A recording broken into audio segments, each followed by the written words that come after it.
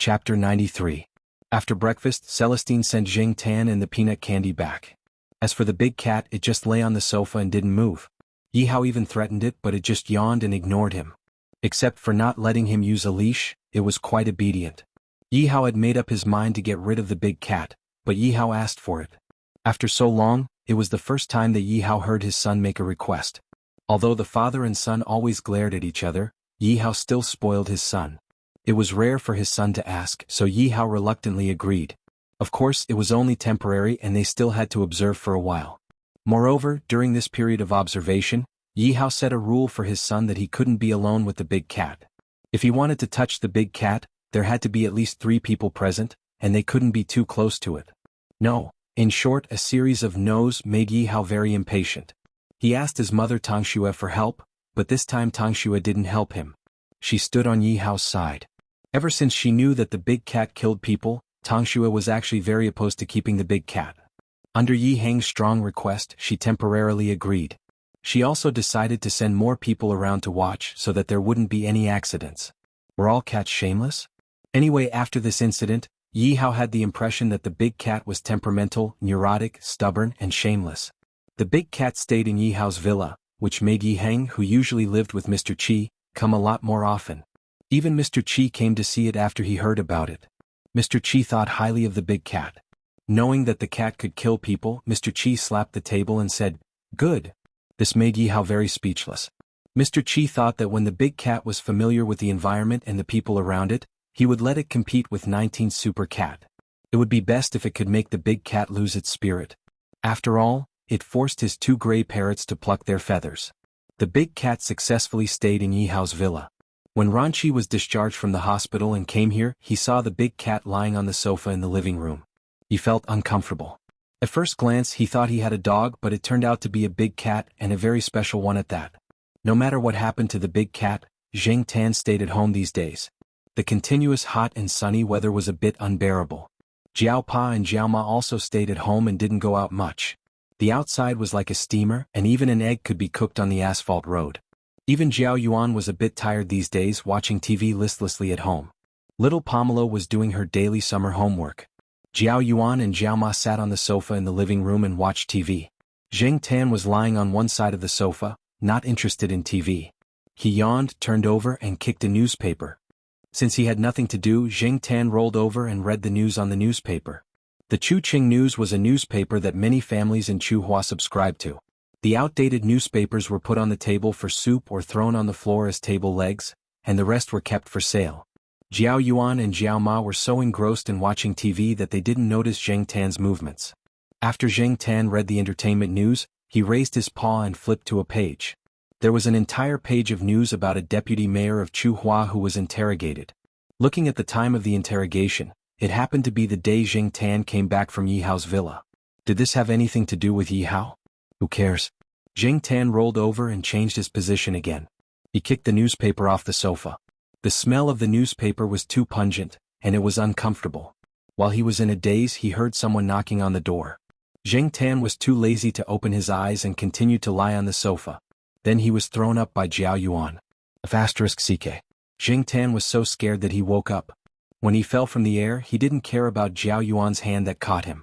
He stepped on Jiao Yuan's arm to jump off the ground and ran into little Pomelo's room. Little brats were indeed unreliable. After lying in little Pomelo's room for a while, Jing Tan finally understood why Jiao Yuan was so excited. The person who came was Sahara's owner, Ruan Ing. Ruan Ing had received some swimming tickets for a newly built beach swimming pool that had just been completed. Chuhua City was located inland, and the newly built beach swimming pool had attracted many people. However, the swimming pool wasn't fully open to the public yet. The tickets were only given to a few people through certain channels and would only be officially opened in 5 days. When it was officially opened, there would definitely be a lot of people. When the time came, there would be many people and there wouldn't be much space for activities. Even so, many people were looking forward to it through the advertisements. Originally, Jiao Pa wanted to wait for the official opening to bring the children to play. He didn't expect Ruan Ing to directly send the tickets over. Ruan Ing distributed the tickets to the families in the courtyard. Other than the Jiao family, there were also Lan Tianzhu, Suan Litmus, and a few other families. As for Xiong Xiong, he was taken away by his mother and wasn't in the courtyard. After Jiao Yuan was happy, he was about to run to his room to call Xiong Xiong. However, Xiong Xiong directly called him. Before Ruan Ying came over, she had already gone to Suan's house. Just now, Suan had called Xiong Xiong. After Xiong Xiong found out about the courtyard's arrangements, he argued with his mother and finally got his mother to agree to go there tomorrow. Xiong Xiong's mother was able to get the tickets herself, so she didn't ask Ruan Ying for help. The children also agreed to meet at the beach swimming pool tomorrow. According to Ruan Ying, they would leave early tomorrow before the sun came out. There was a restaurant at the beach swimming pool so they could have lunch there. At night they would find a place to have dinner. However, not long after, Jiao Pa received a call. It was from Xiong Xiong's mother. Xiong Xiong's mother was a good person, but she was a bit domineering. Perhaps all career women were like that. She was from the Education Bureau. No one knew what position she held, but it shouldn't be a low position. She was usually busy, and Xiong Xiong's father didn't have much energy to take care of the children. Both of them didn't have the time. Otherwise, they wouldn't have left Xiong Xiong to their grandparents who lived in the courtyard. According to Xiong Xiong's mother, Xiong Xiong was taken care of by everyone in the courtyard. Therefore, the two of them would treat everyone to a meal tomorrow night to express their gratitude. Jiao Pa couldn't refuse. Xiong Xiong's mother had already decided. She had even booked a restaurant and informed the other families, so it was decided. Ignoring Xiong Xiong's mother's domineering tone, tomorrow's arrangements were not bad. Jiao Pa couldn't let the children down. After dinner, he went to Yuan Ziyi's place to borrow a car. After refueling, he drove back to the courtyard to wait for tomorrow. At night, Jiao Yuan was too excited and slept very late. Little Pomelo was the same. After all, she was a child. Naturally, she would be happy to have something to play with. Jing Tan didn't mind. He wasn't afraid of water. Even if he went for a swim, it wouldn't matter. As long as Jiao Yuan and the others didn't pee in the water, it would be fine. The next morning, the two children woke up without the alarm. After breakfast, they gathered downstairs at around 7 o'clock. Each family drove a car. Ruan Ying's car was his and Sahara's. Sahara rested its chin on the car window and looked out. It would bark from time to time. You're bringing a cat? Don't you need a leash? Ruan Ying saw the Jiao family bringing a cat and asked. No need. My cat is very obedient. Jiao Ma smiled. Ruan Ying looked at the black cat that followed the Jiao family's children into the car. Then he looked at Sahara, who was still tied up in the car. He shook his head. This was the F*King difference. They didn't need to bring a swimming ring. Yesterday, Ruan Ying had told them that there were swimming rings and some other tools. They just needed to bring someone over. If they really wanted to bring someone, they could buy some snacks to satisfy their cravings. However, it was summer. Everyone only wanted to eat some watermelon and drink some cold drinks. Jing Tan looked around. He didn't see anyone carrying bags. Sahara, who was barking at Jing Tan, was pulled by the ear into the car by Ruan Ying. The car windows were closed. They had to turn on the air conditioner in the car. Otherwise, it would be too hot and dehydrated. They still had to drive to the beach swimming pool. Therefore, the Jiao Yuan and little Pomelo, who slept late at night, slept for a while in the car. Jing Tan leaned against the back of the car seat and looked at the scenery from the back window. There were many people going out in the morning. There were a few traffic jams at the crossroads. While waiting for the traffic light to turn green, Jing Tan saw a man on a motorcycle behind him. He was half naked and had a wet cloth on his head. There were 2 watermelons hanging on the motorcycle. He was using the wet cloth on his head to wipe his sweat while waiting for the traffic light to turn green.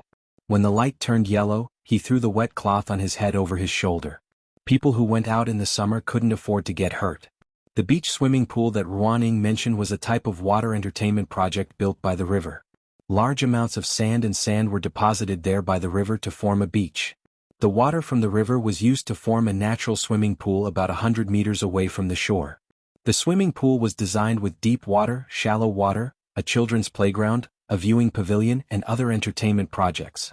In addition, there was a service area consisting of a parking lot, a cultural and entertainment tea house, changing rooms, and other facilities.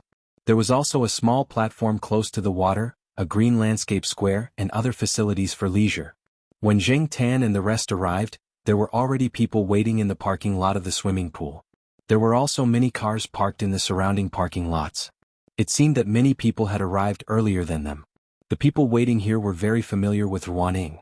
They introduced the layout of the swimming pool and some important areas. If it weren't for the adults holding them back, the children would have run out long ago. Although there were people around the swimming pool to prevent accidents from happening, The adults were still worried. They had to keep an eye on the swimming pool themselves. Besides, it was usually after 4 o'clock in the afternoon or 7 o'clock in the evening when the sun was so strong that a layer of skin would be burnt off. There weren't many people fighting for seats before it was officially opened. There was no rush. Now, everyone wanted to familiarize themselves with the place. Otherwise, they wouldn't be able to find the bathroom, changing room, or restroom.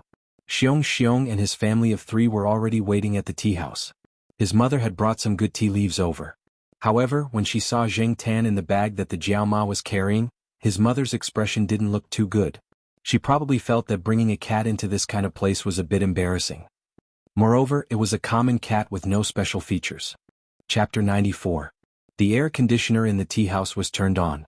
Everyone came in groups, so it looked like they were sitting in groups. If they waited until the bathhouse officially opened, such a situation would definitely not happen. They would probably even have to wait in line to get a seat. Jiao Yuan and the other boys sat for a while before going to the entertainment area to play billiards. Ruaning and the rest brought them along. Ruaning had 2 reasons for going out with the children. Firstly, she didn't want to stay here and listen to these parents talk about politics, education, and how to teach their children. Secondly, Sahara wouldn't stay here obediently, so she brought Sahara and the children over to play billiards. Little Pomelo and Litmus were bored sitting here. After Jiao Yuan and the rest left, the parents turned their attention to them. Thus, little Pomelo brought Jing Tan and Litmus to the entertainment area. After leaving the tea house, Jing Tan jumped out of his bag. With his current weight, little Pomelo had a hard time carrying him. There were a few people with dogs around, but they were all tied up with leashes. When they saw Jing Tan, a few dogs even barked at him. Jing Tan ignored them and walked towards the entertainment area while looking at the layout of the surroundings. Some people were curious to see that there were people with cats. Generally speaking, cats were not easy to discipline, and this black cat was not tied up. In the billiards room in the entertainment area, Ruaning was teaching the children how to play billiards. Sahara was tied up and lying on the ground chewing on its paws. When it saw Jing Tan, it immediately stood up and barked at Jing Tan. Jing Tan did not know what it wanted to say, so he just let it bark. Ruaning could not stand it anymore. His words were drowned out by the barking, and the children beside him could not hear what he was saying. Putting down the cue stick, Ruaning walked to a corner and threw a plastic duck to it. Sahara sniffed it twice, ignored it, and continued barking. What else do you want after eating and peeing? It's not time to pee yet. If you bark again, I'll throw you out. You can't even compare to a cat. Ruaning pointed at Sahara and scolded. Jing Tan, after being scolded, Sahara stopped barking. Instead, it squatted there and hummed like a whistle. When Jing Tan saw this, he thought that this guy was probably bored out of his wits and did not want to play with the plastic duck. He looked around and saw an inflatable ball near the door. He raised his hand and threw the ball towards the Sahara. Sahara immediately wagged its big tail, full of energy. Sure enough, he was bored. After playing basketball with Sahara for a while, they ate something at noon and took a nap. At around 4 o'clock in the afternoon, the children screamed and rushed to the swimming pool. Because the children were still young, they were only allowed to play in the shallow water. According to the parents, it was best to play in the children's area.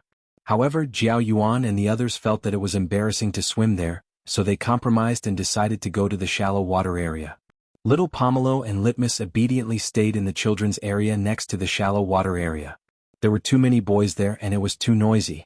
Basically, there were only children younger than little Pomelo and girls around Litmus's age. Jiao Ma followed little Pomelo and the others, while Jiao Pa watched Jiao Yuan from next door.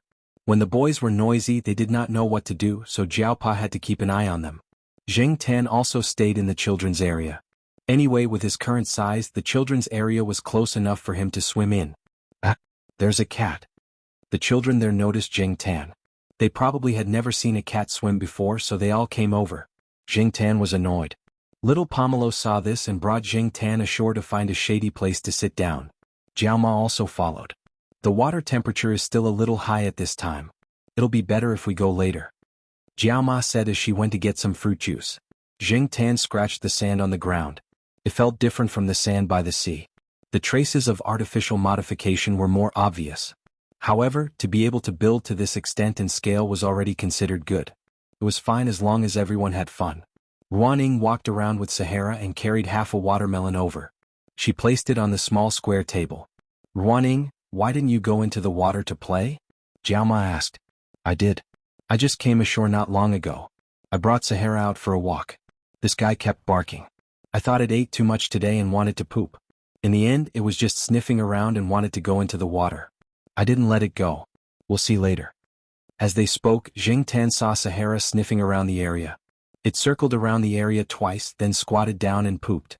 Everyone, little Pomelo who was about to eat the watermelon, put it down. It was better to eat it later. At this time she felt a little nauseous. Ruaning wanted nothing more than to kick it. However, the most important thing now was to destroy the evidence. After Sahara finished pooping, she immediately lifted her foot to push the sand over to cover the dog poop. Then she found a small shovel and a plastic bag and shoveled the dog poop and the sand around it into the bag. After pooping, Sahara felt much better. His bones were much lighter. It pushed the sand back with its feet and barked twice. It was probably expressing its current carefree emotions. Ruaning was embarrassed to stay there. She held Sahara's hand and carried the black plastic bag filled with dog poop in her other hand. She walked towards the resting area far away from the swimming pool. As she walked over, someone who knew Ruaning greeted her. Ruaning, what's good in your hand? Bring it over for me to satisfy my cravings. Ruaning had a mysterious look on her face. Good stuff. Hey, let me see. That person said as he went to rummage through the plastic bag. Ruaning's face changed from being mysterious to constipated. She whispered something to that person. That person jumped away and wiped the hand that touched the plastic bag on his body. Feeling that something was wrong, he immediately rushed to the sink and washed his hands there. As the weather was too hot, Sahara stuck out its tongue and panted. Its big tail was wagging because it was in a good mood. Ruaning looked at her dog and shouted, "If you poo around again, I'll beat you to death." She didn't know if Sahara understood, but it continued wagging its big tail. "Mommy, look, there's a big bad wolf." A little girl who looked like she was in kindergarten pointed at Sahara and said. Because it was summer, Ruaning directly cut Sahara's fur. Other than the slightly long fur on its head that was difficult to cut, the rest of its body was cut into a short hair. It looked a little gray, but it wasn't as dark as a purebred husky. It just looked more comical. Jiaoma looked at the person and dog walking away. She brought little Pomelo to another location. As long as she thought about the pile of dog poop beside her, she couldn't sit still. It was better to change locations. Where's black charcoal? Don't tell me you're pooping everywhere? Jiaoma asked after changing locations. Jing Tan pulled his ear. How was that possible? That was just Sahara and Huang's style. Lying on the mat, Jing Tan looked around. Someone had passed by where they were just now. There was also a child playing with the sand. The place where his hand was grabbing the sand was where Sahara pooped. Although Ruaning had already shoveled away some of the sand, Jing Tan still felt uncomfortable. He turned his head to divert his attention and looked at the scenery elsewhere. Xiong's mother was wearing her business attire and sunglasses. She was talking to someone at the pavilion not far away. Looking at her posture, it was obvious that she wasn't going to go into the water. It wasn't easy for everyone to come over to play together, but she still looked so out of place. Jing Tan didn't have a good impression of Xiong's mother, but it wasn't a bad impression either. It was really hard on Xiong. When it was almost 7 o'clock, Jiaoma brought little Pomelo into the water again. At this time the water temperature was a lot colder. It was very comfortable to soak in the water. Jing Tan followed them and swam 2 laps. He bumped into a little kid who was holding a swimming ring and hitting the water surface non-stop. He even chased after Jing Tan to hit him. When he was stopped by little Pomelo, the little kid used the swimming ring to hit little Pomelo. In the eyes of the adults, this was just children playing around. However, Jing Tan didn't take it lying down. When no one was paying attention, he stretched out his paw and poked the little kid's swimming ring. When the swimming ring broke, the little kid was so scared that he cried out loud. The others didn't know, but little Pomelo saw the scene just now. The depression of being hit by a swimming ring suddenly disappeared. She brought Jing Tan upstream. When Jiao Yuan and the others were called ashore, they were a little reluctant to leave. However, after playing for half a day, they were hungry. They went ashore to take a shower in the shower room, changed into clean clothes and left with their parents. Xiong's parents were already waiting there. After greeting everyone, they drove everyone away. The air conditioner wasn't turned on in the car. The window was open and the cool night breeze blew in. It was very comfortable. Summer hair dried quickly. Jing Tan also took a shower in the shower room. Now the hair on his body was almost dry. Looking out from the car window, the bridge across the river looked beautiful under the lights. However, this beauty was ruined by Sahara's howls. In order to prevent Sahara from sticking its head out of the window, Ruaning only lowered the window slightly. Sahara looked out from this small gap. It stretched out its paw and scratched twice, but it was useless. It began to howl. After being yelled at by Ruaning, it finally stopped. Our cat is still the best. Jiao Ma sighed. Little Pomelo thought of the scene today when Jing Tan poked the child's swimming ring. She grinned and laughed out loud. Jiao Yuan kept asking her about it. Good job. Jiao Yuan patted Jing Tan and said. Jiao Ma just glared at Jiao Yuan and didn't say anything. A few cars followed in a line. The one at the front was Xiong's car. After crossing the bridge and exiting a crossroad, Jing Tan felt that the surrounding buildings were quite familiar. When the car slowed down and was about to enter the parking lot, Jing Tan looked out of the window. F***CK, isn't this third Uncle Fang's Shaoguang Hotel? Jiao Pa's expression was a bit strange. I haven't used the card in my wallet yet. Knowing that Father Jiao was talking about the platinum membership card left behind by third Uncle Fang, Mother Jiao replied with an and said calmly, it's not like you're the one paying. What's the hurry? No rush. I'm just lamenting. We don't usually use this. There will be a time when we need it. Ruaning didn't bring Sahara into the hotel. The hotel had a place to take care of it. Sahara stood there moaning non-stop. After Ruaning put out a bowl of dog food, it stopped moaning. Jing Tan was extremely disdainful. Chapter 95. Originally, the Jiao family members weren't sure if they should leave their cat outside like Sahara, but Ruaning said that if the cat was obedient, it would be fine to sneak it in. Other than Xiong's parents, everyone else expressed that they didn't care. They all knew that the Jiao family's cat was obedient. They often saw the Jiao family's cat pick up the children from school. They also heard that Lord Zheng really liked this cat and brought it out for a walk. She didn't say anything, so they just turned a blind eye to it. When they entered the hotel lobby, Xiong's mother saw the Jiao family bring in a big bag for the cat. Her frown deepened. Just as she was about to say something, Xiong's father nudged her elbow, indicating that she shouldn't say anything. They were all familiar with the villa complex. Everyone knew that the Jiao family didn't say anything when they brought the cat in. It was clear that no one had any other opinions. When they were at the beach swimming pool today, Xiong's father realized that the Jiao family members got along well with the people from the villa complex. Although one of the Jiao family's parents was only an associate professor and the other was a middle school teacher, to put it bluntly, the people from the villa complex who came together today were all of a higher status than them. But everyone got along well. No one said anything about their titles or positions. This meant that everyone didn't mind and had a good relationship with each other. If he really pointed this out now, it would definitely cause disgust. It was very difficult to book a VIP room in the Chinese restaurant in the hotel.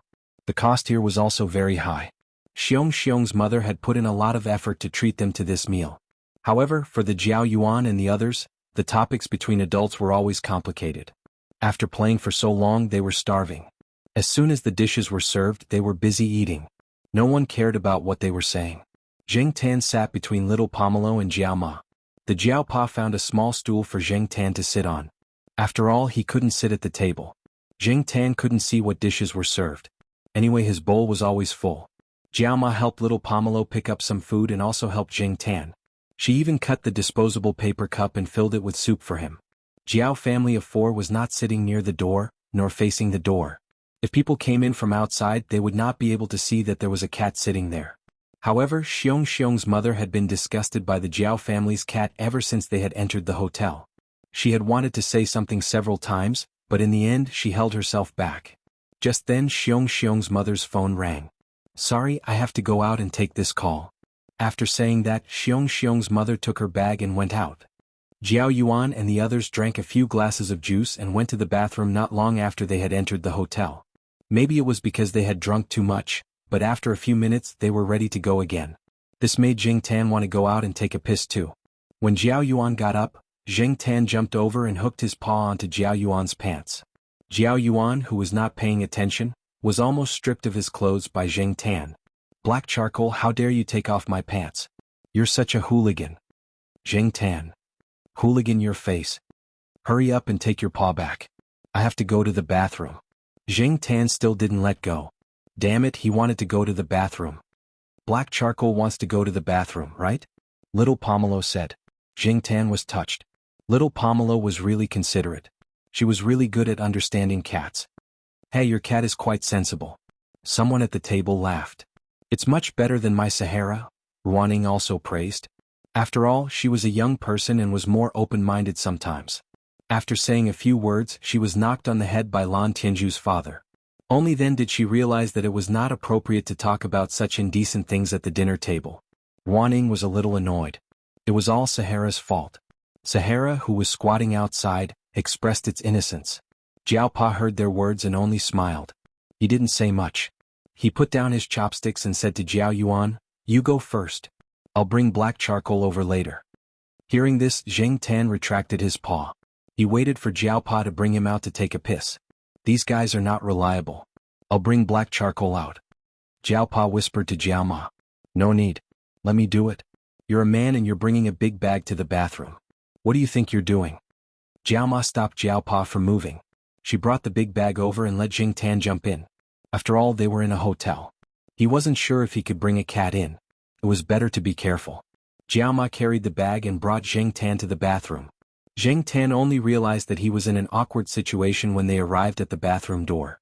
Jiao Ma directly brought Zheng Tan into the ladies' bathroom. *CK the ladies' bathroom. Although Zheng Tan used to be perverted and shameless, he had never entered the ladies' bathroom. Zheng Tan, who was nestled in the big bag, looked like he had been struck by lightning. However, Jiao Ma was only paying attention to the surroundings. She didn't notice Zheng Tan's strange behavior. Fortunately, there was no one around. Jiao Ma quickly brought Zheng Tan into one of the bathrooms. She closed the door and opened the bag. "Come out." Zheng Tan, this was too embarrassing. He hesitated in the big bag for a while before he jumped out of the bag stiffly. Whether it was the men's or women's bathroom, the toilet bowl was the same inside the partition. Zheng Tan still felt awkward standing next to the toilet bowl. Plus, Jiao Ma was watching him. How could he not pee in this situation? What the *CK? Zheng Tan moved on the edge of the toilet bowl and looked at Jiao Ma. Jiao Ma said calmly, "Go ahead. It's okay." Zheng Tan, after 2 minutes of brewing emotions, Zhang Ziyan still maintained his posture and showed no intention of peeing. Jiao Ma was a bit confused. "Are you not used to it?" Although the bathrooms at home didn't sit like this, Jiao Ma had heard people say that their cats knew how to use the toilet bowl. Was it because this place was too strange? Was it nervous? Seeing Jiao Ma's confusion, Zheng Tan didn't want to be in a deadlock like this. He began to mentally prepare himself. Right now he was a cat, not a person. It was like those little boys in kindergarten who went to the ladies' bathroom with their mothers. Even if they were seen, no one would say anything. But, even though he thought so, he still felt awkward. He didn't know if Jiao Ma would see his little dick. TSK so King pretentious.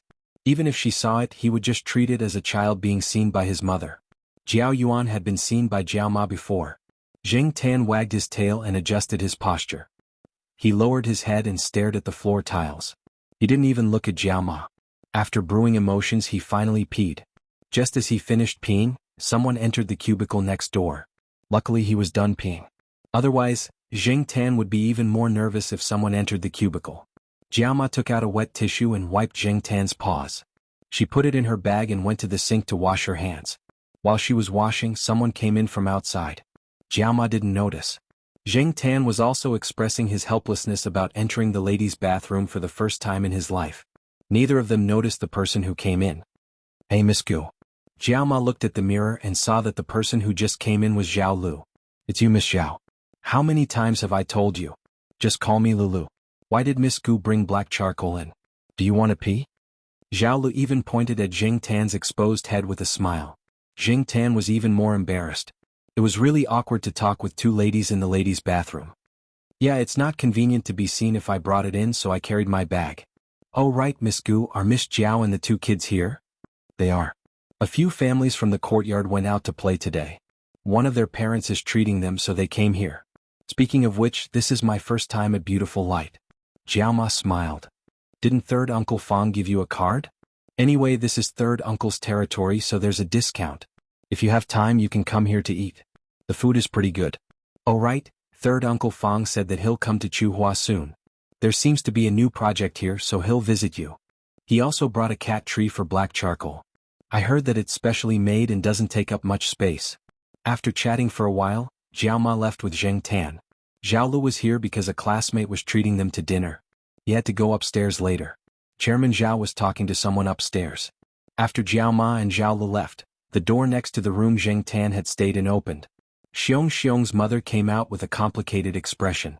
She knew the name Zhao Lu. The person who called her just now was having dinner here tonight. He even mentioned Chairman Zhao of Changwei Group. She just had to make a call to confirm if she could match him. As for the third Uncle Fong, that Zhao Le mentioned, was it him? Because they had to drive home that night, they didn't drink or eat for too long. After dinner they chatted for a while and packed up to go home. Outside, Sahara was playing frisbee with the young waitress who was in charge of taking care of the pets. Sahara was very energetic and didn't look sad at all. Even when she was leaving, Ruan Ying dragged her away. Before she left, she called out to the waitress reluctantly. The few cars lined up and headed towards Tsinghua University again. In the car, the two kids who were full and tired from playing were a little sleepy.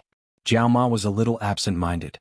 After holding it in for a while, Jiao Ma finally said, "Why do I feel that Xiong's mother is a little strange tonight?"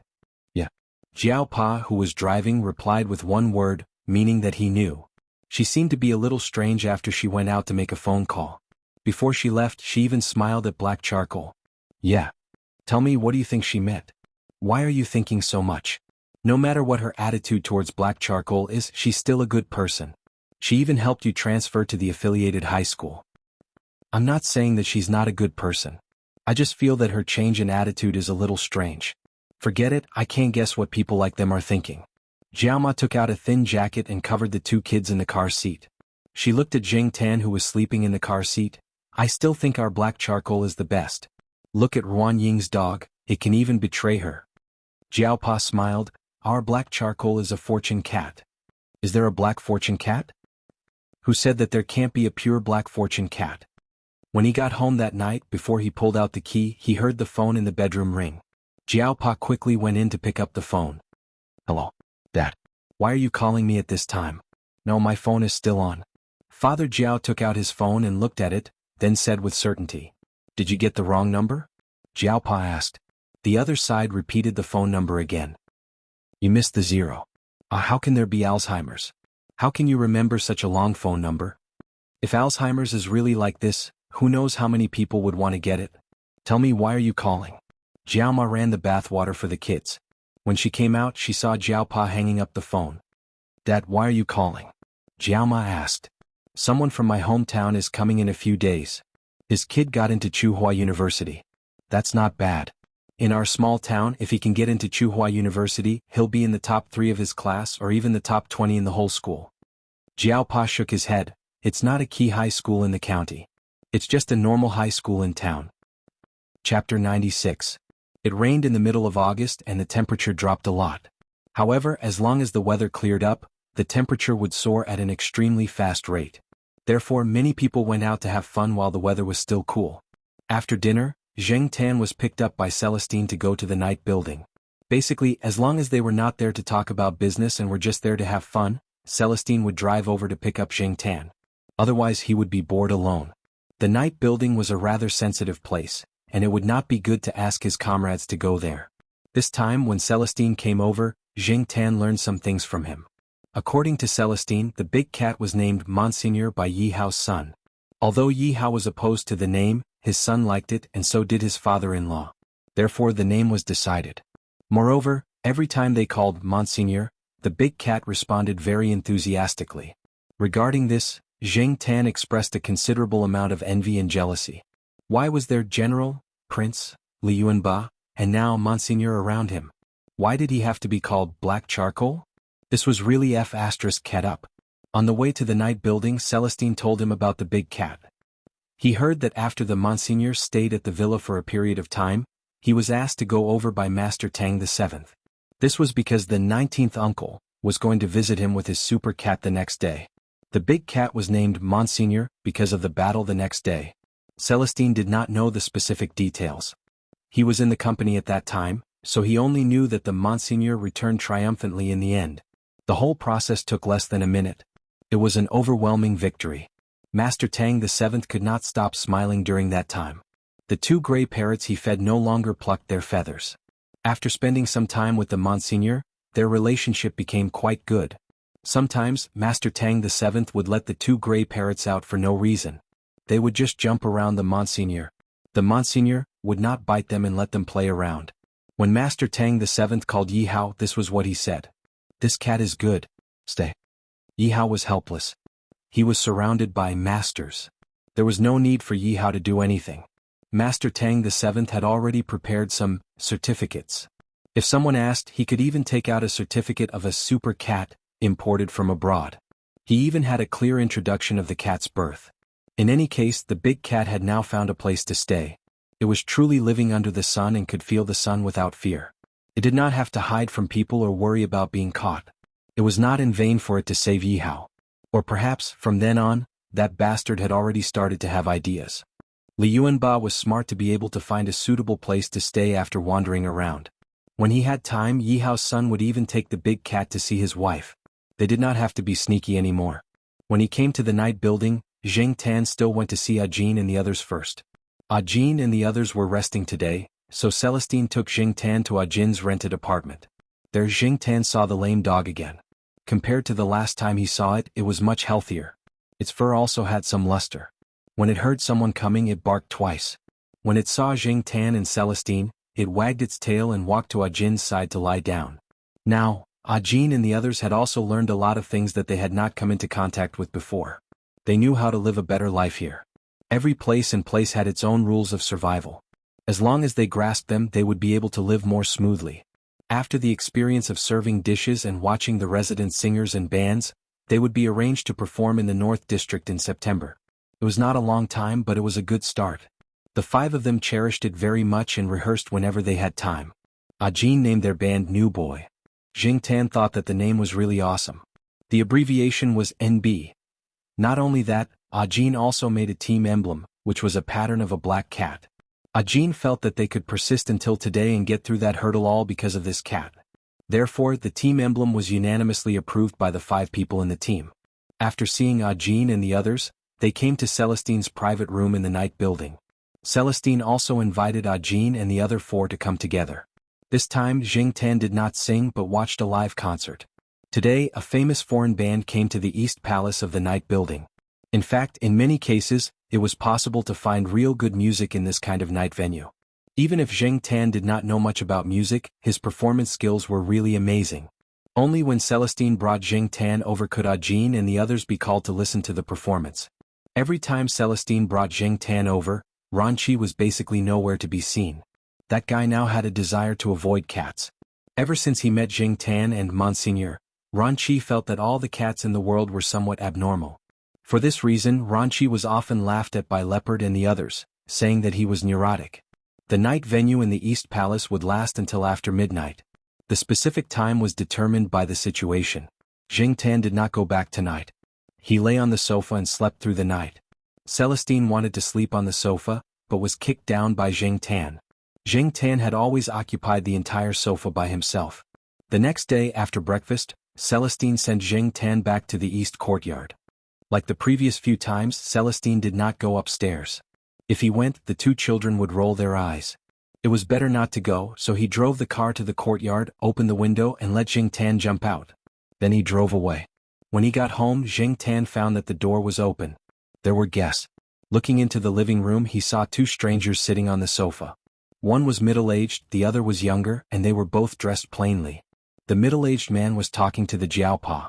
The young man sitting next to him was silent. He lowered his head and only occasionally answered the Jiaopa's questions. When the Jiaopa spoke to them, he had a slight accent. This was also to take care of them. Speaking in a dialect was more intimate. Jiao Ma placed the washed grapes on the coffee table. Then she went to Jiao Yuan's room to supervise Jiao Yuan in writing English words. Many children in junior high school would attend English cram school this summer. However, with Jiao Ma and little Pomelo in the Jiao family, Jiao Yuan did not need to attend any cram school at all.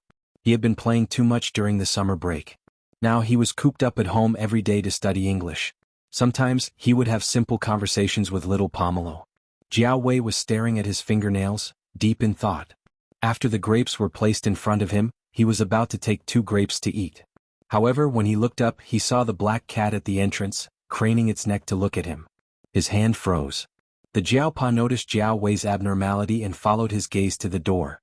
"Black charcoal, you're back," the Jiaopa said. Zheng Tan wagged its tail slowly and walked directly to little Pomelo's room. Since there were grapes here, little Pomelo must have grapes too. "My cat is called Black Charcoal. Someone took him out to play last night. He just came back." The Jiaopa introduced him to them. Zheng Tan was in little Pomelo's room, eating grapes while listening to the conversation in the living room. Although it was difficult to understand because of the dialect, he could roughly understand the conversation. The two men were from Jiaopa's hometown. Although their surnames were Jiao, they were not directly related to Jiaopa. Most of the people living in their hometown had the same surname. The middle-aged man had a good relationship with Jiaopa when he was young. He was only a few years older than Jiaopa. He stopped studying after he finished junior high school and got married earlier than Jiao Yuan. Therefore his child was 5 or 6 years older than Jiaopa.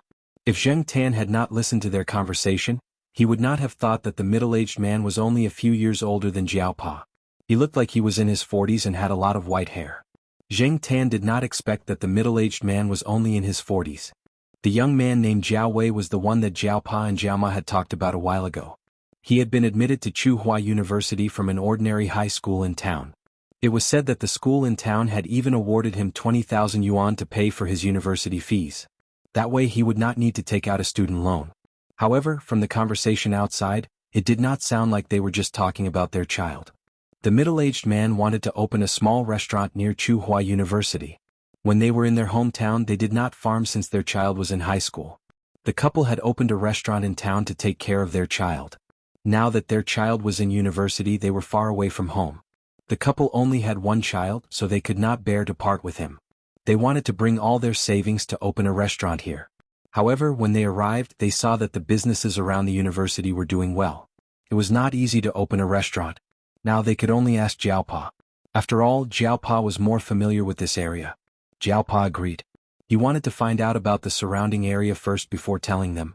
At noon, the father and son left after having lunch. They rented a private apartment near the side door. It was the place that Zheng Tan knew was not very safe. However, it was fine as long as they did not go out at night. After all, the rent was low. The father and son rented a small single room and paid for 1 month's rent. At this time, not many people came to rent a room. But in a week's time there will be a lot of people. When school starts, most of the people are parents accompanying their children to university. All kinds of hotels, hostels and private apartments are full, and the rent will increase. After the father and son left, Jiaopa sighed. Time is really catching up with people. Jiao Wei's hair is already white. Although he is in his 3rd year of high school, it should not be this bad, right? Jiaoma sighed. He said it is hereditary, but I don't know the truth. In the past, that child was not sensible. He only started to learn in his 2nd year of high school. I don't know what he went through, but he became more sensible. He works hard in his studies and helps out at the restaurant. His mother did not allow him to enter the kitchen. The older generation still thinks that a gentleman should stay away from the kitchen. His father had no choice but to do so. But that child is very stubborn. Sometimes, after self-study at night, he will help out at the restaurant to sell fried noodles. When he finally has a break, he will help his father buy groceries. He said that it can relax his mind. Jiaopa said, "That's how children are. When they can't change, they are infuriating. But when they change, they are heartbreaking. But this young man needs to be sharpened." Jiao Yuan, who was sitting in the room writing words, felt a chill down his spine. He had written a word wrongly. "Can you bear to do that?" Jiaopa laughed. "Why can't I bear to do that?" Although they said that, both of them knew that they would not be able to do it. In fact, Jiao Wei's parents could not do it. But they could not do it with Jiao Wei's stubbornness. Chapter 97. For the next few days, Jiaopa had been asking around about the shops and businesses outside. He had not paid attention to this before, but now he had to ask. Jiao Wei's father and Jiao Wei's father had a good relationship when they were young. Moreover, Jiao Wei's father lived with Jiao Wei's father's father. They usually took care of each other and had a good relationship. Otherwise, Jiao Wei's father wouldn't have personally called Jiao Wei's father to ask for help. In fact, Jiaopa had other considerations. He would be going abroad next year. If Jiao Wei's family was around, they could help take care of his family. Before he went abroad, Jiao Yuan was about to enter junior high school, and Mother Jiao was also in junior high school. Although Tsinghua University was not far from that junior high school, roads were being repaired everywhere. Father Jiao did not want the two of them to ride around every day, so he let them eat lunch at school and then go home for dinner in the afternoon.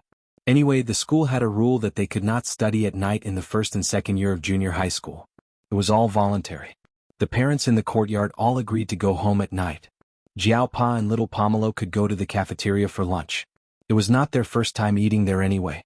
Jiaopa's office had a foldable bed for lunch break. Little Pomelo could take a nap there. As for Jiang Tan, he could go to the cafeteria with them. After a few days of investigation, Jiao Pa had his eyes on a shop. However, the shop did not used to be a restaurant. Now that the shop wanted to sell, the Jiao Pa came looking for him. He asked Jiao Wei and his son to have a talk. Although the place was not very close to the school gate, there was no other way. The business of the people who were close to the school was very good now. Those who wanted to sell their business had already been taken over. However, Jiao Wei and his son were satisfied with the shop. They were not procrastinators. After they agreed on the price, they wanted to sign the agreement. To be on the safe side, Father Jiao found a young professor from the law school in the courtyard to come over and help. Chu Xiangyang, who lived across the street, heard that an acquaintance of the Jiao family was going to open a restaurant, so he also came over in flip-flops to help. He even politely asked if the restaurant would deliver food in the future.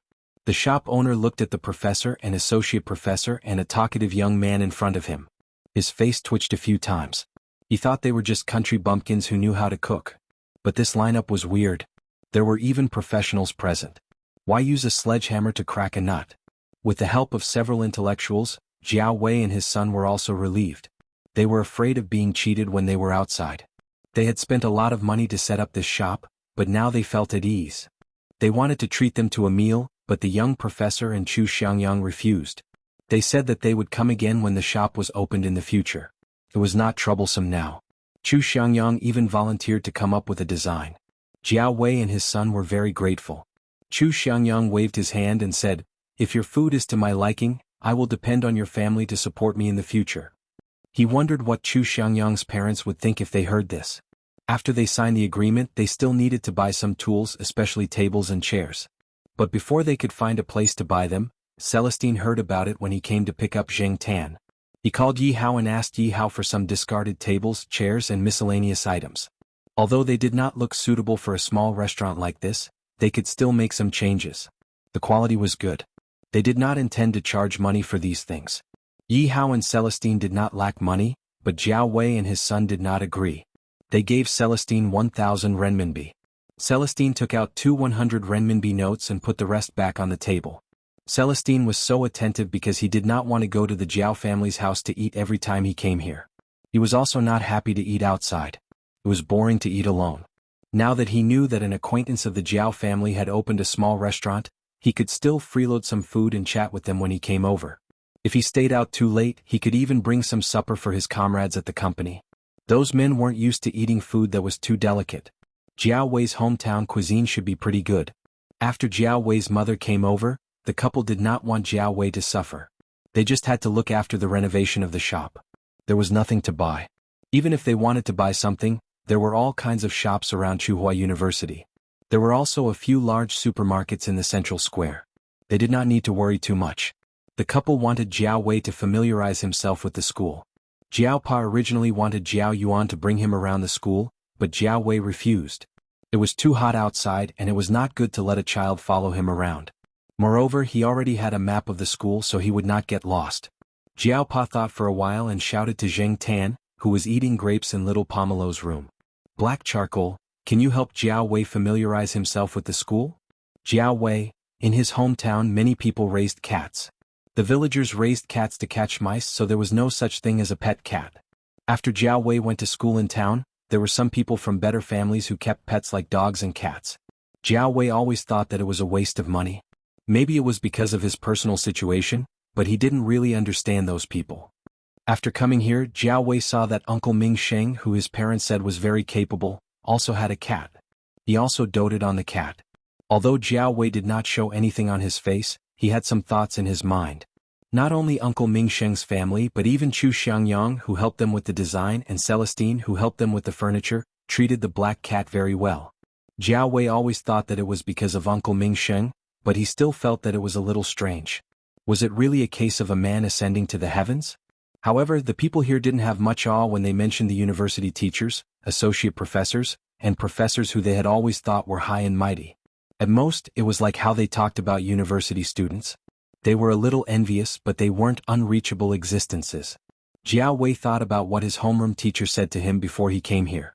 In a big city like Tsinghua City, university students might not be worth much. Even graduate students and doctoral students would be overflowing and depreciating in the next few years. No one could explain the cruelty behind the prosperity. They had to rely on themselves to see and adapt. Those who could not adapt might not even be comparable to a cat. When Jiao Wei's thoughts started to wander again, Zheng Tan slowly walked out with the grapes in his mouth. He looked at the person sitting on the sofa with the school map in a daze and jumped up to pat him on the head. Jiao Wei recovered from his deep thoughts. He thought that Uncle Ming Sheng had knocked him, but when he looked up, he saw a black shadow flash by. There was only a black cat in front of him. Associate Professor Jiao Jiao was talking in Jiao Yuan's room. Little Pomelo did not come out, so it was obvious who had patted him. After talking to Jiao Yuan for a while, Jiao Pa left the room and said to Jiao Wei, "My cat likes to run outside and is very familiar with the school. If you want to find a building but don't know the place, just tell it. It's best if you speak in Mandarin. It probably won't understand dialects." Okay. Jiao Wei did not really believe Jiao Pa's words, but out of politeness he agreed. Watching the man and the cat go downstairs, Jiao Pa took today's newspaper, opened it and sat on the sofa to read. Young people were always more open-minded and could easily accept new and strange things. Plus, they would spend more time together in the future, so it was a good thing to let Jiao Wei interact with his cat first. Otherwise he would be too scared. On the other side, Jiao Wei followed the cat downstairs and realized that there was no access card. Just as he was about to go up and ask, he saw the black cat in front of him jump up and rub against the card swipe area. With a click, the door opened. Jiao Wei was speechless. Zheng Tan ignored Jiao Wei's surprise and walked straight out. It was around 3 o'clock in the afternoon and the sun was still shining brightly. However, there were trees planted on the side of the road, so it was cooler to walk in the shade. The giant sycamore trees blocked the sunlight that shone on the road, leaving only a few scattered light spots. Gusts of wind blew, and the light spots on the road flickered as the branches swayed. Jiao Wei looked at the road in front of him and took a deep breath. Just this road alone was many times higher than their school principal. How high could they fly? They had to fly to find out. Sure enough, Zheng Tan was not in the mood to observe what the man behind him was thinking. He was now thinking about which road to take without being burned by the sun. He heard that black absorbed heat. On the sidewalk, the cat walked in front and the man followed behind. Neither of them had decided on their destination. Zheng Tan looked at the road with shade and walked in that direction. When there was no shade, he suddenly realized that he had arrived at the student dormitory. The student dormitory was divided into several areas. The undergraduate students and graduate students were separated. There was a new area at the back, probably for the freshmen. It was the land near the remote forest. The dormitory had been completed and would be ready for use in September. Zheng Tan was now in the graduate student dormitory area. Zheng Tan moved his ears and suddenly heard a familiar sound. Ignoring Jiao Wei, Zheng Tan climbed up a large sycamore tree and looked for the dormitory where the sound came from. When he was close to the third floor, Zheng Tan found the source of the sound. It was a dormitory on the third floor. The windows were all open in summer, and because of the orientation, there was no sunlight shining in at this time. In Tsinghua University, other than the international students' dormitory, the other dormitories did not have air conditioning installed. It was said that air conditioning would be installed in the doctoral dormitory by the end of this year.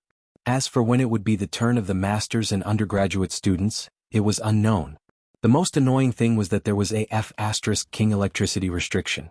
High-power appliances could not be used. They could not use little sun in winter, and they could not rent air conditioners in summer. After the students protested, the restriction on electricity in the master's dormitory would be lifted within 2 years. As for the undergraduate students, they could only continue to endure.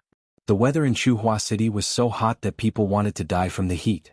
During the day in the dormitory, just relying on electric fans would not solve many problems. The master's dormitory was not like the undergraduate students.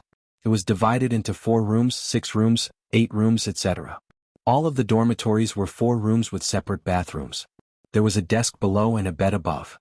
At this moment, Zheng Tan saw that in the dormitory, there were 4 male students. They moved the closet to make space and each of them stayed in an inflatable bathtub filled with water. In the middle of the 4 inflatable bathtubs, there was a small stool. On the stool was a chessboard. The 4 of them were playing aeroplane chess. In the larger inflatable bathtub, Su Chu was in it.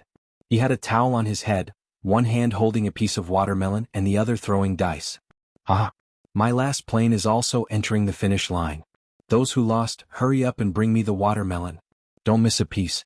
Those who don't have it, hurry up and cut the melon." As Su Chu spoke, he picked up a toy yellow duck that was floating in the inflatable bathtub and pinched it twice. It made a beeping sound and he laughed like an idiot. Jing Tan. Chapter 98. When Jing Tan came down from the tree, Jiao Wei looked at him strangely. He probably didn't understand why Jing Tan would suddenly climb up a tree and look into the dorm. Jing Tan wagged his tail. He didn't care what Jiao Wei thought. After looking at him, he lay down and yawned. There was no shade further ahead.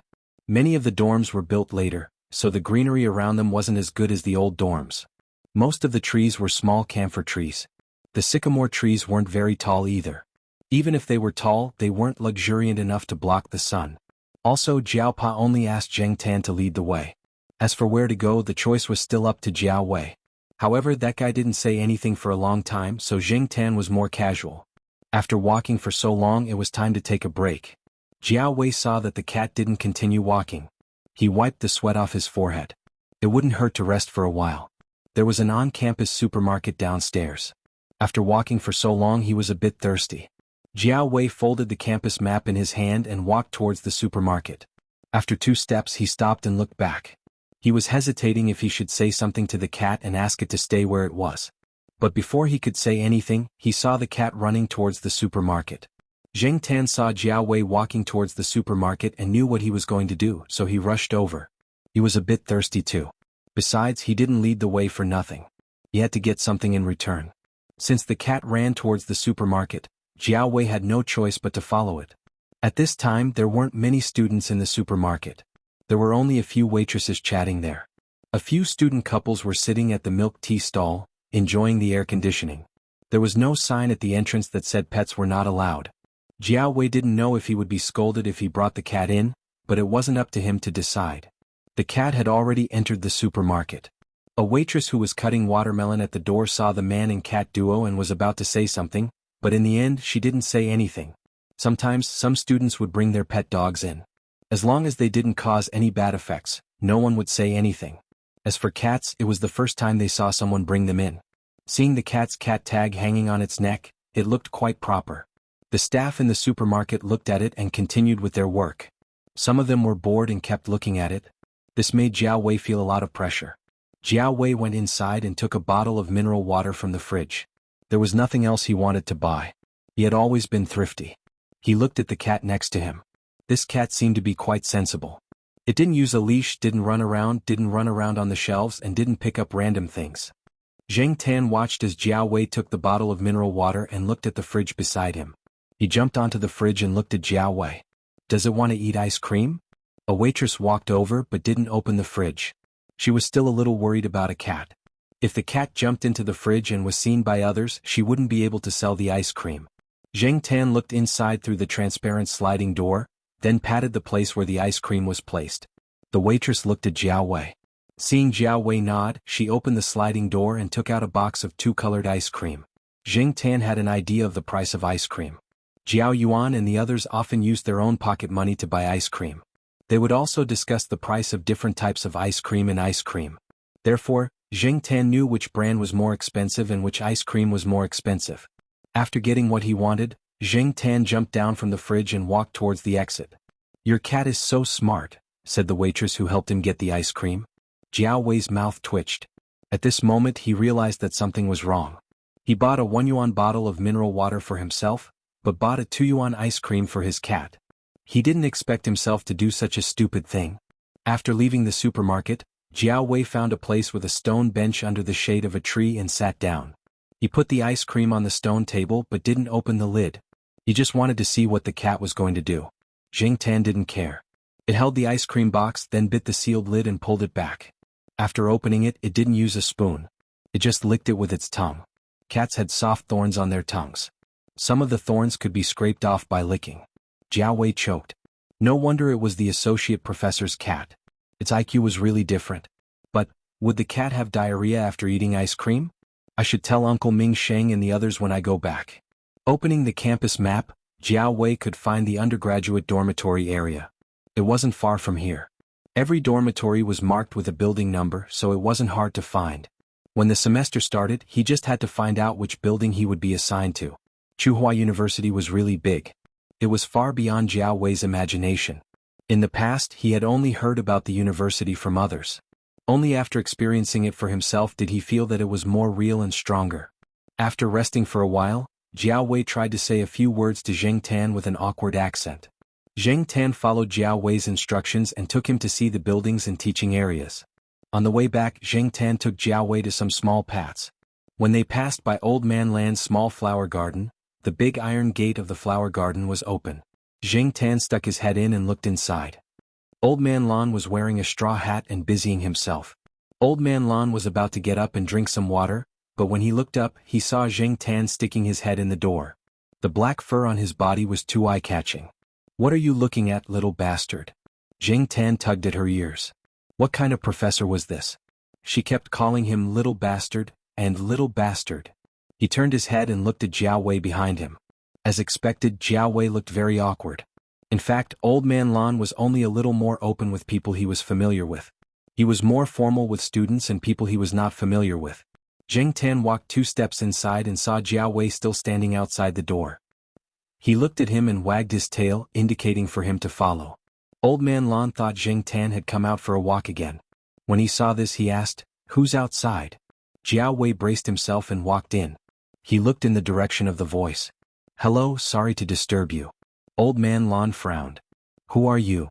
Jiao Wei walked over and explained his background and his relationship with Jiao Pa. Jiao Wei didn't meet Old Man Lan on the 3rd floor when they went to the Jiao family's place. So this was the first time they met. "Oh, I guess from the Jiao family. You're early. It's not time for registration yet." Old Man Lan said and took out a straw fruit platter. "I just washed horse milk." "It's okay, I brought water. Just eat it." Old Man Lan glared at him. Then he plucked a few fruits and handed them to Zheng Tan. "Jiao Wei. Why was cats treated better than humans?" Jiao Wei sat down on a small stool. He ate 2 fruits and stopped. He was a little restrained. But then he gradually relaxed a little as Old Man Lan asked him questions. He didn't interact much with others before. One reason was because he was nervous in a completely unfamiliar environment. The other reason was because of his dialect. No matter how ambitious he was when he left the small town, it was his first time traveling so far away. It was his first time coming to such a big city. It was his first time being surrounded by people who didn't speak the dialect of his hometown. There was no sense of familiarity. When he got off the train, he still felt a little inferior. Moreover, when he asked for directions, when people heard his accent, they looked at him differently. However, the old man in front of him also spoke with a dialect accent. Although everyone's dialect was different, it still reduced Jiao Wei's nervousness by a lot. Having taught for so many years and taught countless students, Old Man Lan understood the psychology of these new students. "Talk more. You'll get used to it. There are plenty of students like you who would dare to look down on others." Teachers who taught middle school had to take a Mandarin test, but those who taught universities didn't have such a rule. Many old professors had bad accents, but no one dared to laugh at them. They still respected them. Both spoke in dialects, but one was an ordinary student, and the other was an old professor. The treatment was completely different. Zheng Tan was lying on the side, listening to Old Man Lan scolding Jiao Wei with half-truths and half-lies. He ate the fruits in the plate. When Old Man Lan finished speaking, he realized that the milk in the plate had been reduced by half. "Foodie." Old Man Lan rolled up the newspaper beside him and knocked Zheng Tan's head. Then he said to Jiao Wei, "Young man, you're strong enough. Come, give me a hand. Move the flower pot. Hey, be careful. You can hurt yourself, but don't drop my flowers." When it was almost 5 o'clock, Old Man Lan followed Zheng Tan and Jiao Wei to the eastern courtyard. The old man swung the small shovel in his hand as he talked to Jiao Wei beside him. Jiao Wei was carrying a pot of flowers. It wasn't heavy, so it was easy for him to carry it. The conversation with the old man wasn't as boring as before. Zheng Tan wasn't interested in listening to their conversation. He wanted to go back quickly, but he felt that it wasn't right. He could only walk and stop. At the same time, he complained that the two were walking too slowly. Along the way, they met a few acquaintances from the courtyard who were heading to the school's swimming pool. They greeted Zheng Tan, Old Man Lan, and asked about Jiao Wei. Old Man Lan only said that he was a temporary helper. Jiao Wei was quite surprised. When he first saw the old man, he thought that he was just a gardener. He saw that the old man was dressed quite plainly, similar to the white singlet that he often wore at home. Now he realized that the old man beside him was also a big shot. What puzzled him the most was the cat. It was normal for people to greet Professor Lan, but why did they also call the cat Does everyone know black charcoal? Jiao Wei asked the question in his heart. Old Man Lan smiled. It's the tyrant of the Eastern District. Who in our courtyard doesn't know it? I heard that a while ago, it brought the cats from the courtyard and fought with the cats from the Western District. Now the cats from the Western District don't dare to come to our courtyard. This was actually a false accusation against Jing Tan. At that time, it was the cats from the Western District who started the fight. That evening he was playing with Depang, Huang and the others in the courtyard. The cats from the Western District came over and were quite fierce. One even climbed over the balcony to steal Depang's food. Wasn't that asking for trouble? Although he knew that the cats from both sides would fight, he didn't expect them to be so bold as to come to his door. Even the castrated Huang was unhappy. That day they directly beat up the cats from the Western District and then drove them all the way back to their nest in the Western District. In fact, the cats from the Western District should be glad. That day the dogs from the courtyard were taken out for a walk, and General wasn't at home. Otherwise they would have ended up worse. However, it was better for the cats to solve their own problems. Chapter 99. It was the end of August and the beginning of September. The campus was very lively. Parents of new students were everywhere. They were taking pictures of many iconic buildings in Tsinghua University. When Zheng Tan went out for a walk, he saw some parents who were smiling and saying goodbye to their children at the entrance of the dormitory. They were about to leave to catch the train home, but they started to cry after walking a short distance. Some of the aunties cried so much that their makeup was ruined. Jiao Pa said that many parents did not send their children to school because they were afraid that they would miss them. Although those parents did not come, they would also cry for a long time in their hometown after sending their children to the train. Jing Tan did not understand. At least he had not experienced it himself. When he was in university he went to school with a few bad friends. The school was not far from where he lived. Moreover, he had a cold relationship with his parents. He did not feel that way at all. As a father, he did not understand the reluctance to part with his children when they grew up. It was a strange feeling. On the Jiao family's side, Jiao Yuan was brought by Jiao Ma to the junior high school with a few other parents. They did not have to look at the class list like the other students because they already knew which class they were in and which class they were in. With the help of a few special parents, the children in the courtyard were all in the same class. They were afraid that they would be bullied there. The children in the junior high school were immature and impulsive. No one knew if there would be a fight, so it was better for them to stick together. Moreover, if there were any problems, the parents would know in advance so that they could ride home with each other. Jiao Yuan and the others were very happy about this. At noon they stayed at school for lunch. Jiao Ma was busy at school.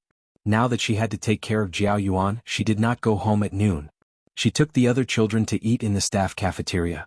Compared to the student cafeteria, the food in the staff cafeteria was slightly better. As little Pomelo had skipped a grade, she was in the 4th grade when school started. She knew some of her classmates such as Yulisha and Xia Xian, who lived in the West District's family compound. One of them was the vice class monitor, while the other was the study committee member. They were considered as the big sisters in the class. Since they were familiar with little Pomelo, Father Jiao was not worried that little Pomelo would be bullied because of her young age. At noon, the after-school music started playing in affiliated primary school. Jiao Wei stood at the entrance of the affiliated primary school and looked at the children running out. He was looking for little Pomelo. Every day at noon he would come over and wait for little Pomelo to go to his restaurant for lunch. Jiao Wei's small restaurant had just opened. Although its location was not as good as other restaurants, there were a lot of people when school started, and there were many returning customers. During this period of time, business had been good, and they had hired a fellow villager to help out. When he was free, Jiao Wei would also go over to help out, but he was always rejected by his mother, who did not want him to be tainted by smoke and smoke. Originally, Jiao Pa and little Pomelo wanted to eat in the cafeteria, but Jiao Wei's parents asked them to eat in a restaurant. After school there would be a lot of people and the cafeteria would be crowded. Besides, home-cooked food was always more comfortable. Jiao Pa wanted to pay, but Jiao Wei's parents refused. In the end, under Jiao Pa's persuasion, they only accepted a small amount. Every time Jiao Pa and little Pomelo went to the cafeteria, the portions of the food were big, and the oil used was also of good quality. Jiao Pa was also busy during this period of time, and he did not have much time. Therefore, the task of picking up little Pomelo fell on Jiao Wei's shoulders. Little Pomelo originally said that she could go by herself. She knew the way and she was already in the 4th grade. There was no need for an adult to follow her. However, Jiao Pa was not at ease, especially now that there were so many people at the school. There were people who stole wallets, phones, bicycles, and so on. Who could be sure that there were no kidnappers? Jiao Wei was not as gloomy as before. He was more relaxed now, and his Mandarin was more standard and natural. The surrounding dialects made him feel more relaxed. After all, the school was much simpler than the society. Sometimes people who knew little Pomelo would talk to him, and Jiao Wei would reply with a smile. While waiting, Jiao Wei noticed movement on the wall next to him. He did not need to look to know that it was the Jiao family's precious black cat. When Jiao Wei came to pick up little Pomelo on the first day, Zheng Tan had too much fun outside, so he arrived a little late.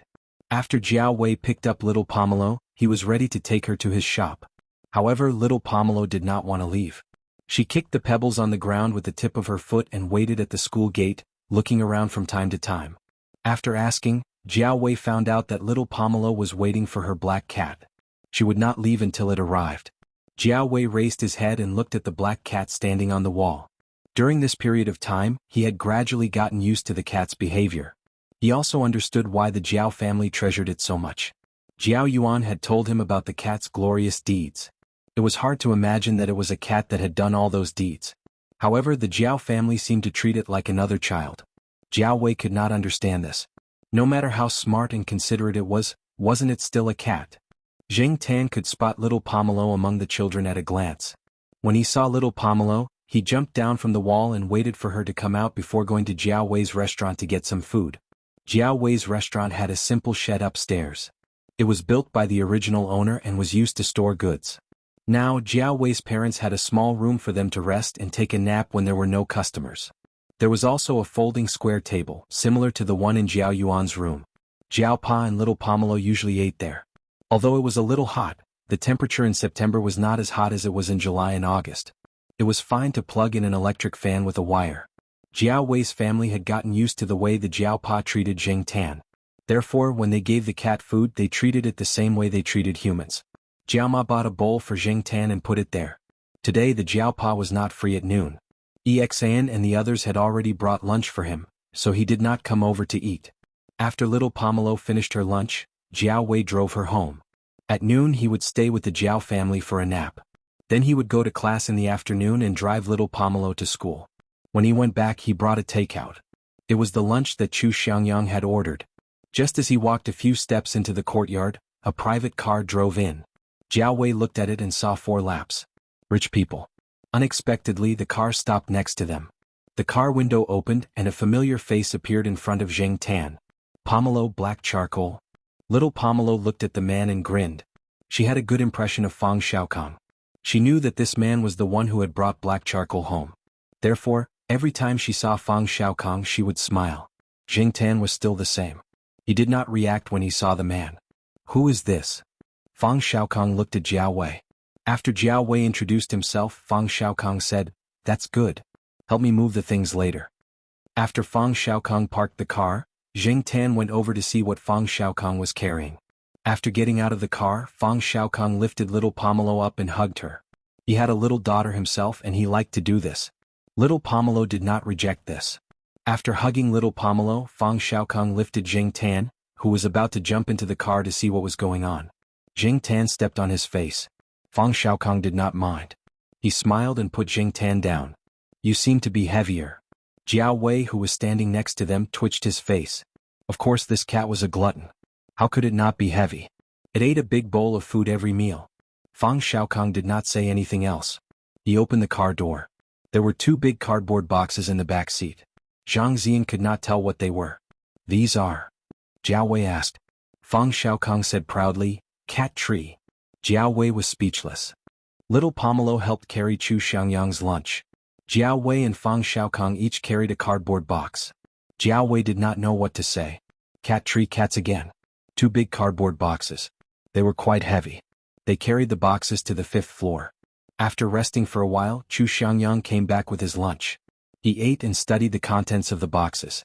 Although little Pomelo wanted to see how the cat tree was installed, Fang Xiaokang would not start work during the afternoon nap. He had to wait until after the afternoon nap. Fang Xiaokang wandered to the balcony and called Jiao Pa, "Hello Mr. Jiao. This is Fang Xiaokang." Jiao Pa answered the phone in a hurry. He did not see the caller ID. When he heard Fang Xiaokang, he did not react immediately. He paused for a few seconds and said, "Oh, Mr. Fong. Hello. I'm at your house now. I've made a cat tree and I'm going to install it in the afternoon. Let me tell you first. There was no one in the Jiao family's house in the afternoon, so Fang Xiaokong had to tell the owner that he was going to install a cat tree. Jiao Pa did not object. He was looking forward to Fang Xiaokong's work.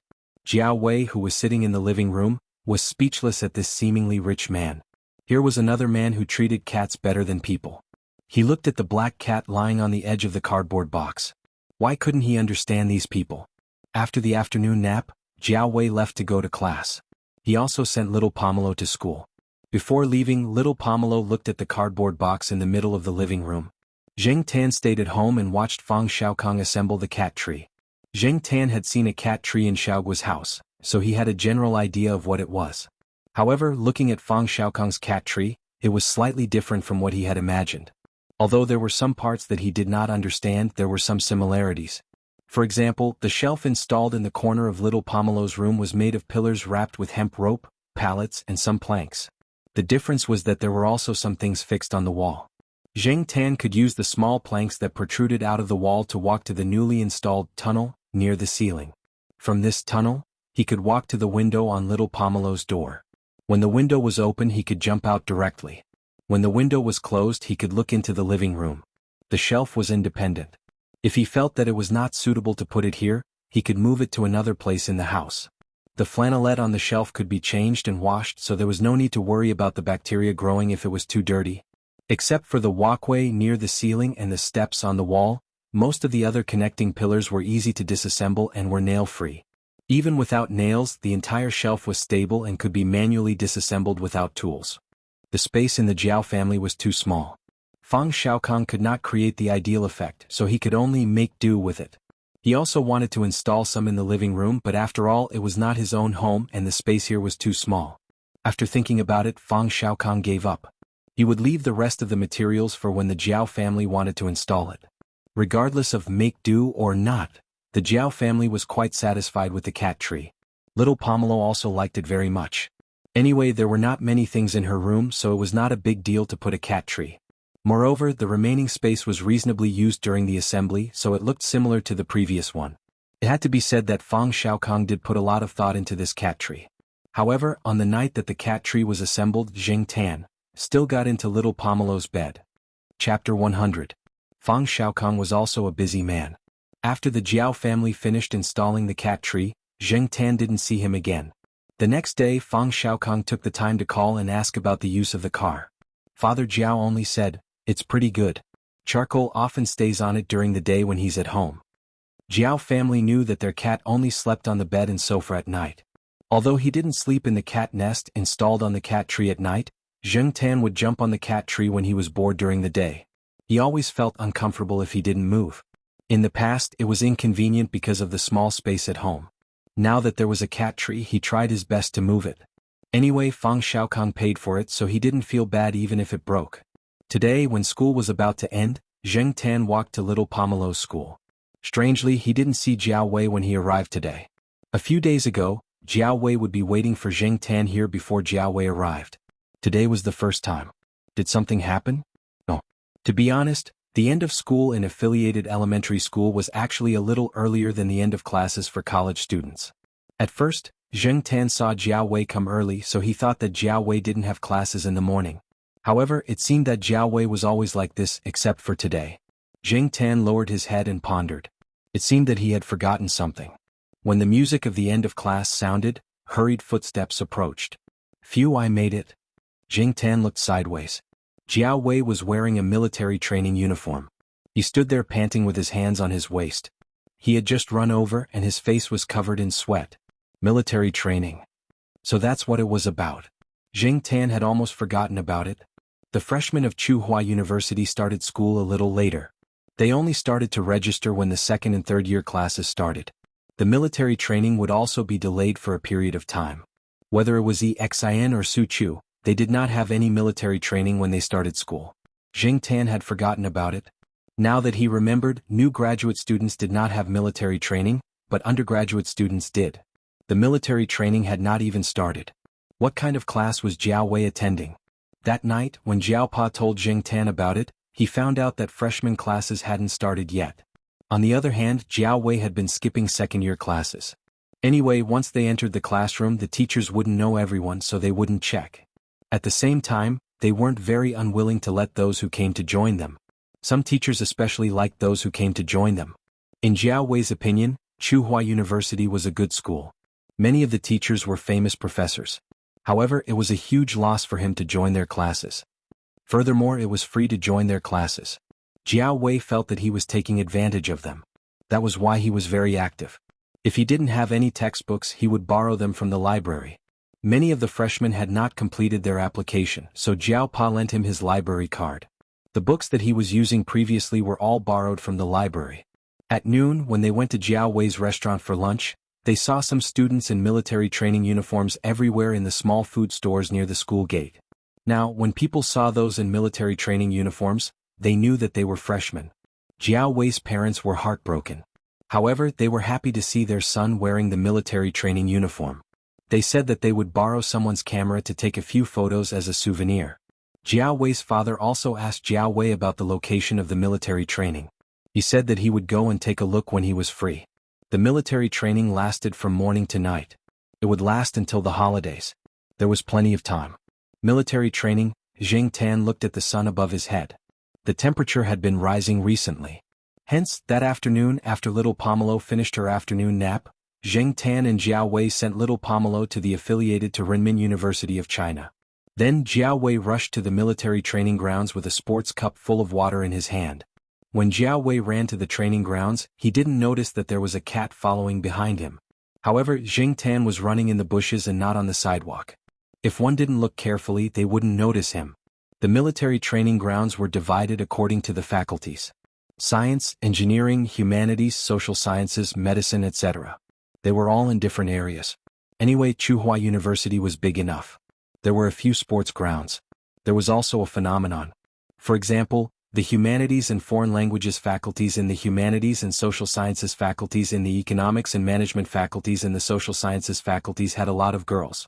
Hence, every time there was military training, there would be a circle of wolves surrounding the training grounds.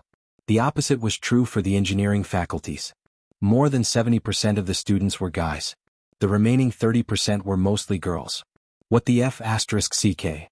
This was the common thought of all the guys in the engineering faculties.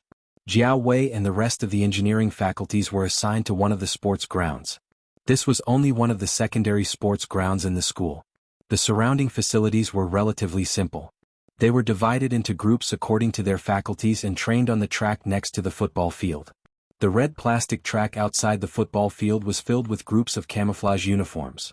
The training hadn't officially started yet, so the students were all gathered together and talking. Zheng Tan saw Jiao Wei walk towards one of the groups of people and start talking to the people there. It was 2 in the afternoon. The sun was scorching. The high temperature of more than 30 degrees made the freshmen a little listless. Beside the plastic track was a grandstand. There were some trees behind the steps of the grandstand. Although they weren't tall, it was still a little shady on the steps. Zheng Tan squatted on one of the trees and watched Jiao Wei and the rest being reprimanded by the instructors. In fact, many of the instructors in the university's military training were about the same age as the freshmen. Some might even be younger. However, they were instructors after all. If they told you to stand in formation, you had to stand in formation.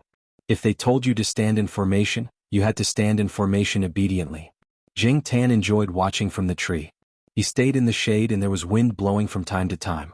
It was quite comfortable. However, the people in the military training couldn't take it. Some of them even got heat stroke and had to be helped to the side to rest. However, compared to the people in the humanities department, there were more men here. Their physical fitness was slightly better. If they got heat stroke easily, they would be called sissy or delicate. Therefore, they had to hold it in. Even if it was uncomfortable, they had to endure it. Even if there weren't many girls here, there were still some. They didn't want to give others a bad impression before school officially started. Jiao Wei hadn't noticed Zheng Tan at first. It was only during the break that he saw him. He looked up and saw a familiar-looking black cat lying on a tree not far away. Everyone just thought it was interesting for a moment. After that, they didn't take it to heart. Who hadn't seen a cat before? There was nothing to be surprised about. However, Jiao Wei was different. He had a feeling that the black cat was up to something. The next day, Jiao Wei's premonition came true. The 4 cats squatted side by side on the top step. There was shade there and they could look down on the students in the military training. Jiao Wei's eyelids twitched. The 4 cats that he often saw in the courtyard were all here. They were indeed working together. However, because there were instructors watching from the side, Jiao Wei couldn't keep staring at them. When they were standing in military posture, they couldn't look sideways. Otherwise they would be punished. The beginning of the military training was basically standing in military posture and marching. Compared to the later stages, it was easier. It was just that standing in military posture was a little uncomfortable. One stand could last for more than 15 minutes and they couldn't wipe their sweat off. Depang seemed to especially like watching this. It didn't look as lazy as it usually did when it was watching the people in training. Sheriff didn't care.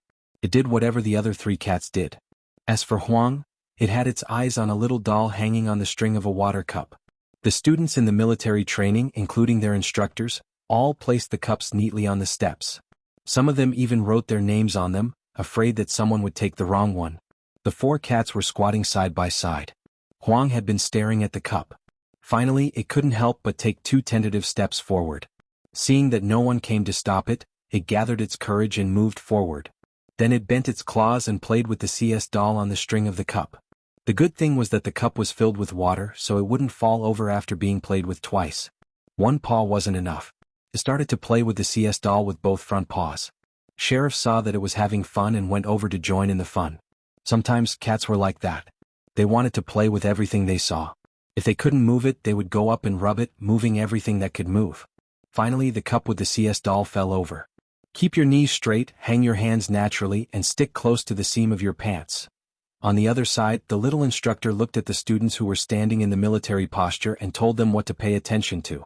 At the same time, he would randomly choose some students and walk behind them to kick their knees or push the arms of the students that were stuck to the seam of their pants. He wanted to see if they were following the instructions or just doing some superficial work. Instructor. Instructor. A student in the square formation said with a sad face, "My cup. When standing in the military posture, don't move casually, don't talk casually, and don't look sideways," the instructor said seriously. Instructor. Instructor. Another person whispered. "Before you speak, you have to call for a report. If you want to move or talk, you have to call for a report first." The instructor still looked serious. Report. Instructor, your cup was pushed over. The instructor was speechless. Looking at the place where the cup was placed, the little instructor saw his cup rolling down the steps.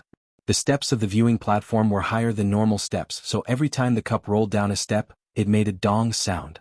As for the culprit, the cat that looked like a black police officer was raising one of its front paws, tilting its head, and looking at the cup that was rolling away. Then its gaze landed on a cup next to it. The mouth of the cup was retracted, and the lid was sharp. It looked quite special. Then it stretched out its paw and pushed the sharp lid. Dong, gurgle gurgle gurgle, another cup rolled down the steps. There was one more person in the square formation with a constipated face. Jing Tan turned his head. "This has nothing to do with me." No matter what, the 4 cats were quite happy to see the military training of the students. During the day, Jing Tan watched them bask in the sun until they were about to collapse. At night, he watched them feed mosquitoes, and when they stood in the military posture, they couldn't even scratch the mosquitoes that bit them. They didn't always stare at the same square formation. Sometimes they would watch a square formation in the morning, change to another one in the afternoon, and change to another one at night. Chapter 101. At night, although there was no moonlight and only a few stars could be seen, the military training area was lit up and the surroundings of the field were illuminated clearly. Rest here for 5 minutes. As soon as the instructor finished speaking, the group of people who were standing there in a military posture sat down on the ground like soft mud. Paw. The sound of a mosquito being swatted could be heard. "Oh my God and Buddha." A student in the same dormitory as Jiao Wei looked at the blood and mosquito corpses on his hands and shouted, "Do you think it was easy for me to produce so little blood? Why did it not let go of such a small amount of blood?" "Don't be disrespectful to Buddha," another roommate of Jiao Wei said. "Buddha is merciful. Just treat it as if I was farting." "You were farting just now. Don't think that I don't know just because you shouted so loudly. Do you want to be Buddha?" Jiao Wei asked his roommate with a smile. "No, Buddha is so tiring. I have to deliver all living beings from suffering. I just want to graduate successfully, find a job, find a wife, have a child, and live an ordinary and long life." The roommate was silent for a while and said, I don't want to participate in such a high-end topic. Hey, didn't you say that taking vitamin B1 can prevent mosquito bites? Why did I still get bitten after taking it? It varies from person to person. It's better to go back and sprinkle some toilet water. At night, the military training area was filled with toilet water, essential balm, mosquito bites, and other anti-mosquito scents. However, the mosquitoes that grew in Tsinghua University were always fearless. At 9:30 p.m., the day's military training ended. Jiao Wei did not go back to the dormitory with his roommates. Instead, he walked towards the school gate. Every night, he would go to his small restaurant to take a look and help tidy up some things. He would only go back when the restaurant was closed. When he went back to the dormitory, he would also bring some supper for his roommates. Today, when Jiao Wei arrived at his small restaurant, although there was still some distance, he could see some people sitting inside. Usually, there would be no one around at this time. What was going on today? By the time Jiao Wei arrived at the entrance of the small restaurant, the people inside were already walking out. Among these people, the leader had a cigarette in his mouth. His hair was dyed yellow and he looked a little sloppy. Jiao Wei's heart skipped a beat. He stopped paying attention to those people and rushed into the store. Seeing that his parents were fine, he heaved a sigh of relief. What's wrong? Jiao Wei asked. Are those people here to pick a fight? Jiao Wei had heard people say that some shop owners would hire people to cause trouble for other shops when they saw that business was doing well. That was why they were so anxious. It's okay, don't worry. Jiao Wei's father waved his hand. No matter how much Jiao Wei asked, his parents refused to tell him anything. The next day he had to talk to the person he had hired to help him out. Yesterday evening, after the rush hour, the number of people who came to the restaurant gradually decreased. Then, a few people who didn't seem to be easy to deal with came in and said that they wanted to pay this sanitary fee. However, Jiao Wei's family had already paid the sanitary fee, and there was a receipt. Obviously, in that case, the sanitary fee had a different meaning. Whether it was sanitary fee or management fee, and so on, in some cases, it meant protection fee. When he was in a small town, Jiao Wei's family's shop was a little more formal, but they had also paid this kind of fee. It was just that Jiao Wei didn't know about it. Therefore, after Jiao Wei figured out the reason, he was very angry. When he went to find his parents, he told them that he would call the police if things didn't work out. Jiao Wei's father, on the other hand, was relatively calm. He even laughed and joked a little. Then he told Jiao Wei about the stakes involved. In fact, the people who did business in the surrounding area, whether it was small shops, street stalls, or students who set up night markets, had all encountered this kind of situation. He asked the surrounding shops to see how much they had paid. When he found out that his shop had paid a little more, he wasn't too angry. After all, his family was new here and they were foreigners. It didn't matter if they didn't have a foundation. After talking, they paid a month's worth of fees. When Jiao Wei's parents were preparing to open a shop here, they were actually mentally prepared. They just didn't expect it to come so soon.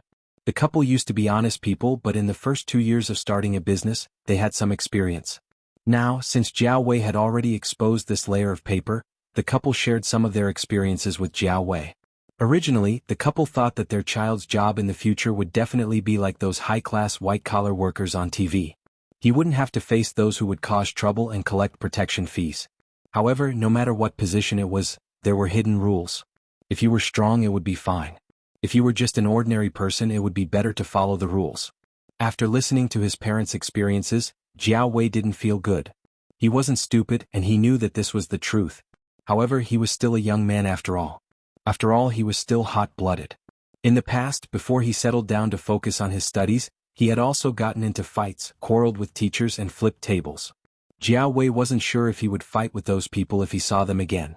After lunch in the afternoon, Jiao Wei sat at the entrance of the small restaurant and helped peel potatoes. The shop was full of people, so he didn't sit inside. It was more ventilated outside. Although his parents stopped him from doing it, Jiao Wei was stubborn. He wasn't afraid of being laughed at. What's wrong with helping his family peel potatoes? Who said that university students couldn't peel potatoes? It wasn't like he did anything shameful. As he was peeling, the owner of the shop next door came over. The shop next door mainly sold noodle food. It was owned by a young couple. During this period, the two families had become more familiar with each other. The owner of the shop next door also knew Jiao Wei. I heard that someone came to your shop last night? The owner said. Yesterday, the noodle shop next door had something to do, so it was only open for half a day in the morning. The owner had heard about Jiao Wei's shop from the people around him. Yes. Jiao Wei responded. He didn't want to talk about this topic. The strength of his hands peeling the potatoes increased. The boss smiled. Don't be upset. Actually, everyone is the same. My family was the same. At that time, I had just graduated and didn't know the rules here. I even wanted to call the police, but my wife stopped me. She took the attitude of keeping the peace and handed over some things first. After that, we found someone and didn't meet them again. Seeing that Jiao Wei didn't say anything, but his peeling of potatoes slowed down a lot, the owner knew that he was listening. The owner pointed at the hot pot shop opposite. When this shop opened not long ago, business was very good. After that, there was a period of time when 10 or so hooligans came to eat in the shop. At first they still paid the bill. Later on they started to cause trouble. In the end they even asked how much money they wanted. The owner wasn't a pushover. Although he told those people to come the next day, he found someone at night. In the end, those hooligans didn't come the next day. They also didn't appear in his shop again. Also, the person who sold meat, vegetable, rice called a group of people over when he encountered such a situation. He was prepared to go all out. In the end he was chased away by the police. However, those hooligans didn't look for him again. Hooligans also bullied the weak and feared the strong. If they knew that you were a tough nut to crack, they wouldn't come. If they couldn't be polite with them, they would be ruthless. This was how society was now. As a person, one had to be ruthless. At that time, there was no lack of hooligans who deliberately showed off their tattoos. They even put all kinds of steel pipes and knives in their cars. In the end, they still ended up like that. In the past, there was a period of severe crackdown, and those people disappeared for a long time. Now they are gradually reappearing. However, in the past they were mostly hooligans. Now that they have reappeared so quickly, it probably won't be easy to deal with them. If you know the police or the people in charge of this area, you can go over and take a look. It's necessary to spend some money in this area. After all, everyone wants to do business. There are also some shops in the surroundings that haven't been targeted. Even if the owners of those shops aren't locals, they have been here for many years and have some connections. I don't know if they have other connections. As for people like your family, you can first check out the situation and ask the nearby shops to find out who is in charge of this. Then you can pay a visit to the boss. If there is someone looking after you, of course it will be fine. If this doesn't work, try other ways. Everything is difficult at the beginning. You just have to get through it. If there is really no other way, just hand it over. Otherwise, you will be the one who suffers. We came out to seek money, not to seek fame. But the situation is better than people. You also don't know when the next crackdown will be, so... The boss didn't finish his words. His wife called him, so he responded and hurried back. Jiao Wei was still sitting there, peeling potatoes absent-mindedly. It sounds so hot. The sudden voice next to him startled Jiao Wei. He turned around and saw Su Chu standing there eating a bowl of rice. "Senior Su, why don't you go to the shop and sit down to eat?" Jiao Wei said. Because of Jiao Pa, Su Chu and Exan knew Jiao Wei. Sometimes, when they were out of school, they would patronize his shop. "It's okay. There are a lot of people over there, so I came out to take a breather." I didn't expect to hear those words. If the boss didn't mention it, I wouldn't have known about it. In the past, when my classmates set up street stalls, they didn't mention it. I don't know if it's because they didn't encounter it or because they didn't want to talk about it. Su Chu said incoherently as he stuffed rice into his mouth. But I think that the clubs that are doing well don't need to rely on this method to survive. Those people are probably just small fries. You don't have to give them face. If you want to find someone to fight, count me in. Su Chu's big body was indeed quite oppressive. However, Jiao Wei wouldn't use such an extreme method. He couldn't afford to gamble. His parents were here and they were old. Jiao Wei didn't want anything to happen to them. Even if he won, what guarantee would he have? Then Senior Su, do you know people in this field? Jiao Wei didn't know how to describe it. Su Chu understood what he meant. However, he hadn't been here for long. Most of his life was spent in the laboratory, dormitory, and cafeteria. This was the first time he heard of such a thing. "I only know my boss," Su Chu said helplessly. Jiao Wei shook his head. "Don't bother Uncle Mingxing. He has already helped us a lot. Besides, he has 2 kids. "Oh." Su Chu wiped his mouth. Then his eyes lit up. "You know that Celestine guy, right?" "I know him, but I'm not familiar with him. He came here before the shop opened. After that, he hurriedly ordered takeout and left. Can he do it?" "I heard a little from my senior. You can give it a try. But if you want to find Celestine, you have to find Uncle Mingxing. I'm just telling you what I know. As for whether you believe me or not, it's up to you." "Okay." Su Chu threw the empty disposable lunchbox into the trash bin and said, if you really want to ask Celestine for help, you don't have to go through my boss. What do you mean? My boss's cat. Chapter 102. Jiao Wei would never have thought that Su Chu would give such an answer. In fact, no normal person would think of such an answer. People who didn't know better would think that Su Chu was joking. After all, it was just a cat. How much could it help? Eat it? Seeing Jiao Wei's expression, Su Chu knew what he was thinking. He scratched his head. Hey, I'm just saying. Believe it or not, it's up to you. Why that cat? Jiao Wei squeezed out this sentence after thinking for a long time. How should I put it? My senior brother Exan is definitely more familiar with the boss's family. That's why he knows more about the boss's family. Sometimes my senior brother would tell me a little about the boss's family. Among them he talked about the cat the most. It's the boss's baby. Like Lord Zheng, Miss Zhao, Professor Lan and some other people. Although they usually have a good relationship with my boss, they are all related to the cat. Oh, there's another person, a professor who returned from overseas. He was a famous person in our school last semester, but he was kicked out. I heard from my senior that it's also related to the cat. Although many people didn't know the real reason for Ren Chang's case, people like Exin who had a close relationship with the Jiao family could make some inferences. Hearing Su Chu's words, Jiao Wei stopped peeling potatoes. He didn't know many of the people that Su Chu mentioned, but he knew Professor Lan. Not long after he came here, he was taken to Professor Lan's small garden by the cat. It seemed like Su Chu was right. After all, compared to Associate Professor Jiao, those people were much more capable. Why would they care about an associate professor with no background? I heard a lot of things from my senior, so I don't know much about them. However, if you want to find Celestine, you can keep an eye on the cat first. Every time Celestine comes here, he only looks for the cat. There's one more thing. Maybe you don't believe me, but it was also because of that cat that I was able to work for the boss. Su Chu recalled that after he became Associate Professor Jiao's student, he once mentioned it to Exin. Exin analyzed it. Looking at the time, it was getting late. Su Chu took his leave first. He still had classes in the evening. Jiao Wei sped up and peeled the remaining potatoes. Then he tidied them up and rushed to the military training area. The evening training was about to begin. Jiao Wei had been thinking about Su Chu's words. When he saw the cat the next day, he felt a little awkward. Zheng Tan had no idea what Jiao Wei was thinking. He, Fatty, and the others had recently moved to a different place to watch the military training. The people at Jiao Wei's training ground had started to guard against cats. Every time the cups were placed, there would be a few people sitting there.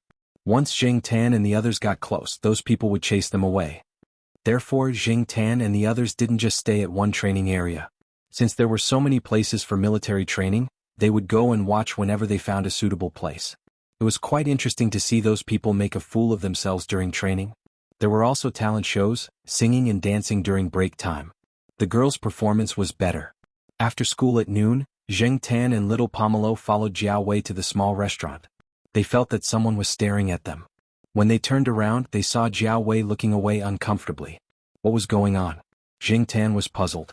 Did Jiao Wei have something against him and Depang watching the military training? When they arrived at the small restaurant and ate at the folding table, Zheng Tan felt Jiao Wei's gaze from time to time. His appetite became worse. The man and the cat stared at each other for a few seconds. Jiao Wei looked away again. He felt that the cat's gaze was quite strange. It was indescribably strange. It was as if it wasn't a cat's gaze but a human's. Jiao Wei had heard people say that some cats would express their thoughts. You could tell what they were thinking just by looking at their eyes. Although he couldn't tell what the cat was trying to express from its eyes, Jiao Wei at least knew that the cat wasn't in a good mood. When it was almost 11, the military training was coming to an end. The weather wasn't as bad as before. The pretty boys at the beginning of school were now a few shades darker. If you asked the 3rd and 4th year students what was the craziest thing during the military training, it would most likely be taking photos. When they were at their ugliest and darkest in university, the school took a photo of them and this photo would be recorded in the system. It would appear on their various cards in the next 4 years, such as library cards, level 4 and 6 cards, and so on. At this time, the one-card system hadn't appeared in Tsinghua University yet. Therefore, a lot of the cards were separated. Every time they went to the library to borrow books, the auntie in charge of borrowing books would stare at the tanned faces on their cards and then stare at them for a long time. Especially those who were more concerned about their reputation. They would beat their chests and stomp their feet when they talked about their experiences. When this batch of new students were taking photos, Zheng Tan was squatting on a tree not far away and listening to the complaints of the students. Yawning, Jing Tan gloated for a while. It was said that a white complexion could cover 100 ugliness. Now that most people were tanned, it wasn't possible to find a few good-looking girls. On the day of the military training review, Jing Tan, De Pang, and the sheriff all went to take a look. Huang wasn't there. He had eaten something bad and was taken to Jianghu to see a doctor. Even if he was here, Huang wasn't very interested in these things. After the review in the morning, they were sent off to the instructor in the afternoon. Regardless of how they were trained during the military training, under the influence of that kind of atmosphere, there were many people who were red-eyed. The relationship between men could be smashing bricks against each other one moment, and the next moment they could smoke, drink, and talk about women together. Young people were impulsive easily. When the atmosphere was hot, it was different. Even Jing Tan, who was squatting on the side, was a little affected. He recalled his own situation when he entered the university. It seemed like he didn't participate in the military training. He spent some money to go to the hospital to write a note, then asked the school leaders to sign it and left. Now it was a pity. Jing Tan stretched his body and jumped down from the tree. He walked back home. Jiao Ma said they were having dumplings for dinner. After sending off the instructor, Jiao Wei and his roommates returned to their family's restaurant to help out. His roommates also came over to have a good meal. At the same time, they were thinking about what to do for the next 2 days. After the military training, they had 2 days of free time. Other than holding a class meeting, they had nothing else to do. So, they planned to go out and see the sights.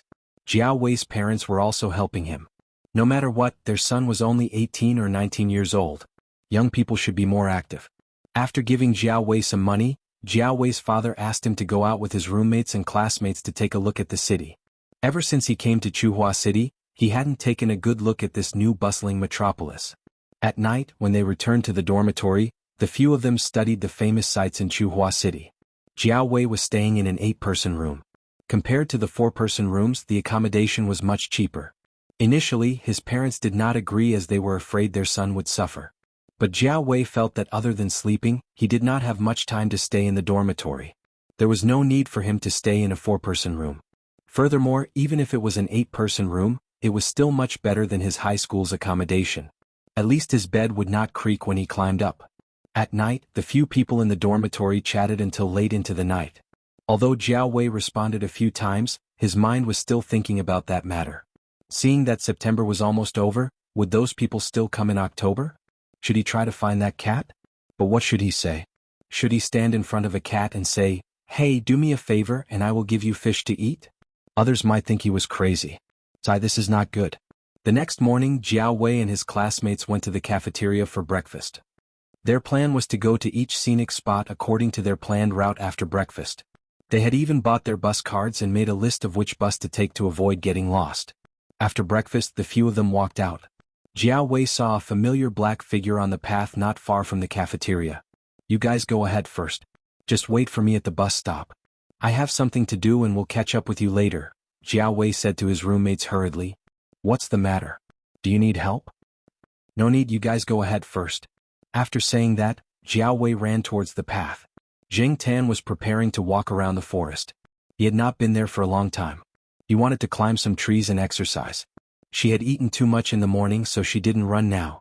She walked slowly in that direction until she heard familiar footsteps. Black charcoal. Wait. Jiao Wei shouted as he ran. He was afraid that the cat would disappear. Jing Tan stopped and turned his head to look at the person running towards him.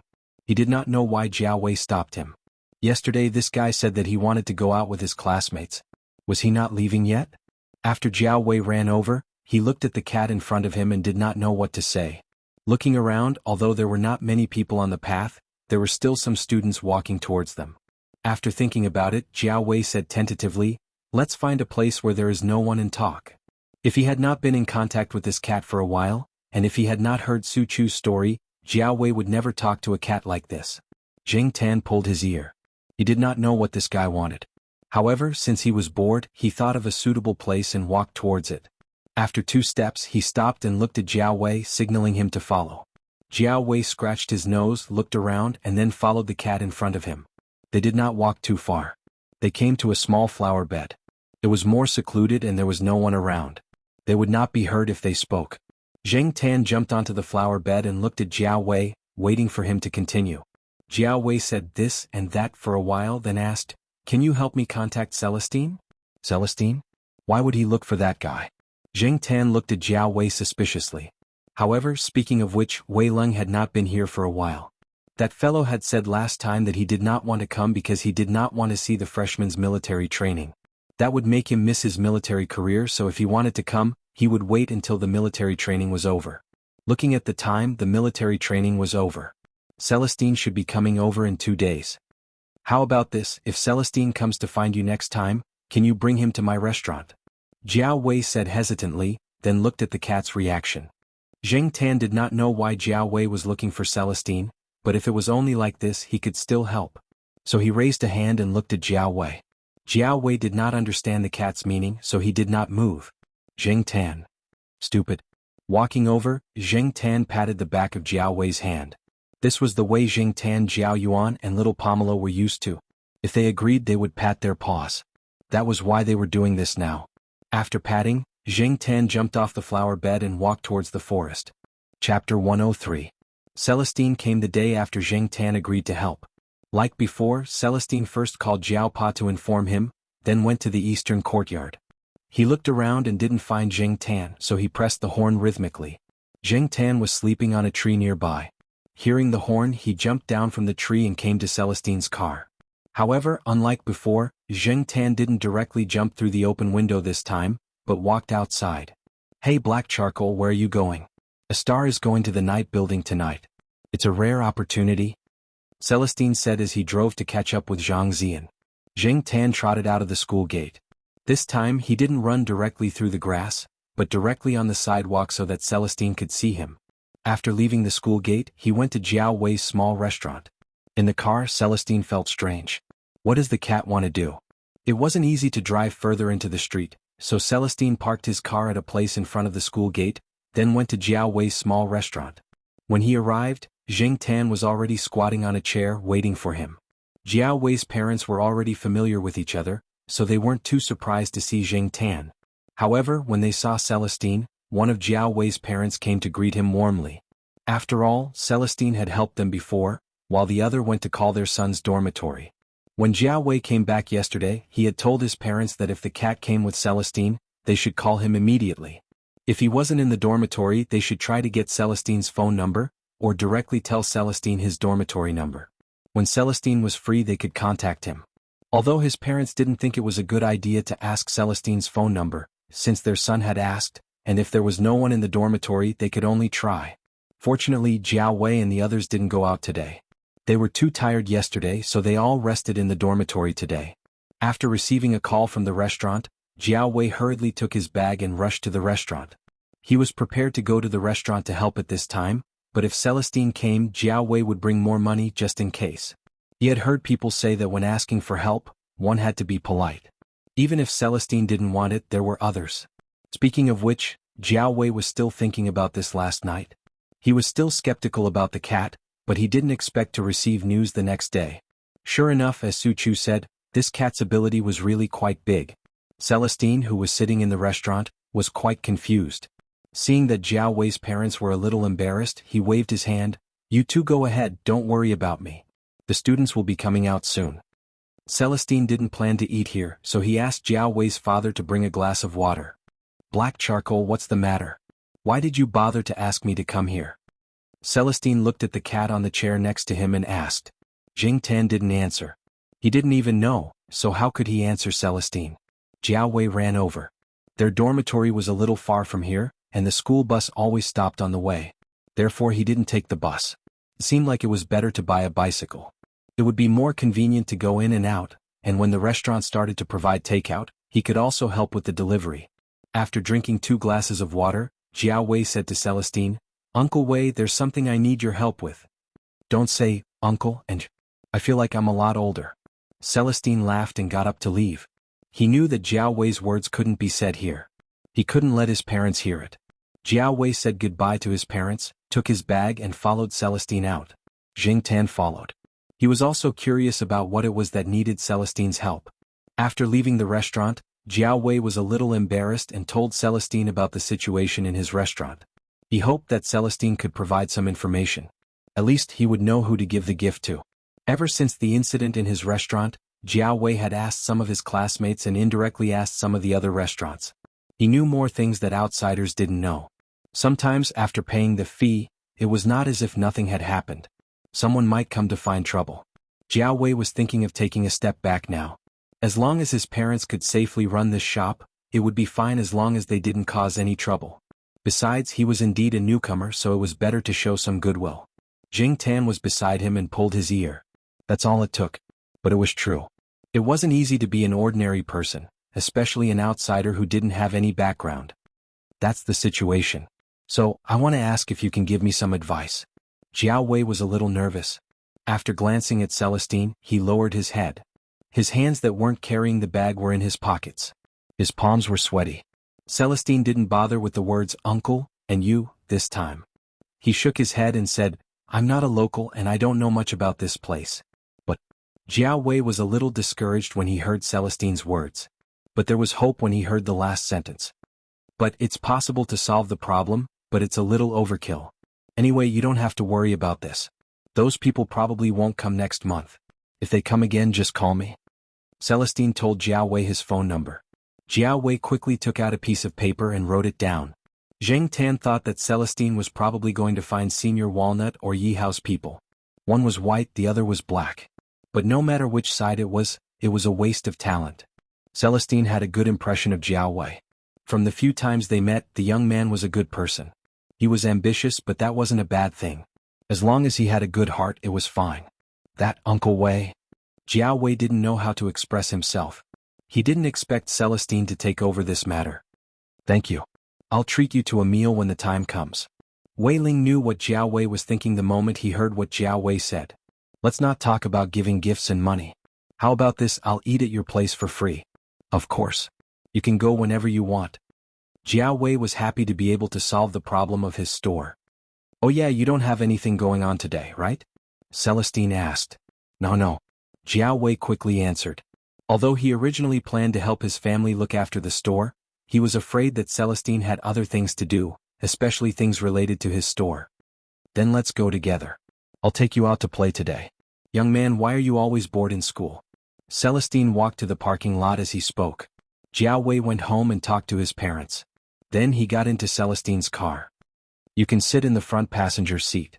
Celestine said to Jiao Wei. The back seat is for Black Charcoal. That guy will roll around in the back seat when he's bored.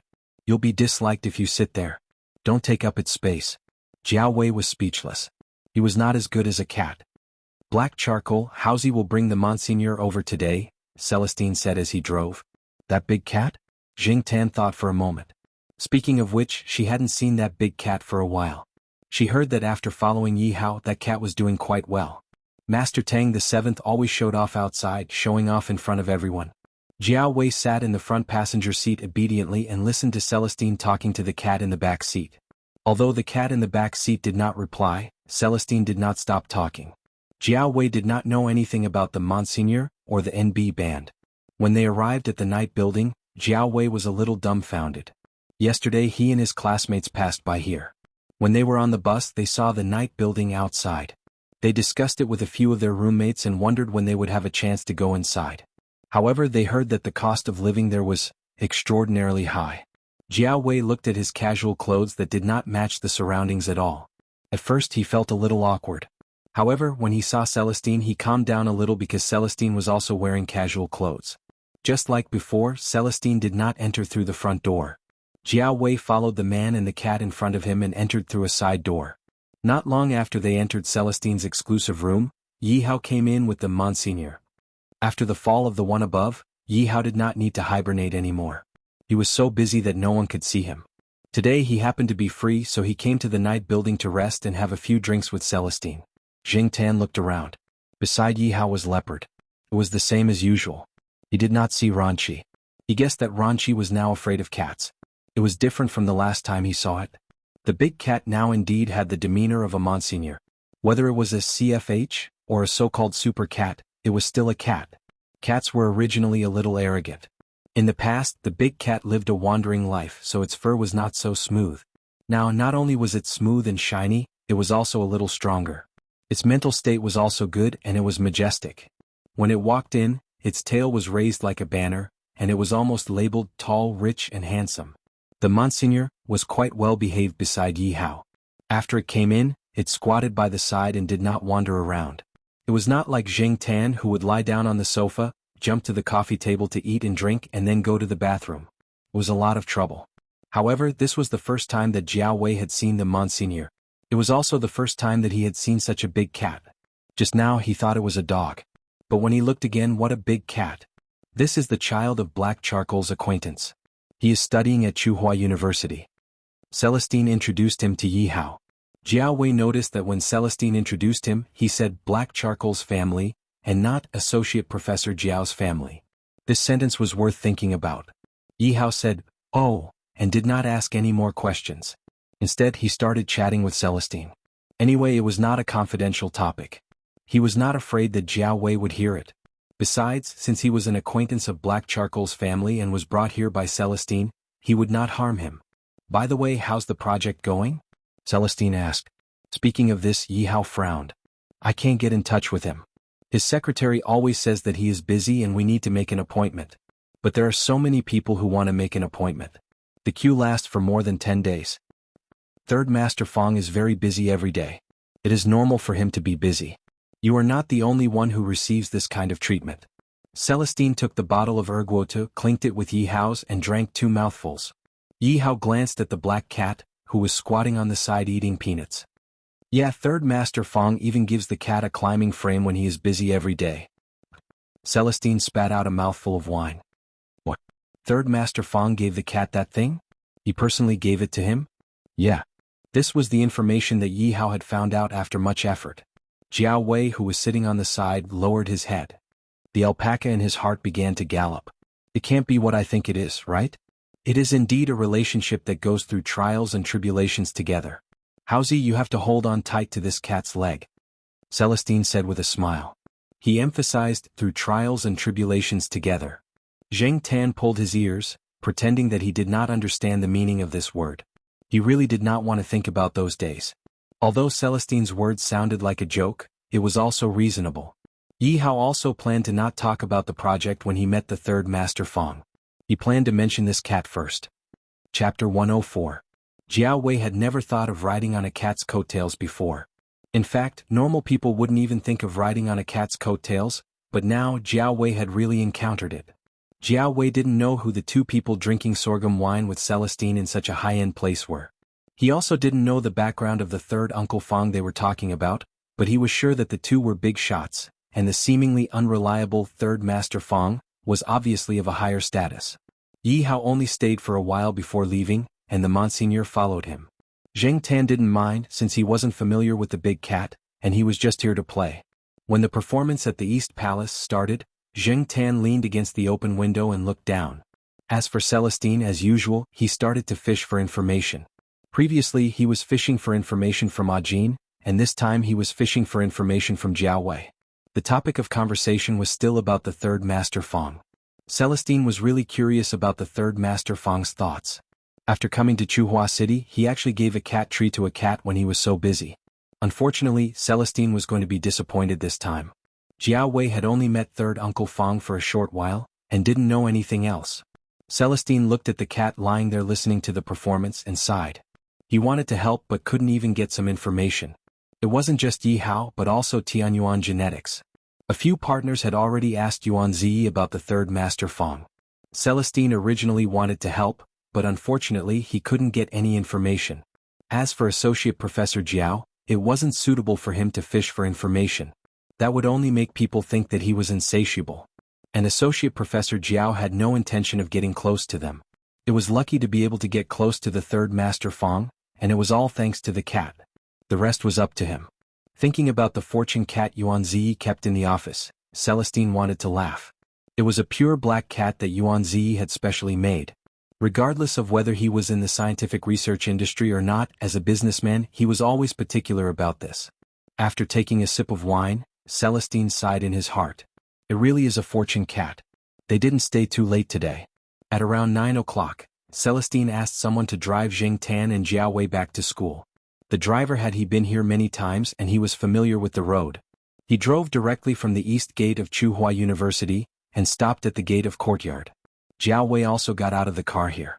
Looking at the black cat that jumped out of the car window and ran towards the family building, Jiao Wei felt that it was ridiculous. This cat's life was better than a human's. Who would believe this kind of thing? But if it could really solve the problem at home, he had to believe it. The moon in the night sky was quite bright. It would be Mid-Autumn Festival in 2 days. Jiao Wei looked up at the sky and walked towards the small restaurant. His parents would be worried if he didn't go back to the restaurant. When Zheng Tan returned to the Jiao family, he saw Jiao Yuan opening a box. Mooncakes? Looking at the calendar in the living room, he almost forgot.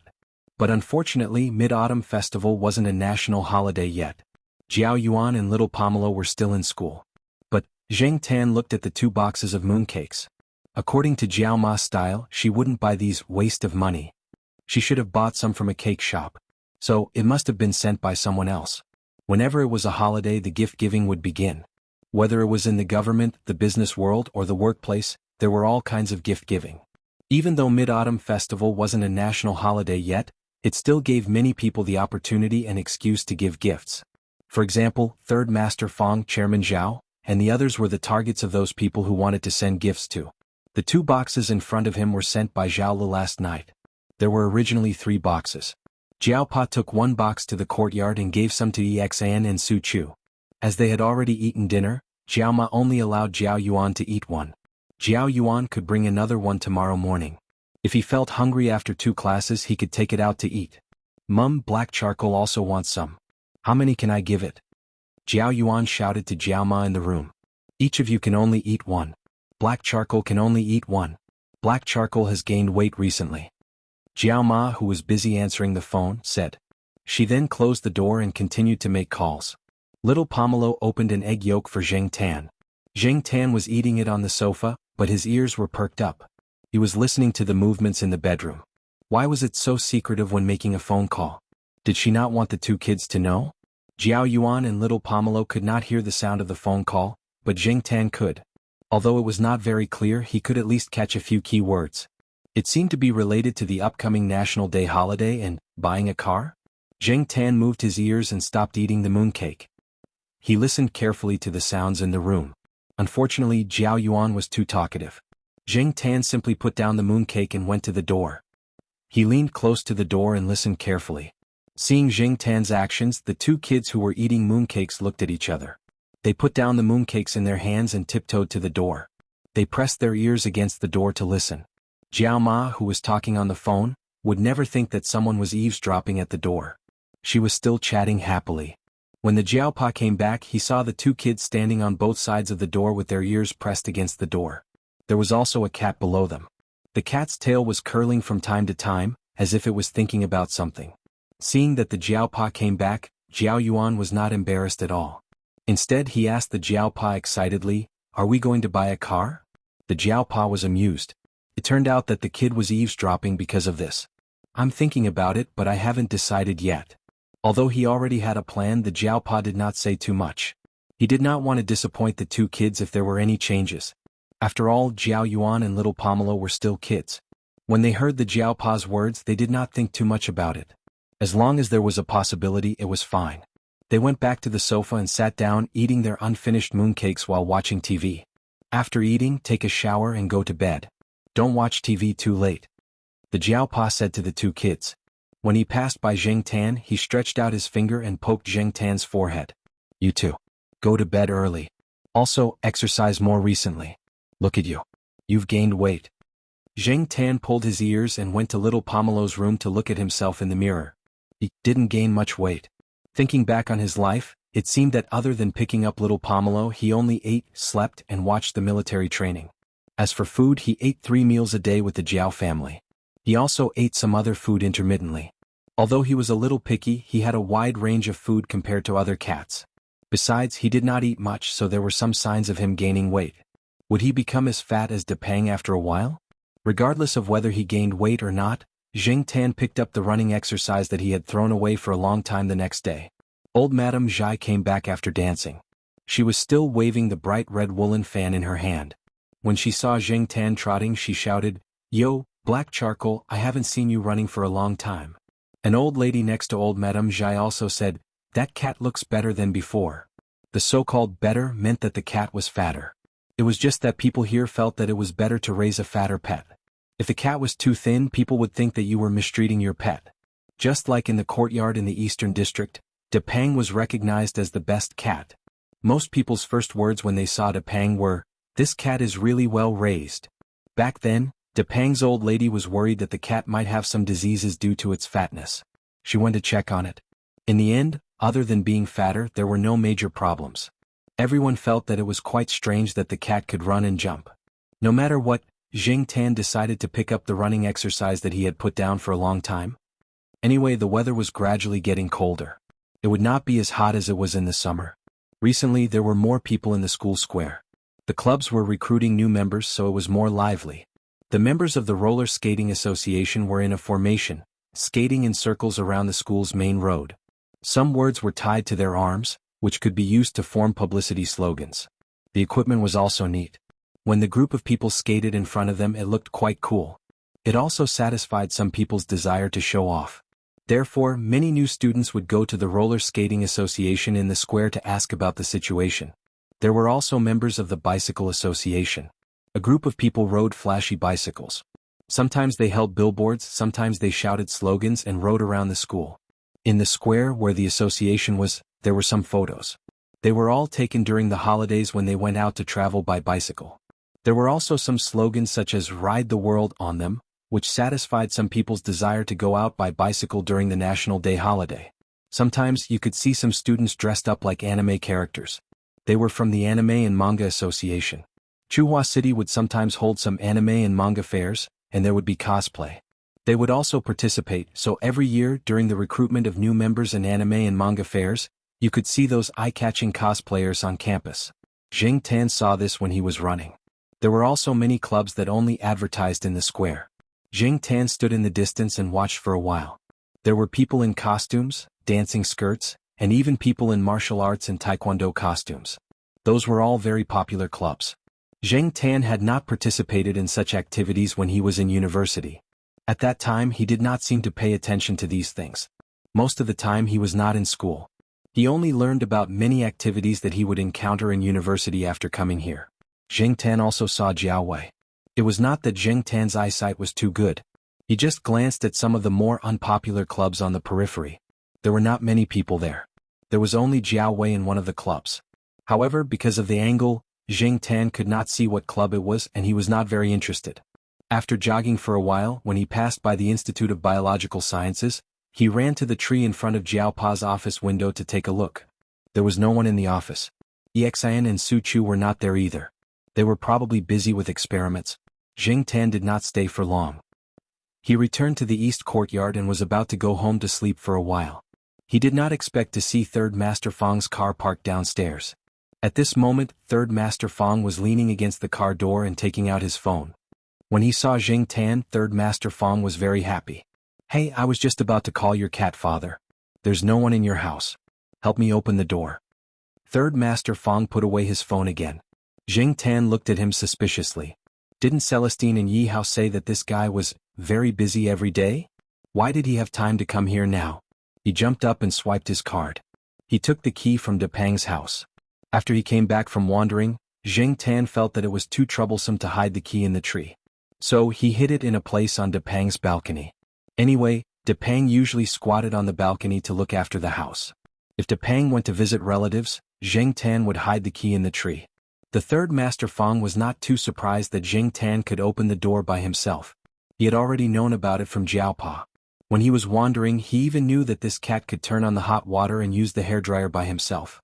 This time, Third Master Fang brought a few boxes of hardcover mooncakes. He was going back to Beijing for the Mid-Autumn Festival, but there were too many people who gave him gifts. He could not eat them all. After he gave some to his subordinates, Third Master Fang sent some to the Jiao family. After he sent them, he would drive back to Beijing. After the Third Master Fang put down the boxes, he called the Jiao Pa.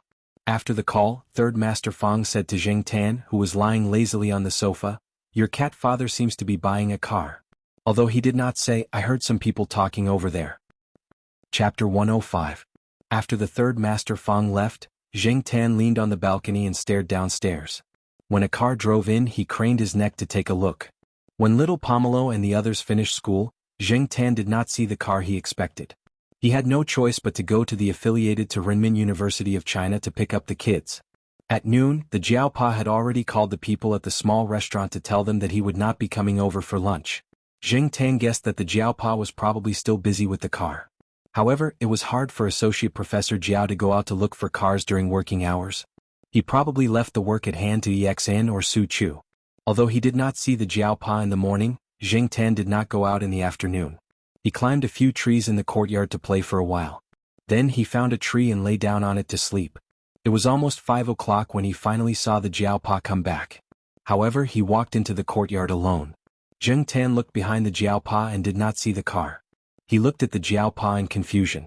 Where was the car? Unfortunately, the Jiaopa did not answer his questions. Zheng Tan decided to eavesdrop tonight. Usually, after the two kids went to bed, the Jiaopa and Jiaoma would talk about something. After dinner, Zheng Tan accompanied the two kids to watch TV until 9 o'clock. When the two kids went to bed, he jumped out of bed and prepared to eavesdrop. The lights in little Pomelo's room were off, but little Pomelo was still awake. When she heard Zheng Tan's movements, little Pomelo took out a small flashlight from under her pillow. Black Charcoal, where are you going?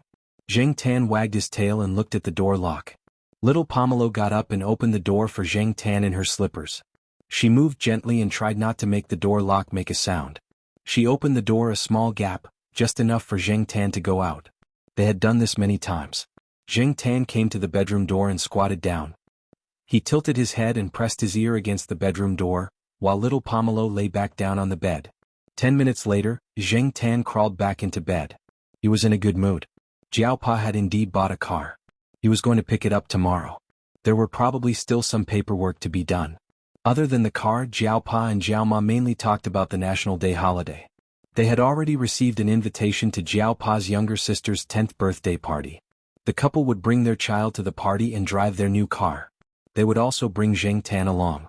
In their hometown, a child's 10th birthday party was a big event, and parents paid more attention to it. Since it happened to be a holiday, Jiaopa and Jiaoma would definitely not refuse. It was a good opportunity to go back to their hometown. Other than the car, they talked about the trivial things between their relatives. Zheng Tan was not interested in listening. After he heard the news he wanted, he went back happily. However, because of this, Zheng Tan missed the key part of the Jiaopa and Jiaoma's discussion. At least for Zheng Tan, it was quite important. Many people would leave their pets at the pet center if they were going on a long trip. The National Day holiday was only a few days, and it was not a big deal to leave their pets at the pet center. Everyone did that. However, Zheng Tan was a special case. Jiaoma did not want to leave Zheng Tan alone in the pet center. She also did not trust Xiaogua and the others to take care of it. What if it went missing? Therefore, it was better to take care of it herself. After all, her cat was very obedient. However, there was another issue that was troublesome. Jiaopa's sister lived in the city of their hometown. It was a private room with 3 floors. It was quite spacious and there would probably be more guests. Although the banquet was in a hotel, other than the banquet, some relatives and friends would also rest at home. There were many people and there were many children. Naughty children who did not know anything and were very destructive were the nemesis of pets. Therefore, Jiaoma was a little worried that there would be a conflict. Although her cat had not scratched people, what if some naughty child annoyed her cat and got scratched? Would there be a fight? It's okay. They have a pet dog and a cat. They get along well with the children. Besides, there are adults watching over them.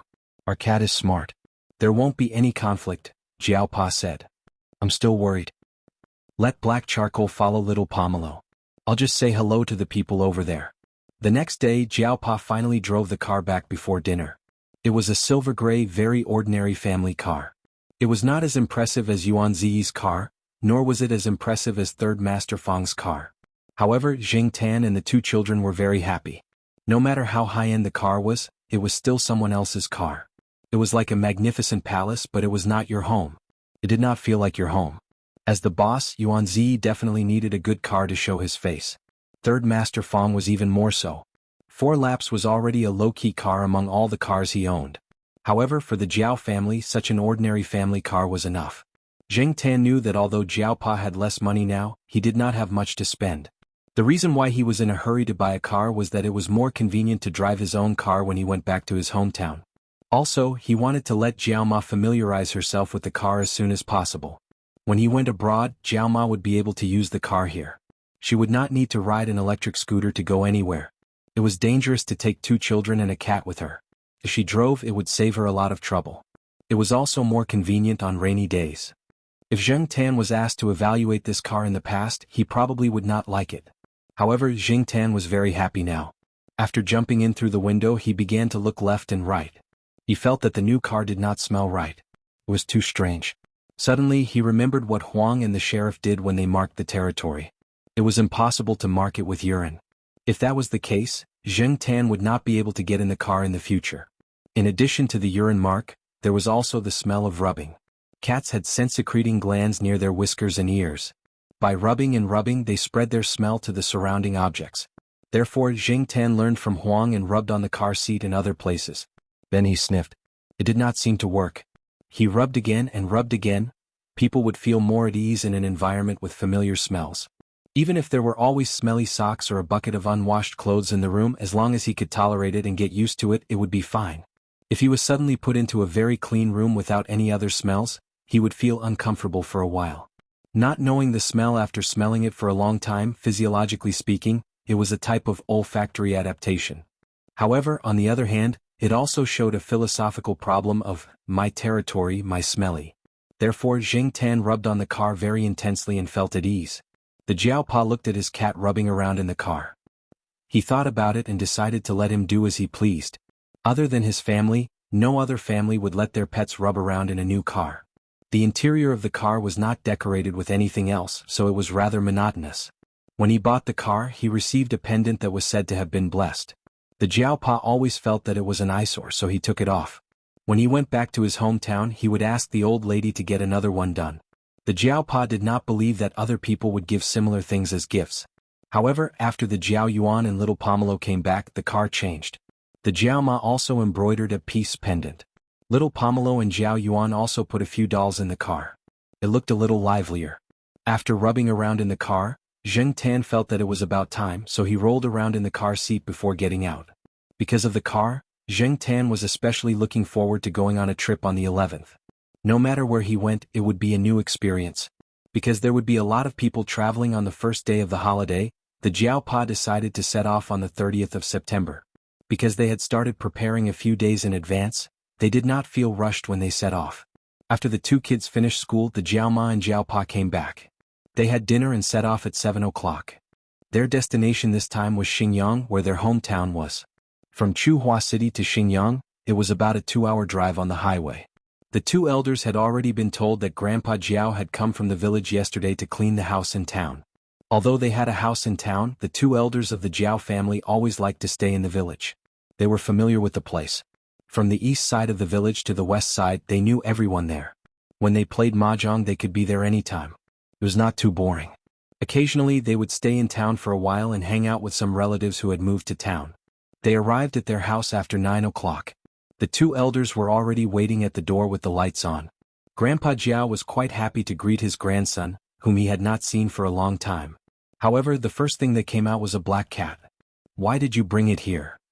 Chapter 106. Even though Grandpa Jiao was a little unhappy with the fact that the Jiaopa had brought the cat with them, he didn't want to find fault with Zheng Tan since it was already late. He went back to tidy up the room with his wife. This house in town was also a private house. It wasn't an apartment building, so it was relatively free. Because of the location, it was much more spacious. No wonder Grandpa Jiao didn't want to go to Chuhua City. After tidying up 2 rooms, one for the Jiaopa and Jiao Yuan, and the other for the Jiaoma and little Pomelo, Zheng Tan thought for a while and ignored the old sofa cushions and a simple cat bed that Grandpa Jiao had made out of paper boxes. He ran into the Jiaoma and little Pomelo's room. Because of Zheng Tan's presence, Grandpa Jiao covered the fish that he had just bought with something to prevent the cat from eating it. The next day, Grandma Jiao woke up early and went out to buy breakfast. Many of the local specialties couldn't be found in Chuhua City. Since it was rare for her son and grandson to come back, Grandma Jiao bought a lot of food. However, Zheng Tan didn't get any. During breakfast, Jiaopa and the other 3 shared some for him. Grandpa Jiao stared at them. This cat is like this because you guys spoiled it. Grandma Jiao didn't say anything, but it seemed like she supported her husband's words. Jiaopa just smiled and didn't say anything. If he said anything at this time, Grandpa Jiao would only talk more. Zheng Tan ate 2 mouthfuls and looked up at Grandpa Jiao. He wagged his tail slowly. Old man, just stare. There's nothing you can do about it. Grandpa Jiao picked 2 mouthfuls of rice noodles and put down his chopsticks. He clutched his chest and said, "My stomach hurts." Everyone was speechless. So your stomach is where your heart is? Eat your food. Why are you angry with a cat? Grandma Jiao glanced at him. Grandpa Jiao snorted and stopped talking. He picked up his chopsticks again. By the way, Mingxing, go and see Yao Hong after breakfast. She's in the hospital, the old lady said. What's going on? Jiaopa asked in shock. Yao Hong was Jiaopa's cousin. Jiaopa remembered that she was quite healthy. Ever since his cousin's husband became successful in the business world, his cousin Yao Hong also became a rich madam. She usually took good care of herself. How did she end up in the hospital? The old lady sighed. I heard that it was because of diet pills, but it's just a guess. The hospital hasn't come to a conclusion yet. We don't know what happened. They spoke in a dialect and Jing Tan had heard a little of it before. Although he didn't understand it completely, he could understand a part of it. Hearing the old lady's words, Jing Tan sighed in his heart. TSK, eating diet pills can also get me into the hospital. Jiaopa thought for a moment and nodded. I got it. But some diet pills aren't very effective. Jing Tan looked up at the Jiaopa. He felt that the Jiaopa must have guessed the reason, but it wasn't appropriate to say it here, so he just answered the old lady's question briefly. The Jiaopa's 10th birthday party was tomorrow. Today the Jiaopa decided to let the 2 children rest at home first. They went to the hospital to visit their cousin, and the old lady went out with them. Thus, only the 2 children, an old man and a cat, were left at home. The 2 children were watching TV. Grandpa Jiao wandered around and pulled a piece of green foxtail grass out of nowhere to disturb Jing Tan, who was resting on the sofa. Jing Tan didn't want to bother with the old man, but the old man was too enthusiastic. Jing Tan grabbed the piece of green foxtail grass with his paw, tore it apart and threw it aside. Then he ran to the Jiao Yuan and little Pomelo and lay down between them. He didn't believe that the old man would be so bored as to bother his grandson. Grandpa Jiao looked at the 2 children and then at the cat in the middle. He snorted and said a few words to the Jiao Yuan. Then he dragged a chair over and sat there to watch cartoons with the 2 children. He was quite happy. In the afternoon, after the Jiaopa and Jiaoma came back, they were talking in the room. Jing Tan pricked up his ears and eavesdropped. It's probably because of the weight loss medicine. I've asked around and confirmed that Sister Hong bought the famous weight loss medicine that's currently very popular. As for that medicine, I've heard from the medical school that the main ingredient in it is sibutramine hydrochloride. There has always been a controversy abroad. Moreover, 2 years ago the European side launched a Scout sibutramine cardiovascular endpoint trial project. The project is still ongoing, but I've heard that there are deaths and cardiovascular events. The official conclusion doesn't seem to be out yet, so we'll have to wait for a few years. However, I think that warnings will start to come out next year. As for the situation in China, I'm not sure. Hong Jie still refuses to admit it. Jiao Ma sighed. Before this, Hong Jie's usual symptoms were similar to the side effects of the pills. She wants to save face and refuses to admit it. However, she should have listened to what I said to her today. She should be more careful in the coming days. Hey, tell me more about the famous diet pills. How is the research going abroad? Jiao Ma was quite interested in this. Women always want to maintain a good figure. However, as they get older, they tend to put on weight easily, especially Jiao Pa's cousin. After she became successful, she had to attend more social events. It was easy for her to put on weight. In order not to lose face, she took the diet pills hard. Jing Tan listened to the Jiao Pa and Jiao Ma's conversation. Jing Tan remembered that the diet pills they were talking about were really popular for a long time. Many celebrities were endorsing the pills. However, after a few years he didn't hear about it anymore. He didn't know what happened. Now, it seems that the pills were banned just like what Jiao Pa had predicted. Jing Tan listened for a while with the mentality of listening to a story and gossip. He was quite interested in this. However, Jing Tan's good mood was hit to the bottom at night. After listening to Jiao Ma's story again, Jing Tan was sure that disaster was coming for him. Naughty kids. He would have to face a bunch of naughty kids tomorrow. What if he suddenly didn't want to go? However, the family members were all out. Jiao Ma was probably worried about leaving Jing Tan alone in the house. She had prepared the bag and was just waiting for Jing Tan tomorrow. At night, she even let Jing Tan take a good bath, brush his fur and blow dry his fur. After he was clean, she put the cat tag on him. However, when he thought about what he had to face, Jing Tan couldn't feel happy. What the F***ck? On October 2nd, the old man and the old lady wore new clothes. Jiao Yuan and little Pomelo were dressed up by Jiao Ma. Besides celebrating the birthday of the birthday girl, everyone had to talk about their children. This was the rule of society. When they were young they would compare their grades. When they grew up they would compare their family background. When they got married they would compare their children. After that it was a new cycle. Jiao Yuan and little Pomelo were still young and didn't understand. However, Jiao Pa and Jiao Ma were already mentally prepared. Therefore they bought new clothes for the two children in advance and dressed them up appropriately. They even prepared some speeches for the social events. As for Zheng Tan, he was squatting inside the bag that Mama Jiao was carrying. His ears were pulled back into the shape of an airplane, and his face was filled with displeasure. At this time the space in the car was much smaller. Jiao Ma sat in the front passenger seat. The old couple and Jiao Yuan sat in the back seat. Little Pomelo was in the old lady's arms. Zheng Tan seemed a little nervous when he saw little Pomelo's expression. Well, they were not familiar with each other. If they were from the Gu family they would know a few people. However, now they were all from the Jiao family. However, this also saved them a lot of trouble. Many people from the Gu family knew that little Pomelo was thrown back to China by her mother. After that, she was alone abroad and didn't care about the children. Because of this, those Andes would nag for a long time. Therefore, it was good that they didn't meet the Gu family. More than 20 minutes later, the Jiao Pa's car stopped in front of a 3-story residential house. There were already several cars parked there. There were many people around. Jiao Ma got out of the car first with the two children. The Jiao Pa parked the car in a hotel not far away. Anyway, the birthday party would be held there.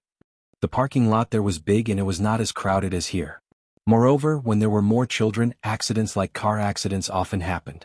Therefore, in order to avoid damage the new car, the Jiao Pa drove it away.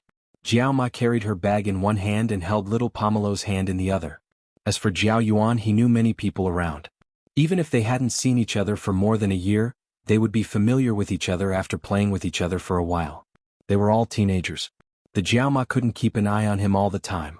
Anyway, the Jiao Yuan didn't like to play with those children in kindergarten. Little Pomelo was a little reserved.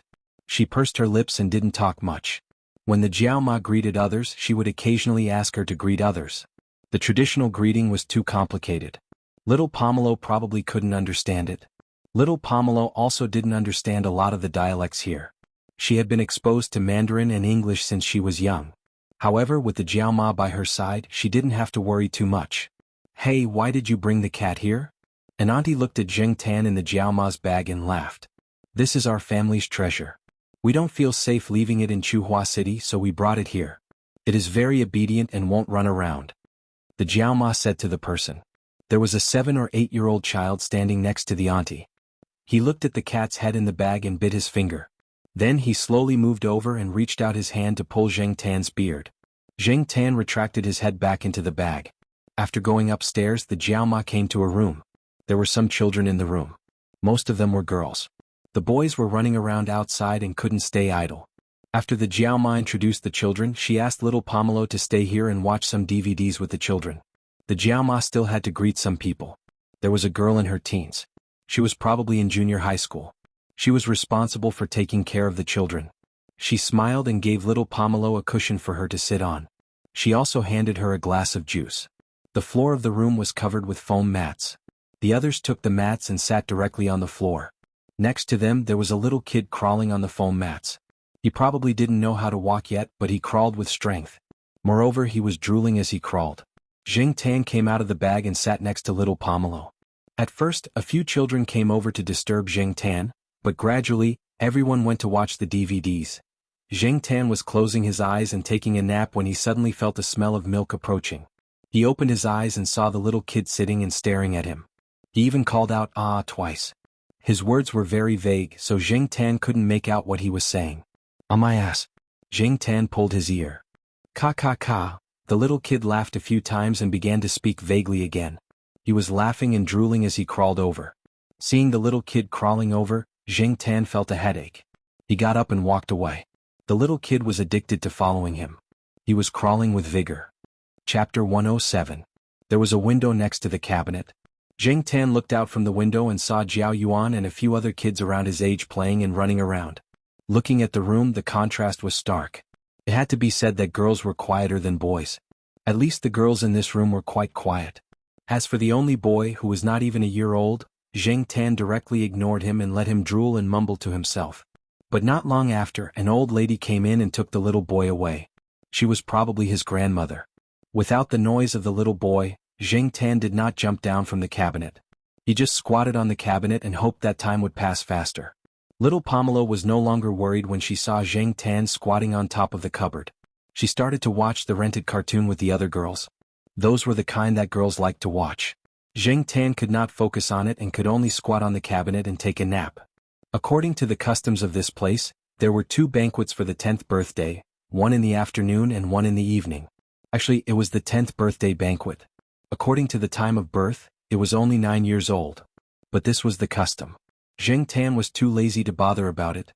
Now he was thinking little Pomelo seemed to be almost 9 years old. When the time came, would there be a 10th birthday banquet in Chuhua City? But little Pomelo's irresponsible mother was always abroad. And when the time came, he would go to 3rd Master Fang's Shaoguang Hotel to celebrate little Pomelo's birthday. Finally, at noon, the Jiaoma came to take little Pomelo away. Jing Tan jumped back into the bag and was carried away by the Jiaoma. The hotel was not far away. The group walked directly there. This time, Jing Tan didn't enter the hotel. He stayed in the Jiaopa's car. Little Pomelo wanted to take Jing Tan to the hotel, but when the Jiaopa asked Jing Tan to choose, Jing Tan jumped into the car. He looked around and saw that there were a lot of children going in with the Jiao Yuan. He did not want to squeeze in there. At that time, there would be a lot of people at the table, and there would be a lot of naughty children around. They would be surrounded by people they did not know. It was better to wait until the Jiaopa and the others had eaten before bringing food over. Although it was a little boring to stay in the car, it was still better than going over there to face the brats and all kinds of strangers. It was too noisy there. When he woke up, the Jiaopa had already brought a bowl over. After delivering the food, the Jiaopa immediately turned back. There were still people who wanted to talk to him. Jing Tan was not used to the hotel's food. Fortunately, it was still warm as if it had just been reheated. He forced himself to eat to fill his stomach. When he heard that the children would be going to the amusement park later, Jing Tan decided to stay in the car. Anyway, with the current amusement facilities and the condition of this small place, there was probably nothing fun to do. He was an adult and had no interest in playing with the children.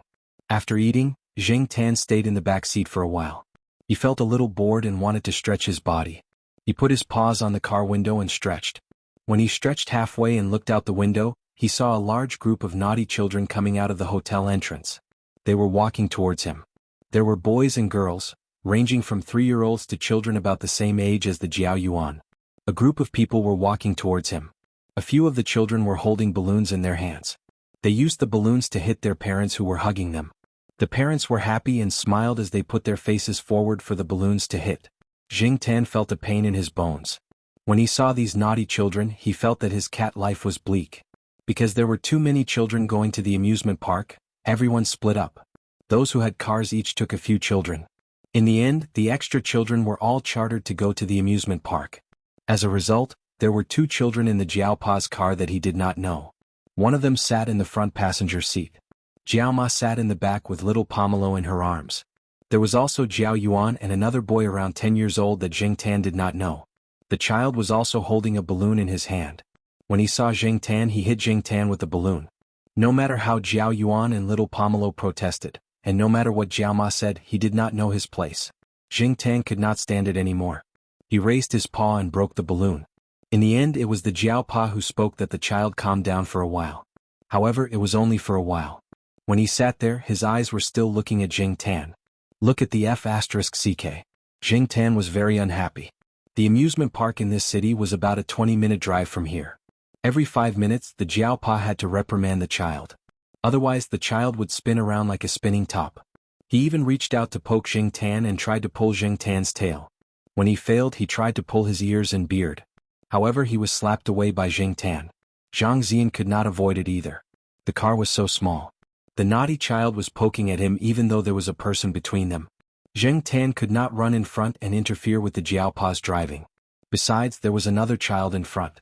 Who knew if the one in front would be more difficult to deal with? The Jiao Yuan wanted to beat the child, but he was stopped by the Jiaoma. If he really beat the child until he cried, they would quarrel again. However, the child was really disobedient. Therefore, the Jiaopa had to warn him every few minutes. Other than the Jiaopa, the child did not listen to anyone. He probably knew that no one else would dare to do anything to him. Jing Tan suddenly missed Chuhua City. He really wished that time would pass faster. Finally, when they arrived at the amusement park, the naughty child's attention was diverted. He opened the car door and rushed out. "Black Charcoal, do you want to come with us?" the Jiaopa asked after parking the car in the parking lot. Zheng Tan lay on the back seat and did not move. He lowered his ears and ignored Zhang Ziyan. "Okay, you stay here. There is a cat litter box here. If you need to pee, you can use it." The Jiaopa dragged out a simple cat litter box the size of a shoe box and put it on the ground. Then he left. There was water and some snacks in the car. Now there was even a toilet. The Jiaopa was not afraid that something would happen to Zheng Tan. The car window was closed but not tightly. There was a small gap. There was no need to worry that someone would break into the car. After all, Zheng Tan was guarding the car. Zheng Tan looked out of the car window. The facilities in the amusement park were as Zheng Tan imagined. They were simple and monotonous. There was no need to think about roller coasters.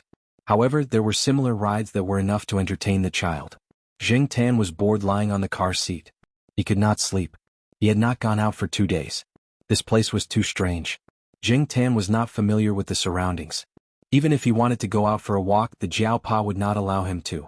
Therefore, he simply did simple exercises like eating, and sleeping. Unable to sleep, Zheng Tan stood up and looked at the scenery outside the car window. There were no tall buildings around the amusement park. This small city was not developed. Compared to Chuhua City, it was far behind, not to mention Nanjing City, which was further south. This was the so-called urban area. The Jiaopa's hometown was still in the countryside. According to the Jiaopa's plan, he was going there to take a look in November. However, he did not know the exact date. However, for Zheng Tan, it was fine as long as he did not have to face those naughty children. While thinking, Zheng Tan saw a woman in her 40s pass by the car window with a child in her arms. Her footsteps were hurried. Zheng Tan noticed her not because of the person, but because of the child in her arms. Although the child was covered with a coat because of the close distance, the woman looked back when she passed by, and the coat slipped down, allowing Zheng Tan to see the child's face. Wasn't this the little kid who followed him in the morning? Zheng Tan still remembered the clothes with the little bear pattern. However, the little kid seemed to be in a deep sleep with his eyes closed. After the woman looked back, she pulled the coat that slipped down and covered the child again. Then she carried the child and walked forward. Not far ahead there was a motorbike. A man wearing sunglasses rode on it and said something to the woman. Then he raised his hand and lifted the coat that covered the little kid to take a look.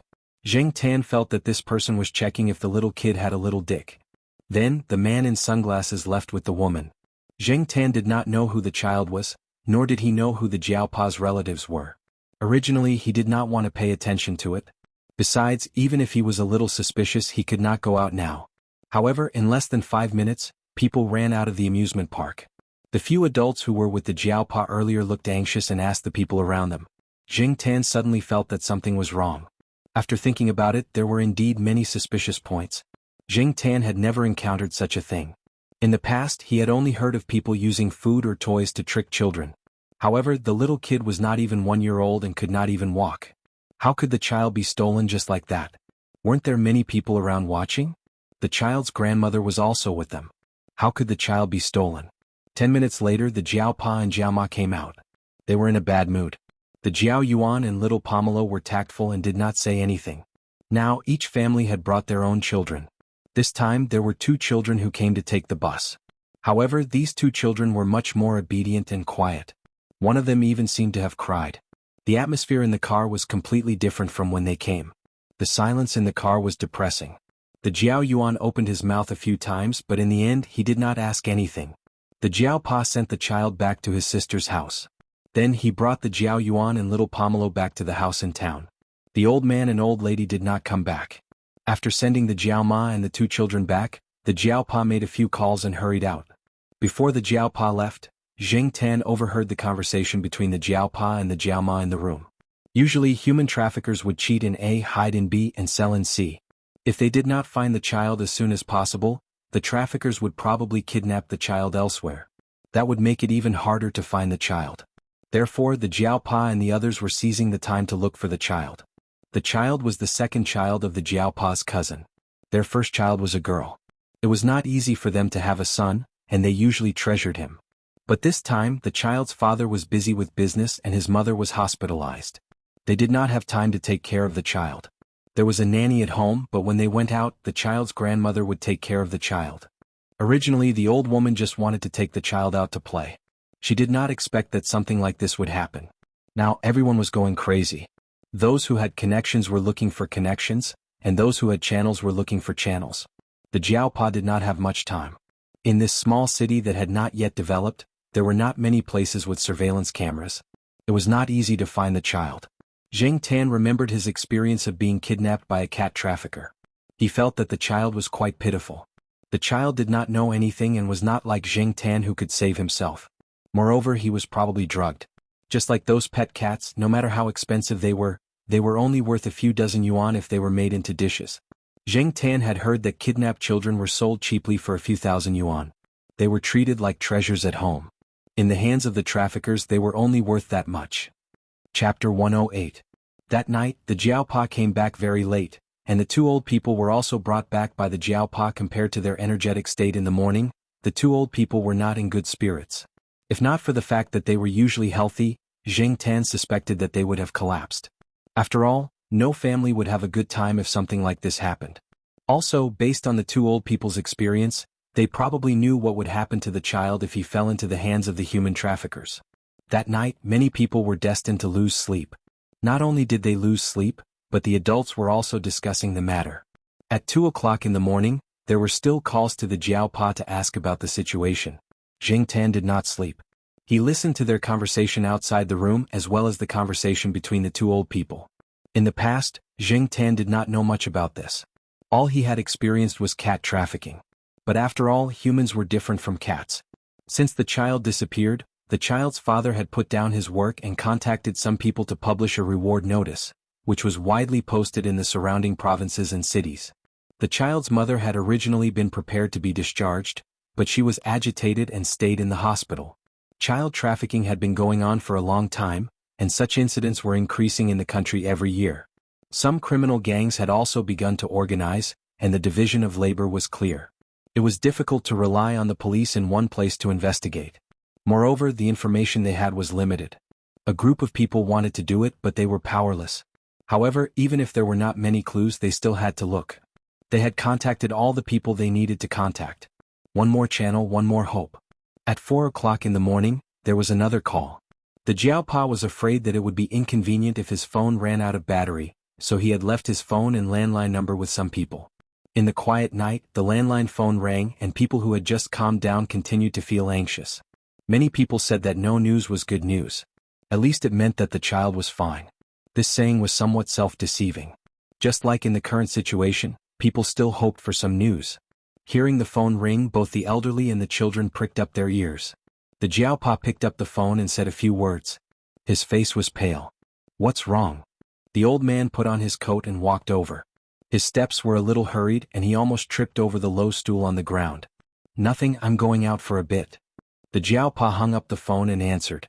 "Bullshit." Grandpa Jiao ignored the low stool he kicked and walked over. He pointed at the Jiaopa and said, "I may be old, but I'm not stupid. I don't have Alzheimer's. Don't try to fool me." Grandpa Sheng's voice was a little loud. He was too agitated and couldn't control his emotions well. Jiaoma and Grandma Sheng also came over. The Jiaopa gestured to the Jiaoma to take care of the children. The Jiaoma hesitated, sighed, and turned to leave. "Old woman, you should rest too," Grandpa Jiao said to his grandmother. Grandpa Sheng always felt that when something happened and there was pressure, the man had to bear it. Even if what was about to happen was cruel, he had to face it. He couldn't let the woman bear it. Grandma Sheng also knew Grandpa Jiao's temper. Even if something really happened, they wouldn't say it now. With reddened eyes, the old lady wiped the corners of her eyes and shuffled her feet towards the bedroom. Zheng Tan stood at the door. Since no one was talking about him, he could eavesdrop. "Tell me, why did they call?" Grandpa Jiao sat down on the edge of the bed. He was no longer as imposing as before. "They found an abandoned baby on the bridge. They asked me to go take a look," Jiaopa said. Grandpa Jiao's hand trembled. Even though he didn't say the whole thing, he understood what he was implying. Since the people on the bridge asked the Jiaopa to go take a look, it couldn't be a baby girl. In this place, boys were still very precious. Abandoned babies were rare. Since it was abandoned on the bridge at such a time, the chances of the boy being alive was probably not high. Now, Grandpa Jiao's voice trembled. Although he was not his biological grandson, the relationship between relatives was not bad. During the holidays, Yao Hong and her husband would often send gifts to the old master. That little brat was also very popular with the old master. Now that something like this had happened, how could the old master not feel distressed? I'm not sure yet. I'm just going to take a look. I didn't tell Hong Jie and the others about this. Okay, I'll go with you. Grandpa Xing didn't wait for Jiaopa's objection and said, "My old face is still useful." After all, he was born and raised in this place. He knew some of the older generation. Sometimes, Grandpa Jiao's presence was more useful than Jiaopa's words. Jiaopa and Grandpa Jiao went out at around 4 o'clock. The rest of the family didn't feel sleepy. When Jiaoma came back with breakfast, Jiao Yuan and little Pomelo were sitting at the dining table yawning non-stop. Obviously they didn't sleep well the whole night. Zheng Tan's mood was also affected. He didn't have a good appetite and didn't finish his breakfast, which was rare. Jiaoma didn't say anything. She just sighed. Grandma Xing wanted to go out for a walk after breakfast. She said it was too stuffy in the house. Mama Jiao was worried. She was afraid that the old lady's bad mood would affect her health. As she got older, she had a lot of diseases such as high blood pressure and heart disease. She had to pay more attention to them. Now, the old lady's condition was obviously much worse. If she accidentally fell outside, it would be a big problem. However, Jiaoma had to take care of the 2 children at home. She couldn't leave. After thinking for a while, Jiaoma's eyes finally landed on Zheng Tan, who was wandering around the gate. "Black Charcoal, do you want to go out?" Jiaoma asked. Zheng Tan wagged his tail and jumped up to open the door. He walked to the door and turned to look at Jiaoma. His intention was clear. "Oh, you really know how to open the door." Grandma Sheng's attention was diverted. "Yeah, I always open the door at home." "I don't know how to do it," Jiaoma said. Grandma Sheng thought that Zhang Zian opened the door by pulling the lock from the inside. She didn't think that Zhang Zian could open the door with a key. Besides, there weren't many cats that knew how to open the door. However, there was a cat that knew how to open the door. Therefore, Grandma Xing didn't think that there was anything strange about Zheng Tan. "Mom, let Black Charcoal go out with you. Let him relax. When he was in Chuhua, he often went to the school. This time he must be bored out of his mind," Jiaoma said. Grandma Xing nodded at Jiaoma's words. "He won't run around, right? Do you want me to keep him on a leash?" "No, Black Charcoal is very obedient," Jiaoma quickly said. She didn't have the heart to put a leash on her cat. Zheng Tan listened to Jiaoma and Grandma Xing. He pretended to be very obedient. He really did want to go out and get some fresh air. The atmosphere tonight was too heavy. It was a bit depressing and uncomfortable. It was better to go out for a walk. Seeing Grandma Xing go out, Zheng Tan followed her. He walked beside Grandma Xing. He didn't run far and he maintained the same speed as Grandma Xing. Jiaoma stood at the door and watched for a while. When Grandma Xing and Zheng Tan were far away, she went back into the house and closed the door. Zheng Tan walked with Grandma Xing while paying attention to the scenery around him. He had been here for 2 days, but he hadn't properly observed the terrain here. They were surrounded by private residential areas. After walking for more than 100 meters, they came out of the alley. Outside was the street. It was more lively there. Although this area wasn't the center of the city, there were signs that a new district was going to be built. The old factories had been knocked down and were preparing to build commercial buildings. Some areas had been fenced off. When Grandma Xing walked out of the alley, she suddenly remembered that a cat was following her. She looked to the side and saw that her son's black cat was following her closely. It didn't go anywhere else. It was indifferent when some dogs barked at it. Grandma Xing was satisfied. No wonder her son spoiled the cat so much. It was really obedient. Grandma Xing planned to walk along the street for a while after leaving the alley. Zheng Tan didn't care. He wouldn't get lost if he followed Grandma Xing. As they walked, they passed by a small store. Grandma Xing went to buy some fruit candies. She wanted to bring them back for Jiao Yuan and the others. "Are you taking your cat out for a walk?" The shop owner looked curiously at the black cat standing by the old lady's feet. Grandma Xing forced a smile. "Yes, it's my son's cat. He's accompanying me for a walk." The small store owner didn't say much. He weighed the candies and gave Grandma Xing the change. Grandma Xing took the fruit candies and walked back with Zheng Tan. Zheng Tan was about to follow when he suddenly saw a familiar figure. A small 3-wheeled motorcycle slowly drove down the street and stopped by the side of the road. The driver got out and walked to the small store to buy cigarettes. Passenger tricycles like this could be seen in many places in the city. They were much cheaper than taxis. Many people would choose to ride them to save money. Zheng Tan looked at the driver. He wasn't wearing sunglasses and his clothes were different. However, Jing Tan felt that this person was very similar to the motorcyclist from yesterday. Black charcoal, let's go back. Grandma Sheng saw that the cat stopped and didn't follow, so she called out to it. Jing Tan looked back at Grandma Sheng and continued to stare at the three-wheeled motorcycle driver who was walking back after buying cigarettes. His gaze landed on the driver's gloves. They were black leather gloves, similar to the motorcyclist from yesterday.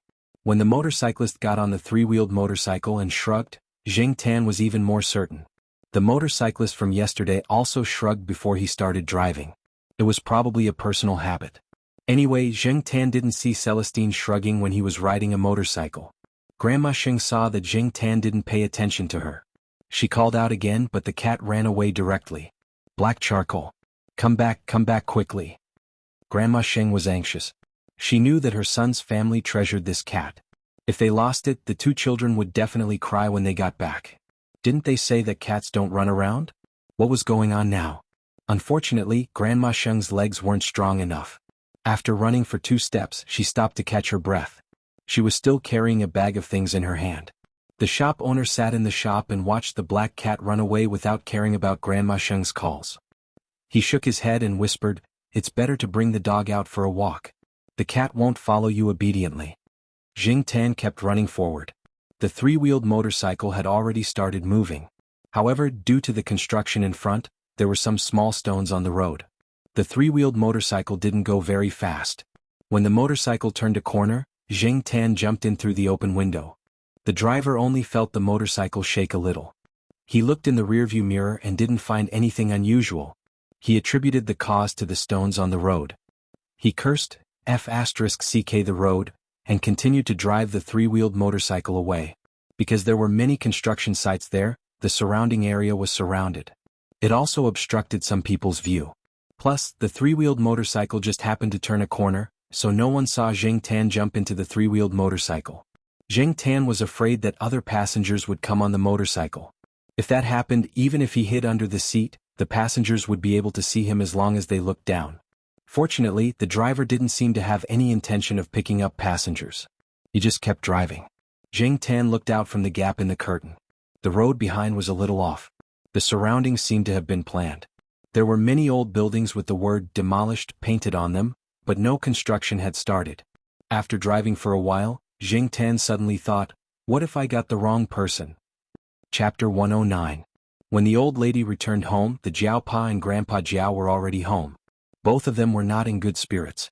After confirming that the baby boy at the bridge was not a little kid, the father and son went to look for a few more people. Then they went to the hospital to comfort Yao Hong. They had just returned home. With empty stomachs, the father and son had not eaten breakfast. The Jiao Ma was busy in the kitchen. The old lady originally wanted to talk about Jing Tan, but when she saw the Grandpa Jiao, she asked about the child first. When she found out, she could only sigh. She really did not know what to say at this time. Little Pomelo ran out the moment the old lady entered the house. Then she kept staring at the door but did not see the cat. But the adults were talking and she could not interrupt. The Jiao Yuan took the remote control and changed a few channels. He was not in the mood to watch TV, so he lay on the sofa and prepared to sleep. When the Jiao Yuan was about to fall asleep, little Pomelo poked him. "Brother, black charcoal is not back." Jiao Yuan shuddered and all his sleepiness was gone. He looked around and really didn't see his black cat. "Grandma, where is black charcoal?" the Jiao Yuan asked. The old lady slapped her thigh. She had almost forgotten about the child when they talked about it. She quickly told them what happened outside. Black charcoal ran away? The Jiao Yuan jumped off the sofa in disbelief. Black charcoal would not run away. Little Pomelo said. The Jiao Pa stopped the two children as they were about to go out. He asked the old lady, "Who do you think black charcoal was looking at?" The old lady thought for a while with a guilty expression. Someone who went to the convenience store to buy something. The Jiao Pa asked a few more questions. The old lady thought for a while and answered them one by one. The Jiao Pa went back to his room and called someone. When he came out, he asked the Jiao Yuan and little Pomelo to stay at home. What happened? Grandpa Jiao stopped the Jiao Pa. The old man was very curious. If the Jiao Pa did not finish the story, he would feel uncomfortable. I've asked around. After the middle-aged woman who carried Mao Mao away left the amusement park, she walked past the parking lot. My car was parked there, so she should have passed by my car.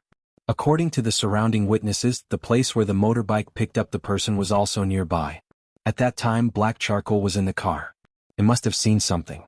Otherwise, it wouldn't have run around. The person who went to the convenience store to buy things is very suspicious. I'll go to the convenience store and ask about the situation first. The Mao Mao that the Jiaopa mentioned was the child's nickname. Being able to get some useful information, the Jiaopa was reinvigorated. He picked up his phone and went out. No matter how the Jiaopa and the police investigation went, Zheng Tan, who was in the little three-wheeled motorcycle, felt that he had been too impulsive. He had not been fully sure yet, but he had already jumped in. There was no turning back now. He did not know where the car would go. When the car reached the suburbs, there were some houses. However, these houses did not look shabby. They were all 2 or 3 stories high. The little three-wheeled motorcycle drove along a dirt road and stopped in front of a house. After the three-wheeled motorcycle stopped, the driver did not look at the seats inside. He took out his keys and opened the door. Zheng Tan looked around through the gap in the curtains. When he saw that there was no one around, he lifted the curtains and jumped out. He hid behind a tree. There were a lot of weeds around here. It was very suitable for hiding. Zheng Tan looked at the 2-story building with white tiles in front of him. It was similar to the houses around it. There was nothing special about it. However, the windows and doors were tightly shut. The windows on the second floor were one-way glass. It was impossible to see what was inside from the outside. Zheng Tan hid in the grass behind the tree for a while. In the end, he found a tree and jumped up. He lay on a branch and looked at the building through the gaps in the leaves. The surroundings were very quiet. There were not many residents in the area. Occasionally, he saw a few people loitering outside. While Zheng Tan was observing the small building, she learned from the conversations of the passers-by that this area was going to undergo urban development. Those who had land had received quite a sum of compensation and were preparing to move away. Some spent their days looking for a place to live, while others decided to move to other places. This was why there were not many people around. Just as Zheng Tan was about to fall asleep, the window on the second floor of the building was pulled open. A middle-aged woman was splashing water outside. It was that person. Zheng Tan was shocked. He felt that this trip was worth it. After the middle-aged woman finished splashing water, she closed the window again. Zheng Tan walked around the 2-story building. It was really difficult to find a way in. This building did not have a backyard. He could not climb over the wall. The windows on the first floor were also tightly shut. The only 2 windows that were open were installed with anti-theft nets. Zheng Tan could not squeeze in at all. Thus, he could only enter from the second floor. It would be better if he had a phone. He could directly send an anonymous message to the Jiaopa. Unfortunately, he could not find a phone nearby. If he called Zheng Tan, he could not speak. He could not tell others the address. It was better to do it himself. At least, he had to make sure that the little brat was still here. When Zheng Tan walked around the 2-story building, he did not hear the cries of the child. He could not even hear people talking. He originally wanted to wait until nighttime. However, Zheng Tan heard from the Jiaopa and the others that the longer he waited, the more dangerous it would be. It was better to act early. He visually estimated the height of the second floor. The front of the building was covered with white tiles. The sides and the back of the building were not covered with tiles. The walls were rough and uneven. If he really wanted to climb, he could do it. The windows on the side of the second floor were tightly shut. There was an open window at the back. It was just an ordinary window. When there was no one around, Zheng Tan tested the wall. After making sure that his claws could use the rough surface of the wall to climb up, he began to move. Zheng Tan felt that he was now like Spider-Man walking along the wall. However, if the wall was smooth, it would be more difficult. When he came to the open window at the back, Zheng Tan listened to the movements inside. After making sure that there was no one around the window, he climbed in through the small window. It looked like a utility room. There were a few cardboard boxes. It seemed that no one had cleaned it for a while. There was a layer of dust on the cardboard boxes. The door was closed, but the good thing was that the door lock seemed to be broken. It was only closed, and Zheng Tan could open it slightly with her claws. Carefully squeezing out through the crack in the door, Zheng Tan listened. He did not hear anyone around. He went to the room in front. It was not big. There was only one bed. There were a few pieces of clothes that belonged to a middle-aged woman on the bed. There were no baby products. Strange. Where was she? The 3-wheeled motorcycle driver had come in. The middle-aged woman must be here too. However, why was there no movement? After looking around, there was a room on the second floor that was tightly shut. Zheng Tan put his ear to the door and vaguely heard a sound. There was soundproofing inside. Feeling the vibration approaching, Zheng Tan quickly rushed under the bed in the room in front. The next moment, the tightly shut door opened. Zheng Tan heard a conversation inside. There was a woman's voice and two men's voices. The woman was definitely the middle-aged woman. One of the men was the three-wheeled motorcycle driver, and the other sounded slightly older. Zheng Tan listened to them talk about big goods, little goods, and so on. They also talked about treating illnesses. The middle-aged woman was complaining about something, and the three of them were arguing. After listening for a long time, Zheng Tan realized that the so-called big goods were actually boys and little goods were girls. This should be a jargon. However, when he heard people being compared to goods, Zheng Tan felt very uncomfortable. Was human life so cheap? They originally had 3 children, 2 boys and 1 girl. However, one of the boys was sick when they were shipped here. They did not want to treat the boy's illness. Other than the problem of money, they did not want to be too troublesome and expose themselves. Therefore they just threw the boy on the bridge. Zheng Tan guessed that it was probably the baby that Jiao Pa and Grandpa Jiao rushed over to see at 4 o'clock in the morning. There was also a girl who seemed to have been fed an overdose of sleeping pills. She was a little slow and probably stupid. Zheng Tan thought of those people who used tranquilizer guns to shoot dogs. They did not care about the dose that different dogs could withstand. They just shot them directly and many dogs would die immediately. As for humans, there was also a great risk, especially for children. The slightest carelessness was related to life. Even if the child was lucky, the child's brain development and intelligence would be seriously damaged. Not to mention such a small baby. The three of them were arguing about these two things. The man with the old voice said that he had already contacted someone to pick up the goods. However, there were 2 problems in a row. It was the other 2 people's carelessness. It was their fault and they lost 40,000 yuan. Zheng Tan did not know how they contacted the buyer. The price for a boy was 30,000 yuan, and the price for a girl was 10,000 yuan. The person said that this was a rare high price, but it was ruined. Now there was only a boy left. Otherwise they could have earned another 40,000 yuan. $40,000 for 2 lives, and they were children who couldn't even speak. Zheng Tan felt that these people were king inhumane. However, at the same time, Zheng Tan was also glad. The remaining boy was probably the Mao little brat that the Jiao Pa and the others were anxiously looking for. The old man's very good-looking baby boy that was just brought over yesterday could indeed match Mao. Since he had found the place and the person, how could he contact the Jiao Pa and the others? Zheng Tan was troubled. The door of the room was tightly shut. The middle-aged woman and the 3-wheeled motorcycle driver came out.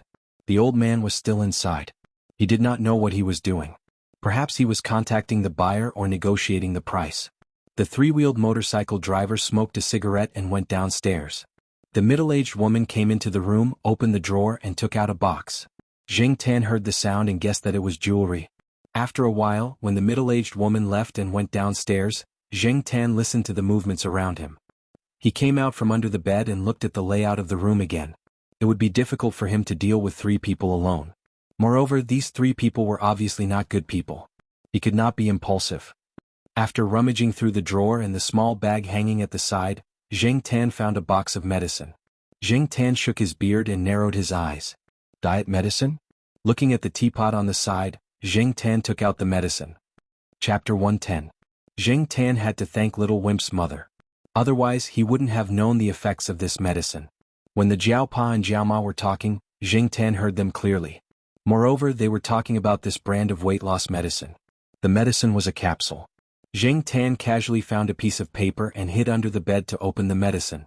It was impossible to throw the whole capsule into the teapot, so Zheng Tan had to get the powder out of the capsule. Cat claws weren't easy to do, but after all, he had used them many times, so they were much more flexible. It was just opening the capsule, so it wasn't too troublesome. After getting the white powder out of the capsule, Zheng Tan poured the powder into the teapot and put some into the teacups on the table. He didn't know what tea leaves were in the teacups, and Zheng Tan didn't know what they were. He hoped that it wouldn't affect the medicine's effects. After doing all this, Zheng Tan heard some movement from the stairs, so he quickly hid under the bed. He didn't know if the side effects that the Jiao Pa mentioned would happen, but Zheng Tan could only try. The person who came in was still the same auntie. Zheng Tan was puzzled. This auntie was a woman in her 40s. From what he remembered, she wasn't very fat, yet she was still taking weight loss medicine. Moreover, when Zheng Tan was rummaging through the drawers, he saw a jewelry box with many gold necklaces and gold earrings. No one would criticize you for being vain, but these gold and silver jewelry were all bought with the money from selling the children, right? It was said that women were emotional creatures, so no matter what, they should have some maternal instincts when facing children, right? What was this auntie thinking when she stole the children? Little Wimp and the other two poor children were probably just a part of the many children she sold. Who knew how many years they had been in this business, but they seemed to be quite skilled. Jiang Tan felt that he was already a scumbag when he was a human. He didn't expect that after turning into a cat, he would still be able to see people who were so shameless. Just as Jiang Tan was thinking, the auntie came to the bedside and sat down. She picked up the cup of tea leaves and drank 2 mouthfuls. She frowned. She felt that the taste was not right and the tea was already a little cold. She opened the window, poured out the tea in the cup, and picked up the teapot to pour another cup. After taking 2 sips, she still felt that the taste was different from before. However, the little 3-wheeled motorcycle driver downstairs was urging her to make lunch, so she didn't think too much about it. She finished the tea in the cup and hurried downstairs. Jiang Tan couldn't see the woman's movements, but he could roughly guess what she was doing from her voice. Hearing the sound of the auntie drinking water, Jiang Tan was relieved. However, he wasn't sure whether it was effective or not. How much did the auntie drink? How much did she drink? Could she produce the effect that the Jiaopa mentioned? Jiang Tan didn't know. However, as long as he could weaken their power, it would be fine. Otherwise, Jiang Tan could only find an opportunity to destroy them one by one. After a while, the smell of food came from downstairs. Jiang Tan was a little hungry, but at this time he could only endure it. This was his own fault, so even if it was uncomfortable, he had to endure it. Squatting under the bed, Jiang Tan thought about his next plan. In fact, he didn't have a specific plan. He could only take one step at a time. He didn't know these people and he couldn't expose himself. What should he do? Those people were eating lunch, but the old man didn't come out of the room. It was the auntie who brought the food in. Jiang Tan suspected that the old man couldn't move. If that was the case, it would be more advantageous for Jiang Tan. It was noon. He didn't know what the Jiaopa was doing. What would they do when they found out that he was missing?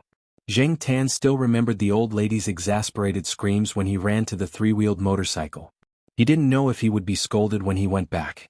After lunch, the 3 of them discussed something in the room. After the auntie came out, she went back to her room to sleep. Jiang Tan listened to the conversation between her and the 3-wheeled motorcycle driver. It seemed that they were going to take action at night. Were they going to move the children tonight? Were they going to ship them to a foreign buyer? Time was running out and Jiang Tan felt that he had to do something. After a while, the 3-wheeled motorcycle driver came over. He was going to buy the bus ticket. He came over to greet the auntie and ask if there was anything else he wanted to buy.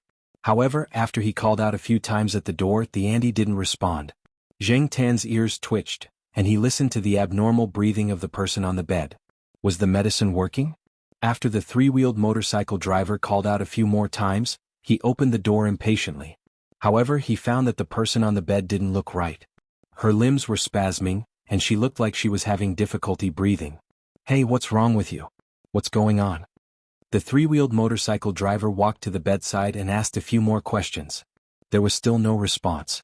The person on the bed had a very high body temperature. Coupled with the symptoms, the 3-wheeled motorcycle driver was scared. He quickly ran to the closed door and knocked on it. Uncle Hook, open the door. Something's wrong. When the old man opened the door, his voice was filled with anxiety. What's wrong? What's wrong? The 3-wheeled motorcycle driver pointed at the person on the bed. She seems to be sick. Uncle, is it epilepsy? After listening to the 3-wheeled motorcycle driver, the old man calmed down a lot. As long as no one came to investigate, it wasn't a big deal. Bad luck. Something went wrong at the crucial moment. The old man scolded. Uncle Hook, do you have any medicine? We can't let her stay like this forever. The plan for tonight's operation has already been arranged. We can't do it without her. I'm a grown man and I can't bring a child so far away. I'm guessing that the moment we leave the station we will be targeted by the police. You also said that we can't give the child sleeping pills anymore. That won't sell for a good price. Only she has the means to coax the child. I really can't take care of the child. The 3-wheeled motorcycle driver said anxiously. The old man spat and scolded a few more times. After that, he asked the 3-wheeled motorcycle driver to bring the person to a small clinic not too far from here. That clinic is closed. The boss is preparing to buy a house in the city. When I came back today, the door was closed and no one was there. The 3-wheeled motorcycle driver said.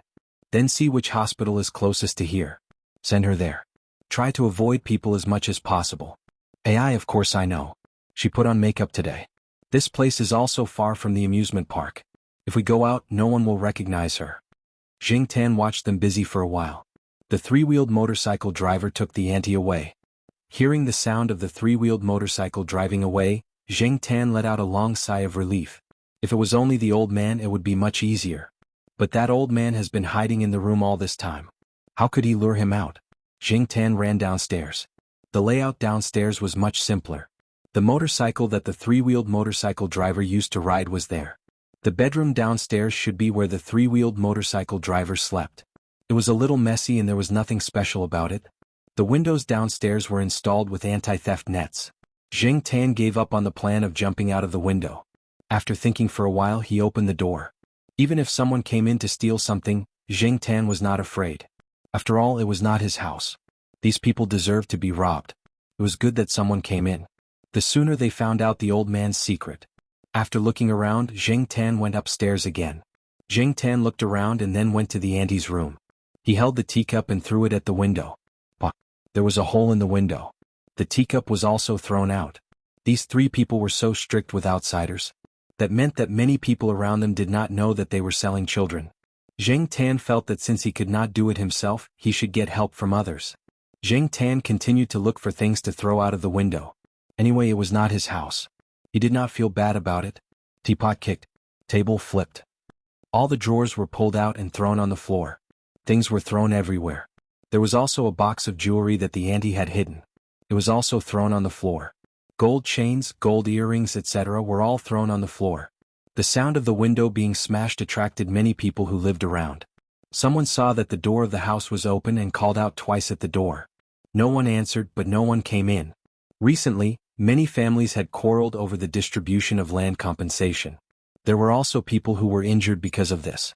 The people around thought that it was probably because of this, so no one wanted to get involved. Besides, they were not familiar with this family. They just stood at the door and watched, talking among themselves. The old man inside actually heard the noise outside. He opened the thick curtains a little and looked outside. After hesitating for a while, he still did not open the door. He called the other two people, but they did not pick up. The old man had a bad feeling. He walked around the 10-square-meter room twice, lit a cigarette and sat there smoking. There was a knife with a blood groove beside his hand. If it was just a thief, the old man was not afraid. It was fine as long as it was not the police. If the things outside were stolen, then so be it. As for the losses, he could earn it back by doing a few transactions. After sitting for a while, he still felt nervous. The old man picked up a white plastic wine bottle beside him, unscrewed the lid, poured a cup of wine and drank 2 mouthfuls. The wine could embolden the old man, and the ruthlessness in his eyes became stronger. Although his leg was a little injured, it did not affect his decisiveness. The narrow room was filled with smoke, and the little boy on the crib moved his eyelids. It was probably because the sleeping pills had worn off, and he looked like he was about to wake up. Jing Tan saw that the old man was still holed up inside, and the people outside did not come in. He could not help but feel a little angry. He glanced at the messy things on the floor and then looked at the closed door. Since the old man did not come out, then he would directly use force. He could not wait for the little three-wheel driver to come back. If that happened, then all his efforts would be wasted. He heard the noise outside and did not open the door. Then the old man would not open the door even if he went to knock. Jing Tan observed the door of the auntie's room and the closed door of the room.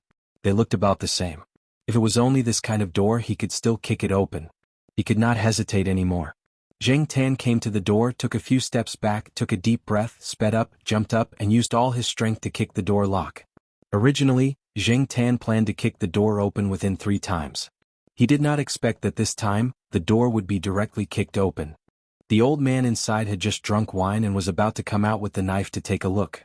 Just as he approached the door suddenly opened with a bang, directly hitting his head. Chapter 111. Jing Tan, who was about to kick the old man a few more times, saw the fire spreading and didn't care about him anymore. He kicked the knife in the old man's hand to one side, then ran to the crib and looked at the little brat inside. The little brat had already woken up and looked like he was about to cry. However, after seeing Jing Tan, his face that was about to cry calmed down, and he even started to laugh. What the hell was he laughing at? Jing Tan couldn't care about anything else. The fire was getting stronger and the heat in the air was getting stronger. If he continued to stay here, it would be difficult for him to breathe, and it would be very harmful to the little brat. Jing Tan hurriedly lifted the little brat up, then started to run with his 2 legs. Stepping over the old man blocking the door, Jiang Tan carried the little brat and ran downstairs. The old man who had fallen to the ground covered his head, and was about to get up when he suddenly felt a black figure jump over him. Because his head had been hit, and when he fell to the ground the back of his head hit the stool on the ground. He was a little dizzy and couldn't see things clearly. The old man couldn't see anything from the black figure, but the one above the black figure was very familiar. Right. It was the big one. Someone had snatched the big one away. The old man's mind wasn't very clear, and his vision was blurry.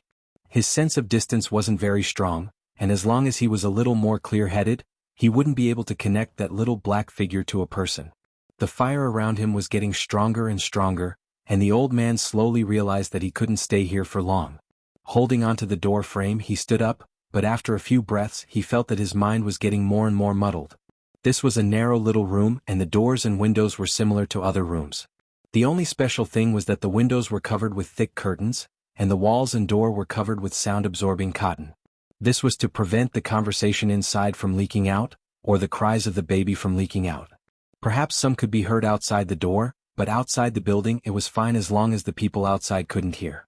The requirements weren't high, so they kept the original wooden door. This was also the reason why Jiang Tan was able to succeed with a kick. Of course, there was also a coincidence that even Jiang Tan didn't expect. No matter what, Jiang Tan wanted to quickly carry little Wimp out and settle the matter. But when he reached the staircase on the first floor, Jiang Tan stopped in his tracks. He had almost forgotten that there were still some onlookers standing outside the entrance of this small building. He couldn't just carry the little brat out like this. Jiang Tan placed little Wimp on the ground floor of the first floor. Seeing that little Wimp was still looking at him, he laughed so hard that saliva was coming out of his mouth. Jiang Tan raised his hand and poked him. He hoped to poke this little brat until he cried. As long as he cried, the people outside would come in, right? Unfortunately, the little brat laughed even more happily. Jiang Tan, left with no choice, Jiang Tan walked behind little Wimp and pushed him outside. Little Wimp thought that Jiang Tan was playing with him, so he was pushed forward while lying on the ground. He didn't even know that his sleeves were dirty. "Hey, is there a child inside?" a resident said as he looked inside. "Looks like it. It looks like he's crawling out." The first floor was a little dark. Looking from the light to the dark, many details couldn't be seen clearly. However, Jiang Tan could clearly see the reactions of the people outside. Little Wimp was originally playing happily when he suddenly realized that the pushing force was gone. When he looked back there was nothing. When he looked forward there was a bunch of strangers. Wah! Finally seeing little Wimp cry, Jiang Tan heaved a sigh of relief. There were already people coming in from outside. After standing at the staircase on the second floor and watching little Wimp being carried away, Jiang Tan also jumped out of the utility room that he came in from. It was easier to climb up but more difficult to climb down. Fortunately, there wasn't anyone behind this small building. Jiang Tan slowly slid down from the window on the second floor and jumped to the ground. When he walked to the front of the small building, many people had already seen the burning curtains on the second floor and smelled the burnt smell. Some called the police, some rushed to the rescue. Jiang Tan saw that the old man was dragged out. He seemed to still be alive but he had fainted. Just as he was looking, a police car drove over. They just called the police. Why are they here so quickly? Some of the residents were curious. Jiang Tan looked behind the police cars. The Jiaopa's car was also there. He immediately felt relieved. This way little Wimp didn't need to look for the police. He could directly be taken away by the Jiaopa. After putting out the fire, the Jiaopa had already found little Wimp, who was being hugged by the residents and crying at the top of his lungs. Little Wimp's father also drove over and hugged him. The father and son cried together. The Jiaopa called the other relatives and elders to let them know that they were safe. Then he looked at a spot on little Wimp's back that looked like a cat's paw print. He walked to the side, looked at the surrounding bushes and shouted in a low voice. "Black charcoal? Come out quickly. I know you're around." Hearing the Jiaopa's shout, Jiang Tan poked his head out from behind a tree. Seeing the black cat's head, the Jiaopa, who was about to smile and call his cat over, had a strange expression on his face. Little Wimp's father saw the old man being dragged out by the residents and was a little agitated. If it weren't for the few police officers holding him back, he probably would have gone over and kicked him. Many of the residents were watching the development of the situation and didn't pay attention to the Jiaopa. A leading police officer walked over and chatted with the Jiaopa for a while. "It's confirmed that it's him. We also found a few phones upstairs. Due to the fire, they were damaged to varying degrees. However, all the information we need is on them. We will investigate further based on the call records and numbers. However, these people don't usually use their real names. Once they feel that something is wrong, they will change their phone number and even their code name. We can't say how much we can find for now. Okay, thank you for your hard work. The Jiaopa paused and asked again, did you find out the cause of the fire? There's a speculation. The old man likes to drink high alcohol content liquor. I don't know where he got it from, but there might be some industrial alcohol in it. The old man likes to smoke and the weather has been good lately. Otherwise it wouldn't have caught fire so easily. You haven't seen the house before. There are a lot of flammable things in there, and some low-quality sound-absorbent cotton. Not only did it catch fire, it also produced a lot of poisonous gas. The old man inhaled a lot of it. However, the old man was lucky. A few days ago, a nightclub also caught fire due to some unknown reasons. Some of the things in there burned and produced hydrogen cyanide. If it had happened here today, the old man would have died. Hydrogen cyanide was a deadly poison. The Jiaopa was very clear about this. How's the old man now? The Jiaopa asked. Knowing that it wasn't his cat that started the fire, the Jiaopa felt a lot more at ease. He was dragged out in time. He survived, but he won't be able to live for long. With all the crimes he committed, the law won't let him live. It was October and the weather was good. Many people were still wearing short sleeves and busily working. The policeman who talked to the Jiaopa had sweat all over his forehead. At this time, a policeman came to look for him. He said a few words to the Jiaopa and left. Zheng Tan listened to the conversation between the policeman and the Jiaopa from the bushes. He knew that they had been investigating the three-wheeled motorcycle driver. When they were at the hospital, they had arrested him and the woman. At the same time, they had also found a silly baby girl in the three-wheeled motorcycle driver's car. The three-wheeled motorcycle driver was going to find a place to throw the baby away. The Jiaopa stopped paying attention. They were either investigating the human traffickers or focusing on the child. Black Charcoal, go back to the car and stay there for a while, the Jiaopa said as he walked towards the parking lot. As he walked, he glanced at his cat and the corner of his eyes twitched. Opening the car door, the Jiaopa asked Zheng Tan to get into the car. It would probably be a while before they left. There were some snacks in the car for Zheng Tan to eat. Zheng Tan didn't care about anything else. After getting into the car, he grabbed the snacks and opened them to eat. There were still some stains on his feet and he stepped on the car seat. The Jiaopa didn't say anything when he saw this. He lifted Zheng Tan up and checked. The Jiaopa didn't find any injuries on his cat. He was walking and running normally and his appetite was still very good.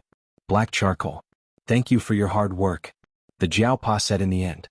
He really had to thank his cat for this. Otherwise, they wouldn't be investigating the three-wheeled motorcycle. The Jiaopa glanced at his cat again, sighed, closed the car door and walked towards the house. Zheng Tan didn't care about what happened there. Moreover, he felt that since the Jiaopa was able to detect some of the things he did, he would definitely help cover up some of the traces. The Jiaopa would make up some nonsense that didn't make sense. Anyway, he wasn't worried. He had saved the child, so he just needed to fill his stomach first. After eating and drinking, Zheng Tan didn't do anything else. He leaned against the car window and looked at the crowd outside. There were more and more residents gathering around. There was no lack of people in the world who wanted to see what was going on. Yawning, Zheng Tan leaned against the back seat and closed his eyes to rest. He hadn't slept much since last night. Now that he was relaxed, he felt a little tired. After some time, Zheng Tan heard the car door open. He opened his eyes and saw the Jiaopa coming in. He looked out the window again. Other than the two police cars that were still parked there, the other cars were preparing to leave. The Jiaopa and the child's father didn't go back first. They went to the hospital first, where the child's mother was. I'll go to the hospital first. Do you still want to stay in the car? The Jiaopa asked after parking the car. Zheng Tan's ears twitched and the tip of his tail wagged twice. He didn't have any intention of getting up. Okay. After closing the car door, the Jiaopa and the others walked towards the hospital. Knowing that their child was fine, the adults and the elderly were so happy that they cried. That had nothing to do with Zheng Tan. He just wanted to go back and take a good shower and catch up on sleep. When they entered the hospital, there were a few people together. When they came out, it was only the Jiaopa. The people in the hospital were too enthusiastic. The child's father even pulled the Jiaopa to thank him properly. The Jiaopa said that he had something to do and left first. When he returned to his house, the Jiaoma was waiting at the door. The two children rushed out as soon as they heard the noise. They were told that their cat was fine over the phone, so they waited in the living room. They didn't even want to watch the TV. Black charcoal. The Jiao Yuan and little Pomelo both ran out. However, when Jing Tan came out of the car, the Jiao Ma and the two children's expressions were a little strange. Previously, Jing Tan felt that there was something wrong with the Jiao Pa's expression, but he didn't think too much about it. He just thought that what happened to him this time was a little strange. But now, even if he couldn't figure it out, Jing Tan knew that something was wrong. Little Pomelo pointed at Jing Tan and said in surprise, "Black charcoal, your beard? Beard?" Previously, when they were in the small building, Jing Tan had focused all her attention on how to bring the little wimp out of the burning room and how to make sure that the little wimp was discovered without implicating herself, so she did not pay attention to anything else. Jing Tan, who was walking towards the house, turned around and jumped into the car. He climbed into the driver's seat and stretched his neck to look at himself in the rearview mirror. Then the alpaca in his heart started running again. Chapter 112. Jing Tan stared at the rearview mirror for half a minute and even looked at it from different angles. In the end, he realized that not a single strand of his beard was intact. The originally black, straight and resilient strands of beard were now F*King curly. Cats not only had beards on both sides of their mouths, but they also had beards on other parts of their bodies such as above their eyes, cheeks and chins. However, people didn't call them beards and they were easy to overlook. Sometimes, some people called the beards above their eyes eyebrows. Now, Jing Tan's fur was almost all burned off in the places with long beards, but the beards on both sides of his mouth were more obvious. The eyebrows were curled and the beards were curled, and they were curled unevenly. Jing Tan wanted to smash the rearview mirror. However, considering that this was a new car that the Jiaopa had just bought a few days ago, Jing Tan endured it. Jumping out of the car, Jing Tan covered his ears, ignored the others and walked straight into the house. "Did Black Charcoal get hurt?" asked the Jiao Ma. "I think so." The Jiaopa nodded. The Jiao Ma decided to comfort her cat and make more delicious food for dinner. Little Pomelo was very anxious when she knew that her cat's beard was burned off. She was relieved when the Jiaopa explained that it would grow back after a while. However, even though he knew that his beard would grow back in the future, Jing Tan was still in a bad mood. After entering the house, he stayed in the room. Every once in a while he would jump on the table and look at himself in the mirror. He was in a bad mood when he saw the curled beard. In the end, Jing Tan made a decision. After looking through a few rooms, he saw a pair of scissors on the old lady's bedside table.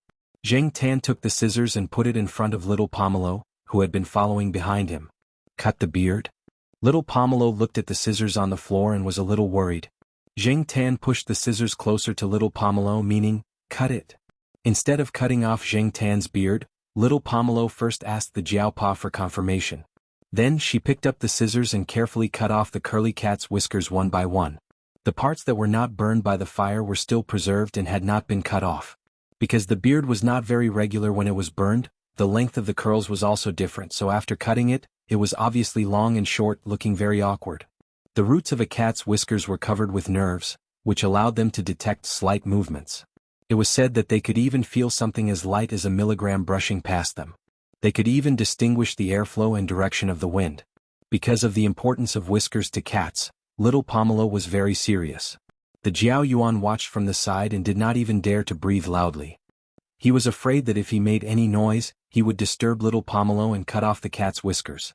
The Jiaopa, who was sitting on the sofa, actually wanted to say that as long as the roots of the whiskers were not damaged, it did not matter how much was cut off or how little was cut.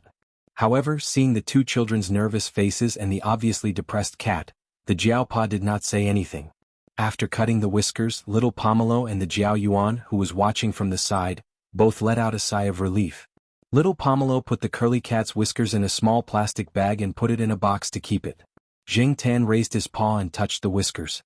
They were obviously much shorter. The shortest whiskers were almost touching the cat's mouth. F***ck, it was not easy to be a hero, but the price was the curly whiskers that were burned. Jumping on the table and looking at the mirror on the table, Jing Tan tilted his face and looked at himself from a few different angles. He felt that without the whiskers, the cat's aura suddenly changed from mighty and domineering to wretched and funny. It was really frustrating. "Don't worry, the whiskers will grow back soon." Little Pomelo comforted him. Jing Tan wagged his tail. It would definitely grow back, but how long would it take for it to become the same as before? No one could say for sure.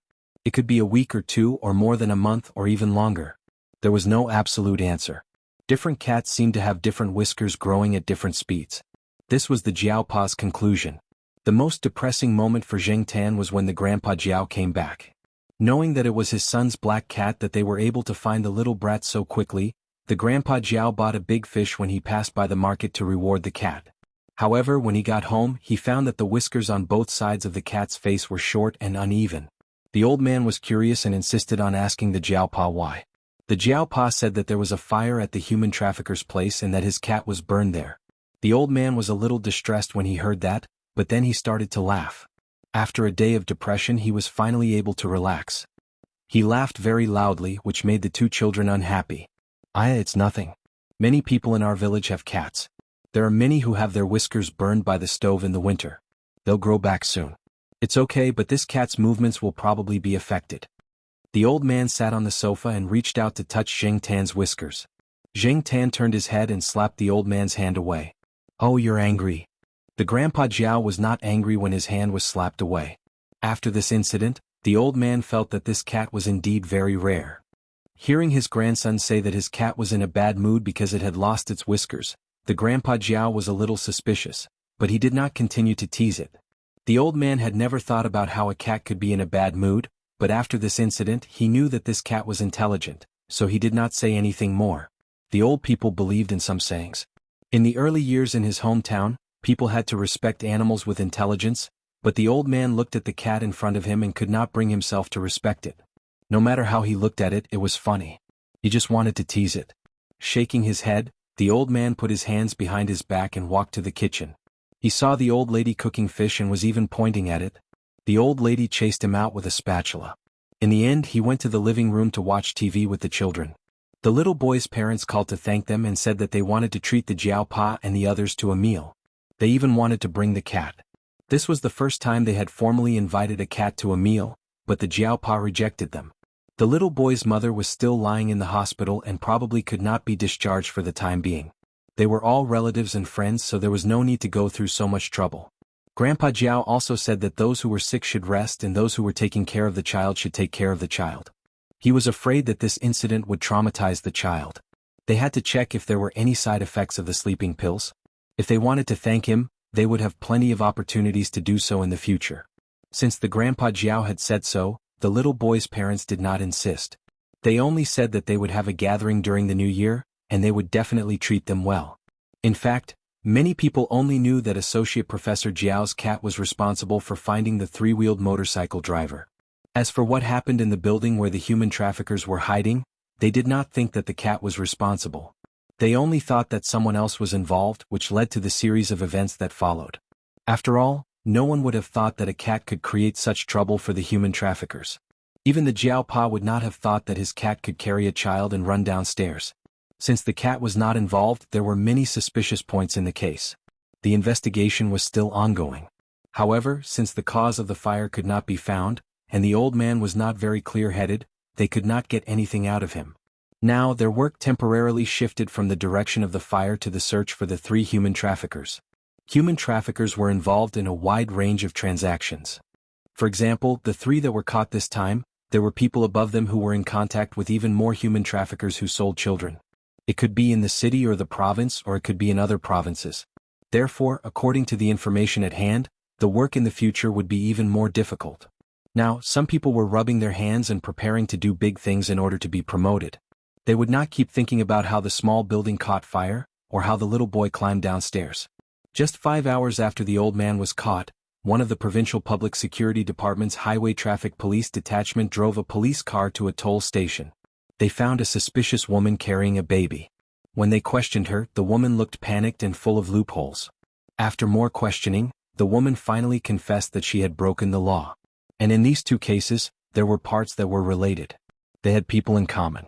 After the investigation, through the unified feedback of the investigation results, more than 200 people were involved in the investigation within half a year. More than 100 children were involved in the investigation. A nationwide arrest operation had begun. However, that was a story for later. Let's not talk about it for now. Zheng Tan would not pay special attention to the child trafficking cases. He was now squatting on the sofa in distress. Many people said that a beard was like a ruler or a snail's antennae. It could help a cat detect the width of the road so that it could move freely and accurately. Without a beard, their movements would become sluggish and lifeless. For Jiang Tan it was not sluggish or lifeless. It was just that he was not used to it. Hearing it from others was one thing, but the one who felt it the most was Jiang Tan himself. Previously, when he was in a bad mood, Jiang Tan put all his thoughts on the burnt beard. But now, after calming down, he realized that it did feel like something was missing. It was not entirely a psychological effect, but a real feeling. Usually he did not pay much attention to it, but when he slept at night, in the dead of the night, Jiang Tan always felt that his senses had become a little sluggish. As an extremely important tactile organ for cats, the function of the beard was also reflected. They were a supplement to the visual senses. After losing the beard, Jiang Tan truly understood the function of the long beard. The long beard above the eyes and on the cheeks could remind Jiang Tan of objects that were harmful to the eyes and other parts of the face. After touching them, he would avoid them so that he would not bump into them without seeing them. Usually he would sleep and eat as usual. His appetite was not bad. Jiang Tan would not let his stomach suffer because of losing the beard. However, he did feel uncomfortable and did not feel smooth. Sometimes Jiang Tan would feel uneasy. He did not know if it was the aftereffects of losing the beard. Could it be that he was too sensitive? Jiang Tan lay on the sofa and pondered. However, before Jiang Tan could adjust his state of mind, the National Day holiday was almost over. Because of the incident with the little brat, everyone did not go back to their hometown. They only stayed in town for a few days, then prepared to return to Chuhua City. Before leaving, Grandpa Jiao even told the Jiaopa to bring the cats back for the new year. When the time came, he would make a beautiful cat bed for them. The Jiaopa only smiled and did not say much. They knew that their cats always slept on the bed. Knowing that they were going back to Chuhua, Jiang Tan's mood improved a little. Chapter 113. Jiang Tan didn't leave the house for the first week after returning to the eastern courtyard. After the National Day holiday, Jiao Wei and the others started their classes. At noon, Jiao Wei picked up little Pomelo for lunch at the small restaurant and brought a portion back for Jiang Tan. After the holiday, when Jiao Wei saw Jiang Tan, he didn't know what to say. If it was a normal cat, he might have smiled, but facing this black cat, he couldn't smile and he didn't dare to smile. In the past, he didn't believe that a cat could be so capable, but now Jiao Wei was shaken. In October, no one came to his small restaurant to ask for sanitary fees, and no one came looking for trouble. His father said that it might be because it wasn't time yet, but Jiao Wei didn't think that was the reason, especially after going to the night building. He opened the door and put the lunchbox on the chair. The black cat, lying on the sofa, yawned lazily, stretched, and began to eat his lunch. The cat's whiskers had grown a little after this week, better than when they were first cut, but Jiang Tan still thought that it was growing too slowly.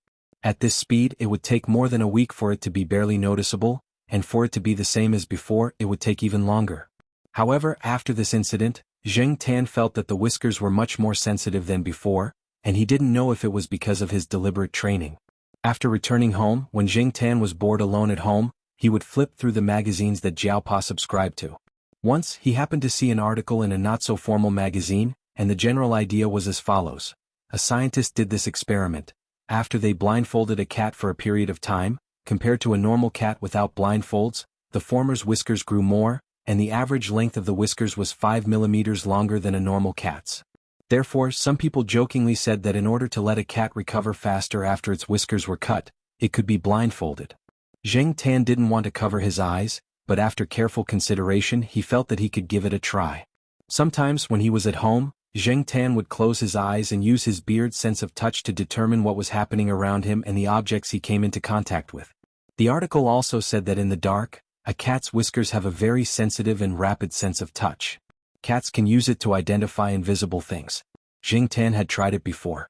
He didn't know if it was because he was too slow or because his beard hadn't grown properly, but it wasn't as effective as the article said. However, none of this made Jiang Tan give up the idea of trying. As a cat with only half a beard, a cat that could only hide at home and entertain itself, this was the pleasure he had finally found after being bored out of his mind. Since there was no one at home most of the time during the day, Jiang Tan could boldly give it a try. Even if he made a fool of himself, no one would see it. For example, in the afternoon after the lunch break, Jiao Wei would send little Pomelo to school, and he would go to class himself or go to the library to study. Jiang Tan would jump off the sofa, close his eyes, and start to mobilize his senses to the greatest extent to feel the things around him and the sensations caused by some slight movements. The wind blew in from the balcony, and Jiang Tan could roughly determine the obstacles in front of him from the surrounding airflow. In addition to the whiskers, Jing Tan also felt that there was something special about the front paws. Some vibrations on the ground could be felt through the fur on the front paws. Jing Tan didn't pay attention to it before, but now it seemed that the reason why cats were so alert and could react quickly to small movements was not only because of experience, but also because of some of their evolved abilities. Jing Tan now hoped to be able to make greater use of these unearthed abilities, so that when he went out in the future they could come in handy. Since Jing Tan's beard was cut, the advertisements that he had with Xiaoguo also stopped. Xiaoguo called every few days to ask about the situation, and he was even more anxious than Jing Tan. But it was impossible to let a cat with a broken beard appear in an advertisement, right? That would make people laugh their heads off, and some people with ulterior motives might even connect the matter of the whiskers to cat food. There was no lack of people in the world who would seize the opportunity to put the blame on you. Therefore, even if he was anxious, Xiaoguo had to endure it. For this reason, Xiaoguo also looked for a lot of people to seek this secret, to make cats grow whiskers faster. Jing Tan ignored him. Now that he had just figured out the whisker game, he didn't want to try other uncertain methods. If there was a chance that the whiskers would fall off, it would be useless. Every morning when he got up, the first thing Jing Tan did was to touch his whiskers and then look in the mirror. Little Pomelo also measured Jing Tan every day. Every whisker was recorded and little Pomelo recorded it in a book. Looking at the increase in the number, everyone was very pleased. Knowing that a cat's whiskers would grow was one thing, but really seeing and confirming that it was growing was another thing. After confirming it, there was no need to worry. After playing the whisker game, Jing Tan went to the balcony, leaned against the pot of orchid, and squinted his eyes to bask in the sun. Clang, clang, clang. The sound of claws stepping on the iron mesh sounded. Jing Tan moved his ears but ignored it. During the National Day holiday, many people went out, but not General's home. There were too many people going out on National Day, but its owner didn't. Instead, he brought General back to school. However, General spent most of the year playing outside, wandering in various nature reserves. Anyway, it didn't need money to play. Seeing that Jing Tan ignored it, General stopped for a while. However, Jing Tan didn't close his eyes for long before he heard the long-lost voice from the balcony on the 4th floor diagonally below. Why are the flowers so red? Why are they so red? Red like a burning fire. Red your ass. Jing Tan tugged at her ears and turned to leave. As she walked, she glanced downstairs. She was just casually looking, but then she saw a familiar car driving in. F***CK, why did Third Master Fong, this busy guy, come again? Fong Xiaokong had called Jiaopa. He had just driven from Beijing to Chuhua City today. Originally, he had only brought some seafood to the Jiao family. If there was no one at home, he would bring it directly to Associate Professor Jiao's office. However, knowing that the cat was at home, he came directly to the eastern courtyard to take a look. However, on the phone, Associate Professor Jiao's tone was a little strange. This made the Third Master Fong even more interested. He hadn't seen the cat during the holiday. What did it do again? After parking the car, the Third Master Fong looked up at the 5th floor. His eyesight was very good, and he happened to see the black tips of the ears. Black Charcoal, come down and open the door, the Third Master Fong shouted from downstairs. Jing Tan hesitated for a while, but still opened the door and went downstairs to swipe the access card. Hey, why are you cooped up at home? Aren't you usually outside at this time? Before the Third Master Fong could finish his sentence, he saw the black cat in front of him with half of its beard. He was silent for a while, then squatted down and laughed. What the hell are you laughing about? Jing Tan ignored him. After swiping the access card, he went upstairs directly. Wait, let me take a breather. The Third Master Fong stood up and walked upstairs with a bag. I also brought you some seafood as snacks. Panting, he went up to the 5th floor and put down the bag. The Third Master Fong stood in front of Jing Tan and looked at Jing Tan's beard carefully. Then he took out his phone and prepared to take a photo. These days, only people like the Third Master Fong used high-end phones and took good photos. However, Jing Tan was troubled. Wasn't it just a short beard? What was so strange about it? Don't move, don't move. I'll take a photo for my daughter. Hey, don't move. Turn around and take a look. Jing Tan directly slapped the Third Master Fong's phone away. He picked up the phone and tried to make 2 calls. It was still working. He put it in his pocket. The Third Master Fong took a paper cup from the water dispenser and drank some water. Then he sat on the sofa and rested for a while. He said to Jing Tan, your beard should grow out next month, right? Without waiting for Jing Tan to answer, the Third Master Fong continued, it should grow out. When I was young, I saw a big tabby cat whose beard was curled up. It grew out in 3 weeks. Yours should be about the same. Jing Tan was speechless. My beard was curled up even more. How about this, I'll take you out to play next month when I have time. There are many people with pets there. I'll come to find you then and you can help me socialize. There are a few customers who like cats. If you're there, the business talks will be smoother. I'll let your cat father know and set a time first. The third Master Fong's self-answering mode lasted for 2 minutes. Then he took a phone call and left in a hurry. He probably hadn't finished his business in Chuhua City yet. Otherwise he wouldn't have been running around. Even a big businessman like him had his worries. Socializing was an essential part of his business. Whether he was a small office worker or a big boss with a lot of money, everyone had their own worries behind the halo. After the third Master Fong left, Zheng Tan looked at the calendar on the wall. His beard should grow back in a month. In the evening, Celestine came over. The National Day holiday had just ended. The second day after the Jiao family came back, Celestine came over. But when he saw that Zheng Tan didn't want to go out with his half-grown beard, he didn't take him out. Today, Celestine didn't have much hope that Zheng Tan would go to the night building with him, but he didn't expect that Zheng Tan would really want to go out today. When you're in a bad mood, you need to vent. Zheng Tan was depressed. Celestine came at the right time. In the car, Celestine looked at the cat in the back seat. Its beard had grown a little, but it was obviously only half grown.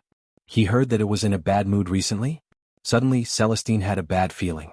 In the evening, Yi Hao, Ranqi, and Leopard came to the night building to relax. The night building wasn't the only business in his hands. He was usually busy outside. When he was free, he would come to the night building to listen to the East Palace's performance and relax. Before he came, Yi Hao had received a report from his subordinates and knew that Wei Lung had also come. However, he didn't know that Wei Lung had brought a cat with him because Zheng Tan had been nestled in the backpack and no one had seen him. He felt that it was embarrassing to let others see half of his beard. Yi Hao and the other two came to the third floor. At the door of Celestine's private room, they saw Celestine squatting there and smoking. What's wrong? Why are you squatting here? Chapter 114. Yi Hao slammed the door shut and looked at Celestine. Why is it here again? Celestine got up and stretched his body. That guy is in a bad mood and came over to vent. But this time he didn't drink. He'll be fine after roaring for an hour or two. An hour or two? How long have you been here? Yi Hao asked. Celestine took out his phone and looked at it. More than 50 minutes. Almost an hour. Yi Hao shook his head and was about to suggest a change of location. He didn't want to keep Celestine waiting here, but before he could say anything, the door opened. This time there was no magic sound. Zheng Tan opened the door himself. After opening the door, he didn't look at the people outside. He ran to the sofa and lay down to rest. He was tired from singing and had vented most of his emotions. He drank a glass of water and peed. His mood was much better. Yi Hao looked at the open door and signaled to Celestine to decide. Celestine pursed his lips and walked into the room with a cigarette in his mouth. Yi Hao followed him in. Leopard and Ranqi behind him were hesitant, especially Ranqi. He looked like he had been constipated for a long time. After being bumped by Leopard, he touched the necklace he was wearing, took a deep breath and walked in. Zheng Tan didn't want to know what these people were talking about, but his ears caught a few key words and it still piqued his interest. Yi Hao was going to take over the abandoned project around Chuhua University and develop that area. In fact, he had been eyeing that piece of land for a long time, but he hadn't decided to do it. In the past, there was a huge wave because of that project. At that time, Yi Hao was wise to protect himself and didn't get involved. Later, there was a change in personnel and a group of people fell one after another. A few years ago, the person who could do whatever he wanted in Chuhua City disappeared. It wasn't until this summer that Yi Hao started paying attention to that piece of land again. However, even now it was not easy to make a move. This was also the reason why he had been looking for a way. How are things now? Celestine asked. I've contacted the third Master Fong and made an appointment. We'll talk then. Yi Hao rubbed his forehead and said, we don't necessarily need the third Master Fong's help. We just want to know what the third Master Fong's attitude is right now. If he's not bad, it shouldn't be a problem. Which place did the third Master Fong take a fancy to? Celestine was curious. Zheng Tan also perked up his ears to listen. Yi Hao shook his head. I've only heard rumors. However, no one knows what the third Master Fong is thinking.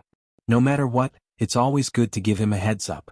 Now that the Shaoguang Group's development plans and trends have been made public, we can see that they are coming aggressively. Some of them look very risky, but I believe that the third Master Fong is not the kind of person who does things without confidence. Zheng Tan was not very clear about what Yi Hao and the others talked about. He did not understand some of the things that were going on. He only knew that Yi Hao was preparing to start on the area not far from the side door of Tsinghua University. He just did not know when he would be able to take it down. He did not know when the real construction would start. After chatting with Yi Hao for a while, Celestine said goodbye and left. After Zheng Tan and Celestine left, Yi Hao sat in the room for a while. Suddenly he asked Leopard and Ran Qi, "Do you think I should open a room especially for that cat to vent?" Ran Qi, who had just relaxed a little because of the cat's departure, stiffened. "Open a room especially for that cat?" Looking at the whole country, who would open a VIP room especially for a cat? Just to let that cat vent by singing? Also, if he opened a room especially for that cat, did that mean that the cat would come often in the future? Maybe it would even bring some friends? Leopard and Ran Qi did not say anything. After Yi Hao smoked 2 cigarettes in a row, he got up and left. It seemed that he already had an idea. However, Leopard and Ran Qi did not know what decision Yi Hao had made. On the other hand, on the way back, Zheng Tan suddenly remembered that Yi Hao and the others did not seem to notice the problem with his beard. Was it because of the color of his fur and the light at that time that they did not notice it? It was not until he returned to the Jiao family that Zheng Tan came up with an explanation. Not everyone could tell at first glance that something was wrong with you. If they did not pay enough attention, if they did not care enough, if they did not pay enough attention to you, how could they notice those details? Some people had pets and they would be able to tell if their pets were in a slightly bad condition. Whether they were active, whether they were walking normally, whether the tip of their nose was moist, whether there were any changes in their habits, etc. But for some people, even if their pets were on the verge of death, they might not be able to tell. It was the same for pets and it was the same for people. For example, if the Jiao Pa or the 2 children coughed, the Jiao Ma would be able to tell that there was something wrong with the cough. She was afraid that it might be a cold or pharyngitis, and she would quickly take measures to prevent the situation from developing in a worse direction. However, how many people living in the surrounding area would be able to think like that? In Zheng Tan's case, the Jiao family seemed to be able to notice his abnormality immediately. When he thought of this, Zheng Tan had a very strange feeling. He could not tell exactly what it was. When he was still a human, he had never felt this way. Perhaps he did not notice it at that time. After venting the frustration in her heart and figuring out some problems, Zheng Tan no longer cared so much about the bearded man. Now that his beard had grown a lot, everything was slowly getting better. Since he was in a good mood, Zheng Tan began to feel restless again. The weather outside was good. Sometimes, Zheng Tan would see Huang and the others rolling on the grass and basking in the sun. It was impossible not to be envious. Basking in the sun on the balcony was very different from basking in the sun outside. Today, Zheng Tan finally decided to go out for a walk. The beard that had been growing for 2 weeks was much longer than when it was just cut. Although it still looked shorter than when it was in good condition, it was much more pleasing to the eye. Besides, if he went out, people might not notice his beard. Besides, Zheng Tan did not want to care about what those unimportant people thought of him. After swiping the access card and going out of the building, Zheng Tan breathed in the warm afternoon air and felt the warmth of the sun. He was in a good mood. When he came to the grass in the family's courtyard, he saw Huang lying there and basking in the sun again. The sheriff was playing with bugs in the bushes. Depang was squatting by the side, squinting his eyes and twitching his ears from time to time. This guy would only come out to play when the old lady was out. If the old lady was home, this guy would squat on the balcony and not go anywhere. Seeing Zheng Tan come over, Huang, who was lying on the grass, rolled on the grass and rubbed his back. Then he stretched out his claws and scratched Zheng Tan's tail. He shook his tail to get away from Huang's claws. Zheng Tan lay on the grass and yawned. Then he played with the grass beside his claws. While he was playing, a person came in from the courtyard gate. That person was probably going to take a shortcut and cross the grass to get to the building. However, when he walked on the grass, he saw the cat over there. Zheng Tan felt that the person looked familiar. After thinking for a long time, she remembered that this was the guy who lived on the first floor of the building closer to the building. He was the one who was having sex with his girlfriend early in the morning without drawing the curtains. Later, Zheng Tan went over to take a look a few times. The curtains were tightly drawn and only opened when there was no one in the room. Originally, Zheng Tan thought that the person would pick up a stone and throw it at him, so he was ready to dodge. He didn't expect that the person would just stand there and change his expression a few times. Then, as if he didn't see anything, he continued to walk. However, he deviated from his route and walked a lot faster to avoid Zheng Tan and the others. What Zheng Tan didn't know was that the person did have the idea of picking up a stone and throwing it at the cat, but he resisted. Later he asked a few people in the courtyard and they told him that there were 2 cats and 2 dogs in the east courtyard that he couldn't provoke. The 2 dogs referred to the bull-headed terrier Zhuang and Sanshue, the Sahara dog. The former's fighting strength was ferocious and everyone in the courtyard knew that. It made a name for itself in catching thieves, and it had a fierce reputation. When it went for a walk, it even fought with some of the dogs in the west courtyard. It was a person that didn't care about life when it was fierce. On the other hand, Sahara dog was a little smart, liked to cause trouble and was vengeful. If you offended it, it would shit in front of your door, push you from behind when you weren't paying attention or pull your shoelaces, or pee on your bedding that was exposed to the sun. In short, it was very annoying. However, it had a strong background and you had to look at its owner before you hit it. As for the 2 cats, they were both in the B family building. One was Fat Pear Blossom and the other was Black Cat. It wasn't as detailed as the introduction of the 2 dogs. It was very simple, but it gave people endless fanciful thoughts. However, it was precisely because of this that people were even more afraid. Although what the 2 cats and 2 dogs said was a joke, there was truth in it. Therefore, every time that person entered the courtyard, he would avoid the 2 cats and 2 dogs when he saw them. When he walked out of the lawn, that person turned his head to look at the cat that was sunbathing on the lawn. He saw that the black cat was still looking at him. That gaze made people panic and they felt that if they looked at it a few more times, they would have goosebumps. Shaking his head, that person quickened his pace and left. Zheng Tan didn't know what that person was thinking, and he could only wonder why that person looked at him as if he was looking at a scourge. However, it was only a moment of curiosity, and he threw it to the back of his mind. At around 4 o'clock, Jiao Yuan and the others rode their bicycles back. Because the whole school was cleaning today, they didn't have to be on duty, so they just cleaned up casually and came back. After entering the courtyard, they went to their respective buildings. When they parted ways, Zheng Tan heard them talking about the morning run. It was very strange. Why would that little brat Jiao Yuan decide to go for a morning run? When they were eating dinner that night, Jiao Yuan mentioned it. Only then did Zheng Tan know that the autumn sports meet was about to begin.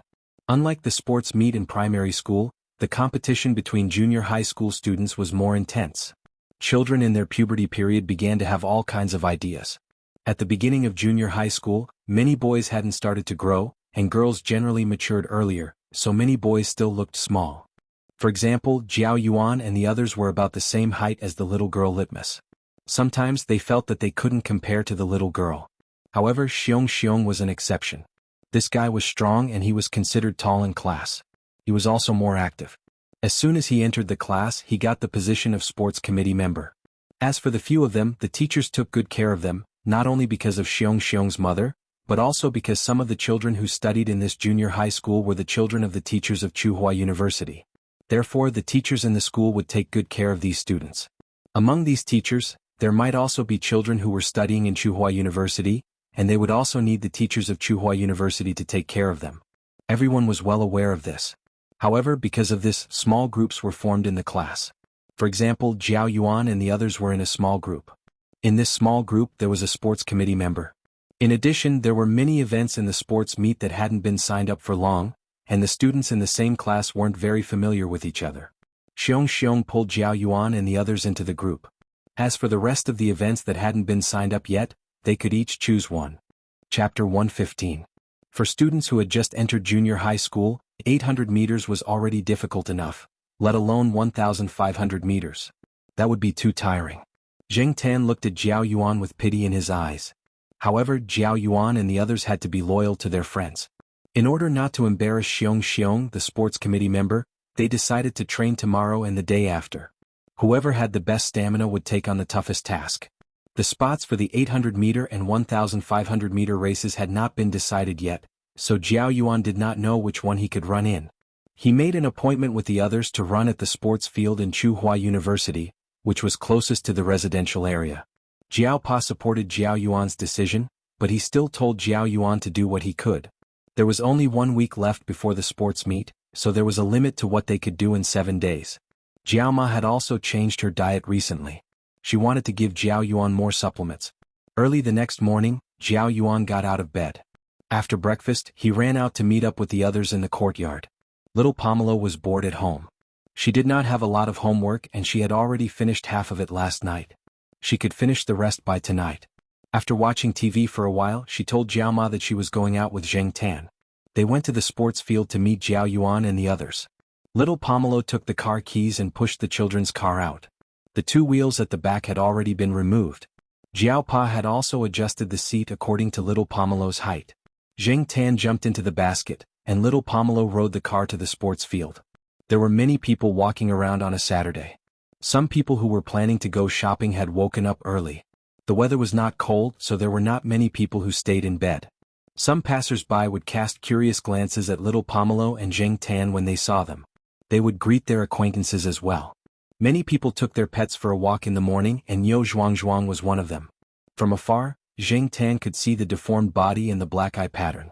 Every time Zheng Tan saw Old Man Yan take Niu Zhuangzhuang out for a walk, he felt as if Niu Zhuangzhuang was holding Old Man Yan's leash. Niu Zhuangzhuang led the way in front with the dog leash taut. Every once in a while, it would find a place to raise its hind leg to pee. There were also people doing morning exercises at the sports field. There were many people running. After parking the car at the bicycle shed, Little Pomelo and Zheng Tan walked to the side of the sports field. Jiao Yuan and the others were easy to find. They were huddled together and seemed to be arguing about something. Litmus sat on the horizontal bar, swinging her legs and scolding them one by one. Jiao Yuan, Su and Lan Tianzhu and Xiong Xiong were sitting on the ground. One was holding his knees, and the other was leaning against the sports equipment. They were all panting. For people like you, 800 meters is already hard enough. Don't go for 1,500 meters. When Zheng Tan walked over, he happened to hear Litmus's words. Looking at Jiao Yuan and the others, he guessed that they had a bad start. Seeing Little Pomelo and Zheng Tan coming over, Jiao Yuan was surprised. Then he felt embarrassed, as if he had lost face as an elder brother. Compared to Jiao Yuan, Xiong Xiong was even more embarrassed. He was a sports committee member after all. Being criticized like this, he felt embarrassed. He looked at Litmus, who was sitting on the horizontal bar, and said, "Hey Litmus, it's easy for you to say. Why don't you run?" "I don't need to run this. I only need to run the 200-meter and relay. Besides, we have a big killer among the girls. We don't need to worry about anything. We just need to break the record and get extra points. What about you guys? I don't think the girls will be in first place and the boys will be in last place and drag down the team's results," Litmus said slowly. There was a famous sports athlete in their class, and she was a girl. Although Jiao Yuan and the others were not familiar with her in primary school, they had heard that she was very famous in her primary school. She often broke records and even took part in the city's competitions. Yin flourishes and Yang declines. Zheng Tan thought of this phrase. But Jiao Yuan and the others were miserable. They were despised by a girl, and it was embarrassing for them. "I don't believe that I can't achieve anything in a week." Xiong Xiong waved his fist and showed that he was determined. After pausing for a while, Xiong Xiong said, "Maybe I can also get a good figure while I'm at it." Everyone, ahem. "Xiong Xiong, I'm not trying to discourage you. Some things are innate," said Lan Tianzhu. It seemed that Xiong Xiong had been quite strong since he was young, and he had never lost any weight. Of course, he was not like those people who were full of fat balls. He was stronger than the average student, and he had signed up for the shot put event. Jiao Yuan took 2 deep breaths and patted the dust off his pants. He said, "Theoretically speaking, it depends on the red and white muscles." The others looked at Jiao Yuan and waited for him to explain. Jiao Yuan was a little proud. He had seen this by chance when he was flipping through the magazine that his father subscribed to. He cleared his throat and continued to explain. Human muscles are divided into red and white muscles. Red muscles are used for endurance, while white muscles are used for absolute strength and explosive power. Literally, one is related to endurance and can be linked to long-distance running, while the other is related to explosive power and can be linked to sprinting. However, human muscle types are innate. That is to say, the number of white and red muscles are innate. Therefore, some people are born with good endurance and some people are born with explosive power. Therefore, when we train, we can only make these muscles more developed, but we cannot change their type. Many people do aerobic exercise to lose weight. This is because aerobic exercise uses red muscles. The characteristic of red muscles is that it is not easy to develop, and it consumes a lot of energy. That is why you can see those long-distance runners on TV. Almost none of them are fat and strong. After saying this, Jiao Yuan looked at Xiong Xiong, who was fat and strong. Xiong Xiong rolled up his sleeves and pretended to beat someone up. Jiao Yuan was not afraid of him. He continued, "As for the good body that Xiong Xiong mentioned, it should be the kind that grows muscles. The so-called growing muscles is to make the muscles fat. The main purpose of muscle hypertrophy is to train white muscles. The growth of white muscles requires a lot of intensity and speed. That is why many people buy dumbbells or other equipment to train instead of doing Tai Chi or yoga slowly. Suan nodded seriously. Then he pointed at Xiong and said, so if this guy wants to have a good body, he should run long distance to get rid of the fat on his body. Then he can do exercises to grow muscles. I think so. Jiao Yuan picked up the cup and drank some water. After talking so much and running just now, his throat was a little sore. Xiong, I'll leave the 1,500 meters to you. The mighty 8-pack is waiting for you in front. Lan Tianzhu patted Xiong's shoulder and said. Xiong clicked his tongue and said, in front is too far. I can't see it. After running 2 laps they were almost exhausted. Moreover, it was not even 800 meters. If it was 800 meters they would have to run 2 more laps. Strictly speaking, not everyone can have an 8-pack. Jiao Yuan continued to show off. The rest of the people looked over again. Jiao Yuan felt a sense of accomplishment. It was indeed beneficial to read more of his father's magazines. There's a thing called tendons. It makes the abdominal rectus abdominis look like pieces. 4 tendons are divided into 8-pack abs. 3 tendons are divided into 6-pack abs. Unfortunately, this thing called tendons is innate. It won't increase or decrease as you train. Therefore, some people have 6-pack abs while others have 8-pack abs. This is related to genetics. Xiong was stunned. Then he lifted his shirt and revealed his fat belly. He even took a deep breath to see if he had developed those well-defined abdominal muscles. Unfortunately, he only had fat. The mighty 8-pack abs became so unattainable. Xiong, you're being a hooligan. Litmus covered her eyes and shouted. Zheng Tan, regardless of whether he could develop 8-pack abs or not, he still had to run this step. Zheng Tan and little Pomelo sat on the steps next to them and watched them run 2 laps. They stopped to rest for a while before they started running again. Moreover, they were all jogging. They probably couldn't run anymore.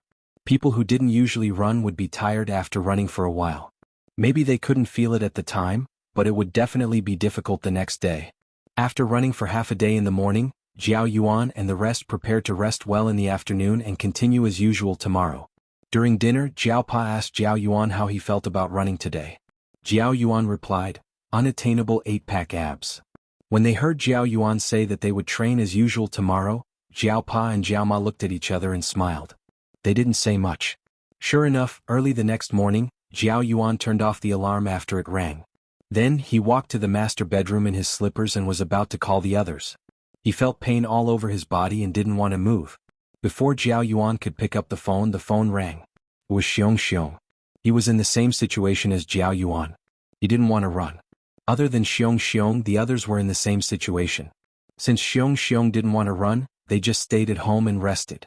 Jiao Yuan and the rest didn't fully warm up before running yesterday. They started running without warming up. Now they tasted the bitter fruit. Although they usually rode bikes and played basketball occasionally, they had never run like this before. The most depressed one was Xiong. If this continued, who would be able to take the long-distance running spot? On Sunday morning, everyone rested at home. In the afternoon, the kids gathered together to discuss. This time, Xiong took out a list of names from the class. It took him a lot of effort to get it. He asked Jiao Yuan and the others to help him come up with ideas. However, Jiao Yuan and the others weren't class committee members. They didn't have much contact with the other students in the class. They weren't as familiar with the other students as Xiong. As for Litmus, she was the study committee member. She knew most of the people in the class, but she was mainly familiar with the girls. She wasn't familiar with the boys, so she couldn't help. What should I do? I've already promised. If I can't do it, I'll be despised. Xiong slapped the list on his face. You're just worried that the vice class monitor will despise you. It's okay. I'm familiar with her. I'll help you. Litmus said righteously. Zheng Tan leaned on the tree and listened to their conversation. He couldn't help but sigh. Zheng Tan recalled that he didn't participate in sports events from elementary school to university. He rarely participated in group activities. Every time he would take his friends to the arcade for the whole day. He didn't have any recollection of sports events. No, he did have some recollection. It seemed that when he was in high school, he and his friends went to the playground to see a long-legged girl. But his memory was a little blurry. Chapter 116. Since he had decided to go to Jiao Yuan's sports meet, Zheng Tan decided to scout the area first. Chuhua University was not very far from Jiao Yuan's school, but it was not immediately accessible. Zheng Tan planned to leave from Chuhua University's side door, which was closest to the junior high school, and then walk in that direction. After sending little Pomelo to Futong Elementary School in the morning, Zheng Tan ran all the way to the side door. The side door was narrow, and the people coming in and out were all students from Futong Elementary School. Many of them were pushing their bicycles. Zheng Tan did not want to squeeze with them, so he jumped over the wall and walked towards the junior high school. Zheng Tan had never been to Jiao Yuan School. He only remembered the route that Jiao Ma took every time in the markings on the map. Moreover, the junior high school was not very far from here, so he should be able to find it. After exiting from the side door, Zheng Tan could clearly feel the hustle and bustle of the street. It was different from the bustling central square, but it was very lively. There were many old residents living in this area. Aunties who were buying groceries were talking about today's prices and what they had bought. Their conversation with Chuhua City's accent could be heard everywhere. There were no tall buildings, no luxurious cars, and the road was uneven. Bicycles, electric bikes, and some popular family cars were the main elements of the street. This was the life of ordinary people, and the liveliness seeped into the mundane. If it was a school bus, it would not take this road. Therefore, Zheng Tan could not find a school bus with Chuhua University's name on it that went to Futong High School. There were buildings on both sides of the street, and on the side Zheng Tan was walking, many of the buildings were surrounded by walls. Zheng Tan directly jumped over the wall and walked on it. He did not have to fight with the aunties who had just finished buying groceries in the morning on the sidewalk. There were many shops on the other side of the street. There were many breakfast shops, and Zheng Tan could hear the sound of fried dough sticks. The local breakfast always attracted many students and office workers to eat there. However, Chuhua University was too big. This place was not very close to the school's main entrance, teaching area, and student dormitories. Students who lived far away and did not have time could only come here once in a while. Zheng Tan walked on the wall and looked at the people coming and going on the street. He felt a little emotional. It seemed that every time you walked out of Chuhua University, you would see a different scenery. As he was thinking, Zheng Tan heard a cat meow not far in front of him. A 7-month-old kitten jumped onto the wall and blocked Zheng Tan's path. However, after the kitten looked at Zheng Tan, it walked forward. It seemed that it was on the same path as Zheng Tan. The cat came out from a building next door. It jumped directly on the wall and did not walk on the sidewalk. Perhaps for cats this kind of wall was a more suitable path. Not only could it allow them to overlook the situation below, but it could also avoid humans so that they would not be kicked by people on the sidewalk. Since it was on the same route, Zheng Tan did not think too much about it. He did not know the kitten, so he did not take the initiative to greet it. After walking for a while, Zheng Tan found that the kitten in front of him paused and looked up. Looking past the kitten, Zheng Tan saw that there was another cat in front of him. It was big and it was walking in the opposite direction of Zheng Tan.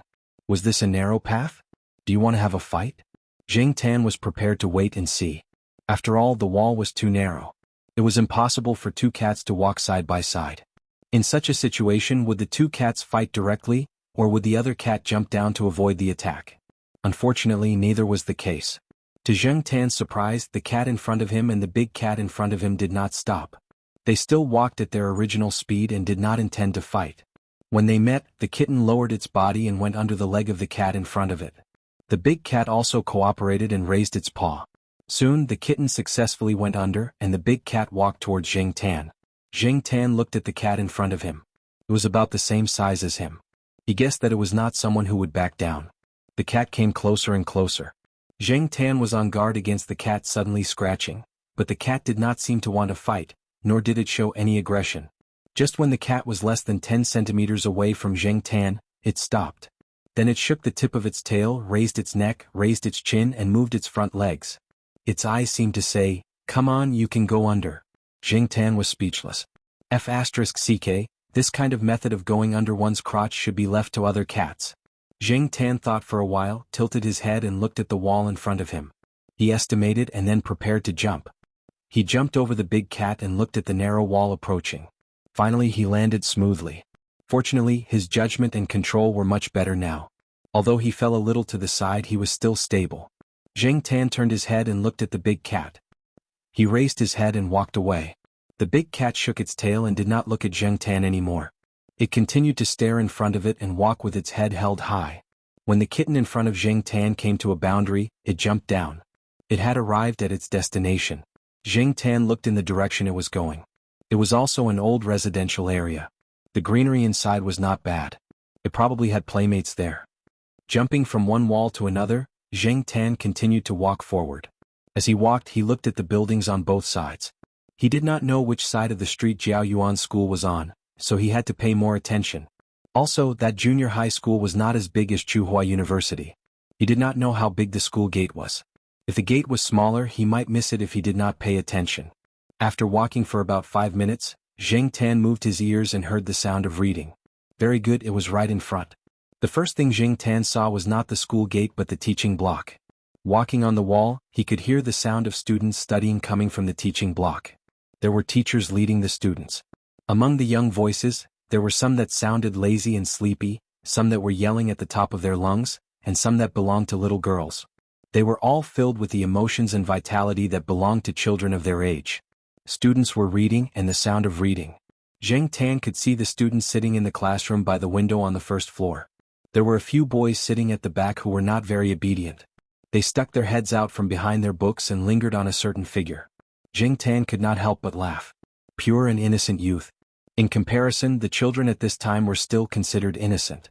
They were not like the precocious people who would be affected by the internet a few years later.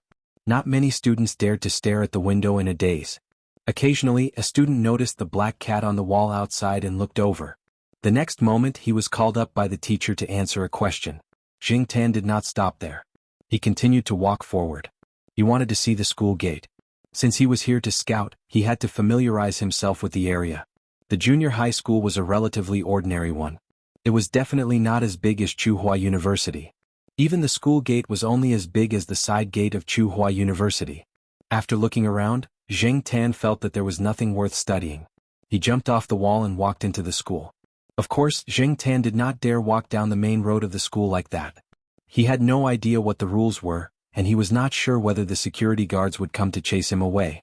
Therefore, he followed the flower beds and used the greenery as cover to walk deeper into the school. Zheng Tan did not immediately go to the school building to look for Jiao Yuan's classroom. He looked at other places such as the cafeteria, the snack bar, the parking lot, etc. Then he went to the field to look around. In less than half an hour, Zheng Tan had walked around the school. He had familiarized himself with the main buildings and the layout of the field. Finally, he came to the school building. There was only one school building and it was quite big. When Zheng Tan was at home, he heard from Jiao Ma and Jiao Yuan that the first and second floors of the school building were for the first-year students. The third and fourth floors were for the second-year students, and the top 2 floors were for the third-year students. The teacher's office was at one end, and the toilets were at the other end. There were stairs at both ends and in the middle. This school did not differentiate between fast and slow classes, at least not for the first and second-year students. It was a different story for the graduating classes. Zheng Tan remembered that Jiao Yuan's class was the first year's class. Xiong's mother felt that even though there was no fast or slow class, the number 1 gave her a sense of superiority. Therefore, she pulled Xiong and a few others into the first year's class. Since it was the first year's class, it should be on this floor and it should be on the first floor. Zheng Tan looked at the class numbers on each door and found the location of the first year's class. It was near the teacher's office, so it should be the focus of attention. Because there was a corridor in front, there were always people walking around. Some were teachers on patrol and some were students who needed to pee. It was not convenient for Zheng Tan to sneak a peek. After thinking for a while, Zheng Tan went to the back of the school building. He aimed at a window at the back and jumped up. The few windows at the bottom were pasted with newspapers. Probably because there were no curtains and the sun was glaring, the students inside used newspapers. However, there was still a small corner left for them to observe the scenery outside when they had nothing to do. Zheng Tan jumped onto the windowsill of the last window. He originally wanted to stand up and look in from the window above, but he saw that there was a small corner of the window below that was not pasted with newspapers. He looked in from that small corner. Sitting next to the window was a boy. He was not listening to the math teacher on the podium. At the moment, he was using an automatic pencil to fill in the 0 in the book. Then he looked for the 4, 6, 8, 9, and filled in the empty space. After he was done, he used an eraser to erase it. Zheng Tan suddenly remembered that he had done this kind of stupid thing before. Other than that, he also knew how to draw in the textbook and add a few strokes to the characters in the book. Thinking about it, it was a long time ago that he used a pen to write. Later on, he used a computer to type. A lot of the homework in university was directly printed and handed in. If he needed a pen to write, he would pay someone to do it for him. In short, Zheng Tan had forgotten the last time he held a pen. It was not known if the boy sensed that someone was watching his every move. He looked up at the teacher on the podium and frowned. Then, he turned his head and was about to look at the scenery outside from the corner that was not pasted with paper. In the end he met someone's eyes.